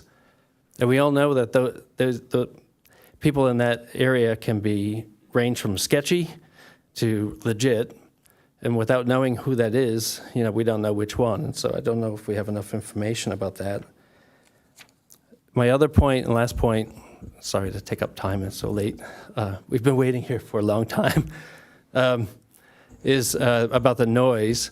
So Dudek did noise measurements at the north, east, and south perimeters of the development, but not the west. But the west, we sit up high, and you have a huge canyon. So, Dave and others, call it Echo Canyon. So due to the unique topography, you have this amplification effect. And so if somebody just snaps their fingers in the eucalyptus grove, which is maybe 800 to 1,000 feet from my house, I can hear it in my kitchen. And so I think, we would need a report, at least a study about what will happen on the western side as well. Finally, commissioners, so I think you deserve, before you make this important decision that will impact so many animals, all these raptors, there's a family of owls right below me, there's all sorts of things. These are providing all sorts of ecosystem services. The raptors are, diminishing diminishing the rat population and doing all sorts of things like that. sequestering carbon, et cetera. And so before you make your decision, I hope that you agree that we don't yet have an accurate picture of all of the details. Thank you. Okay, thank you very much for your comments. Next, we have Michael Heats. Following Michael would be David Jacinto. Hi, Michael Hetz. What he said. Plus, I live on the hill overlooking the property for 10 years, me and my wife. Love it, it's gorgeous. And it's called a sanctuary or eco canyon. And for good reason, because it's very biodiverse. We do use that term a lot these days. We fail to dive into what it means. E.O. Wilson, the Harvard biologist, invented that term, biodiversity. And he's the father of a concept called half Earth, where man takes half the Earth, nature takes the other half. It's not divided in a line, it's all spread out. Right now, it's about half Earth. Half 50-50 nature, 50-50 us. And it's a pretty good balance. I think we encroach on that as we develop, and we, driven by forces that we've all used in the past, but we're up against a thing where we're exceeding our limits. And it's time for us to maybe back off a little bit. I think that'd be a good place to back off. Thank you. Okay, thank you very much. Next, we have David Jacinto, and he has multiple people to time donate. Adam Weil, is Adam here? Nikki Weil, Sally Reed. Sally here? Oh, Sally's here, and then I know Andrea's here as well. So he'll have 9 minutes. Thank you for the opportunity to speak to you tonight. I am a civil engineer with licenses in civil and structural and hydraulics, hydrology, and quite a bit of focus on geotechnical engineering. As well, I've been a developer for maybe 50 years. I've done a number of projects in Encinitas, some of which you live in, quality projects. And so I'm pretty familiar with how this system works. For 40 years, I've been on that ridgeline looking down at what Frank Dudek, who was the founder of Dudek Engineering and Environmental Science, called one time a gem in Encinitas, one of the areas where housing has pushed animals and birds into a certain area. I think all of you have seen the pictures of that area, and it's pretty impressive, actually. There's much more to what we have here than what has been expressed in the biological report done, the noise study. Craig Callender is a very humble person. He also happens to be a professor in the environmental area for UC San Diego, and is very knowledgeable about birds and other animals. He didn't say that when he spoke to you because he is a humble person, but he is knowledgeable. The reports issued were very inadequate. In the projects I've done in Encinitas, a project like this would demand an environmental impact report. To issue a negative deck on something like this is a travesty. The noise study didn't even consider those along the ridgeline who are the ones who get most of the noise because it is called Echo Canyon. It's also called the sanctuary because it is a beautiful place where raptors and other plants and animals live, many of which are not at all referenced in any of those documents. They're removing up to 100 trees. Those trees, some of them are well over 100 years old. When you talk about mature trees, they don't get much more mature than that. They need to replace those trees in areas that will do a couple of things. Number one, they'll shield that habitat from this future project. Number two, they help address the issues that we have with sound and light. There's not even a light study done for light pollution in this initial study that was done. And as you who live in and around Leeuwenhoek, I know Mr. Pendergast does, that is a big hot button issue for Leeuwenhoek. And I've done a number of projects in Leeuwenhoek, and we're, in every project that I've done, we have a dark sky, which means we don't do street lights. In this particular case, we have street lights proposed, and we have no restrictions on lighting, nor has it been addressed in the environmental documents. My suggestion would be that you require an environmental impact report here. If any project needs one, this one does. Over and above that, there are a couple of mitigating issues. I've sent an email out to all of you, actually. In addition to the more in-depth email, but a suggestion of some of the simple mitigation measures that might occur. Planting eucalyptus trees, which are common in that area. Many of us have them along that ridgeline. They're fairly fast-growing trees. They can be planted right along the edge of the fire zone, especially if you put a wall up there, a 5-foot wall to help block it. The wall does two things. Number one, it helps with fire. Number two, it helps those lights that are coming up at that 10 to 15% grade facing the ridgeline. And number three, it keeps folks out of that very important habitat area and allows those trees that are behind those walls that I suggest be planted, 24-inch box trees, since we are trying to replace 100-year-old trees, as Susan had mentioned earlier, seems a reasonable request. Those things, along with a couple of other mitigation factors that I'd suggested in the emails that I sent to you, would be a good step in the right direction. But an environmental study needs to be done for this site. I also have an expertise in hydrology and hydraulics and water quality control. There is a very difficult drainage problem in that area currently. This project will add to it. The water getting out of that area is in a restricted area that they've had a number of problems with in the past, and this project adds to that problem. In addition to geotechnical issues that I'd be concerned with. I know Jim Knowlton well, and that is a highly erosive material once it's recompacted, and it needs to be addressed with some effort to make sure that it can be handled properly. I think with that, I will give up the rest of my time for questions if you have any. Okay, thank you very much for your comments. Our final speaker is Dolores Welty. Dolores.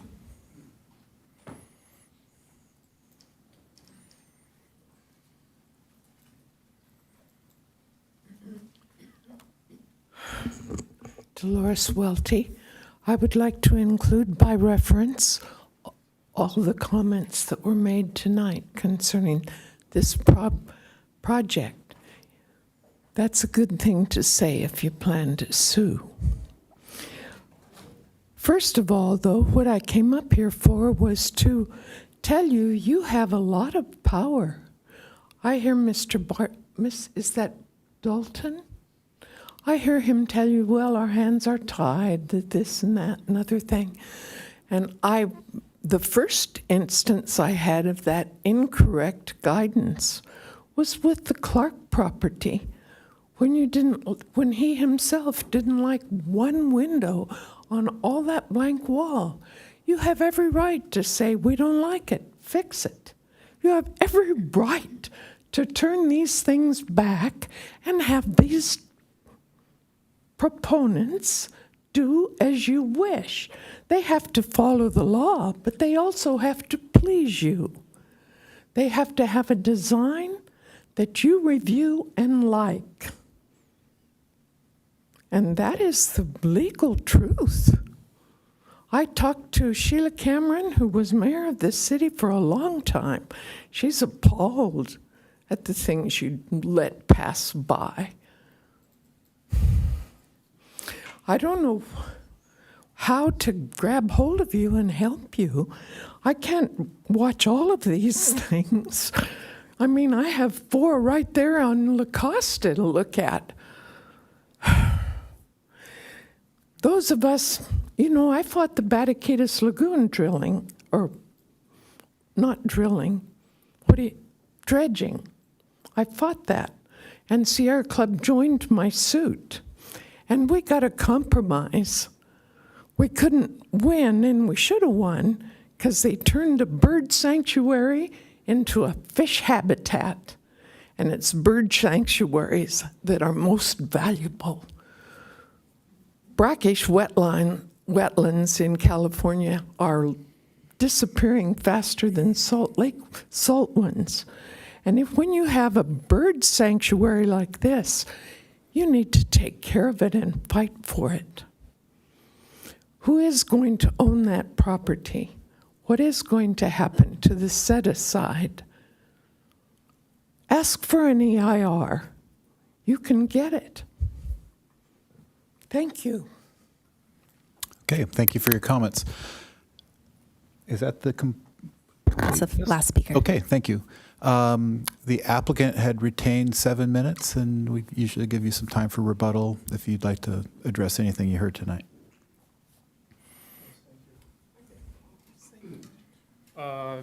So the biology report was challenged. We have Vince Scheit, who has completed the report. He's been out to the site many, many times. He's done several studies for us, not just a biology report. I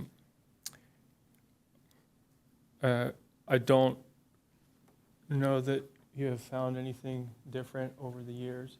So would you like to say a couple words about your surveillance of the site? Yeah.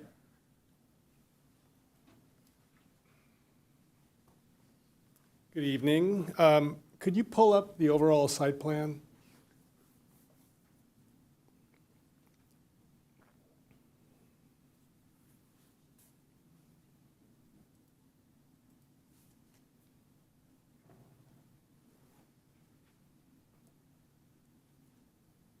Okay, so I guess the main thing I really want to say is that all of this green area is habitat. Basically everything on the other side of that line is heavily disturbed. And these eucalyptus trees that someone was talking about planting are Roman candles in terms of fire science. The wildlife agencies strongly discourage the planting of eucalyptus trees. We would plant native vegetation in that area that's consistent with the maritime chaparral. I've been involved with this project for probably 30 years for other applicants in the past, and this is actually one of the best designs that I've seen. Everything is pushed as far away from the habitat as is physically possible while getting reasonable use of the land. So I think that, you know, overall, considering other things that could have happened to this pristine wildlife area, this is a good project for this site. And I'll be happy to answer any questions about birds or anything else. Not to keep anybody too much longer, but a couple of the speakers have talked about multiple mammals. I did read the biology study. You called a wood rat, and I think there was one other animal. I can go outside in my house in Leavenheim every morning and see coyotes and bobcats and raccoons, even a gray fox. I kind of find it hard to believe that on an 8-acre site you found 2 mammals. And also I'd like you to comment about the birds. Sure, be glad to answer that. Thank you. The way that we do our studies is by taking a sample, a moment in time, with the acknowledgement that this represents a fraction of what is actually there. We don't try by any stretch of the imagination to comprehensively inventory every site. That would require nocturnal trapping, specialty studies, game cameras, all kinds of other things that are way above and beyond what is typically done in this industry. So the report does acknowledge that there are scores of additional species beyond those that we found during the sampling protocol. Where we spend most of our time is on the detailed mapping of vegetation, make sure that that's precise, and that we provide an analysis of those potential endangered species. And I think I did a real good job of that. So I think I saw a picture come through of someone's Cooper's hawk that flew into their house. Yeah. So how do we extrapolate? And I'm conscientious of time. How do we extrapolate your report to the potential scores of others, birds and/or mammals that might exist. When you only call out a couple, how am I supposed to extrapolate that there are hundreds more? Because you're making a recommendation based on your report, and then there's a bullet on the corner saying, oh, there might be a lot more than I saw.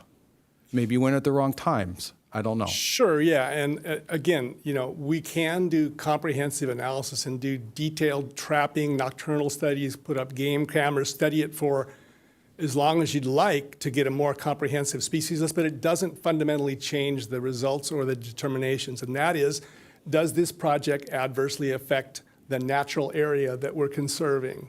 And I work with Udi to try to convince him to move everything out of that habitat to the extent that he could. So it's really based on the fundamental habitat that is there, which is acknowledged as maritime chaparral, which is a very sensitive plant community. It is the most sensitive plant community in Encinitas. You identified Diegan chaparral and I think you Diegan identified coastal sage scrub, a little yeah, bit you of identified that. more than just Yes. one. Yes, also category. maritime chaparral and some disturbance and eucalyptus. Yeah, there's a variety, matrix of habitats out there. Yeah, okay. And I'd like to add that we. I think we're going to need to continue the hearing. Yeah, let's let the applicant finish up his thoughts if you had any final. I was just going to say that it is a habitat that is being protected in its entirety. So it's not that we're taking parts of it, it is being maintained in its entirety. So that should be taken into consideration. I would like to also say that no lights are being proposed in this community. And we did do a sound study. It's part of our MND. And finally, I'd just like to remind everybody that this site is surrounded by 4 sides of homes. So the habitat that we're protecting, it is sensitive, but it is surrounded by homes on all 4 sides. So the impacts from what we would be constructing, I don't feel are any more adverse than what is already there. So, thank you. Any other questions for me? Nope. All right, I appreciate you answering those questions for us and everyone for sticking out this late. I do need to make a motion that we continue this project till the next available planning week. We'll close the public comment section right now and look for a motion to continue. I'll make a motion to continue this project to the next meeting. And we're saying to the next Second. time certain, or?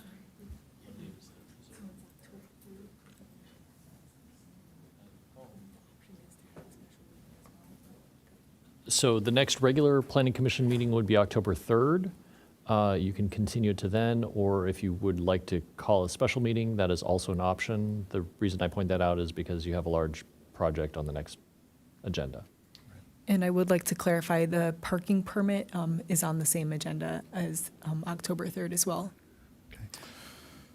I think it's difficult to manage schedules at this point to agree to a special meeting But thank you. with calendars. So I would second a motion to continue this to October 3rd. I did get a first and second. All right. Darn it. Sherrod.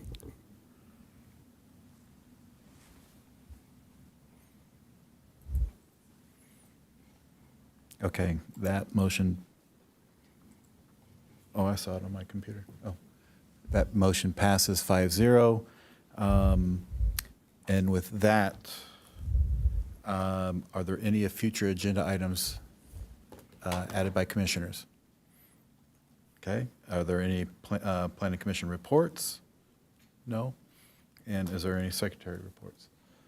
No, only that we talked about bringing the work plan on October 3rd, considering we have this project, Quail Meadows, and the parking permit. Is it okay if it gets moved to October 17th? Yes, I would push that. Okay, with that, I'm going to call an adjournment of this meeting until the next regular Planning Commission hearing on October 3rd, 2024.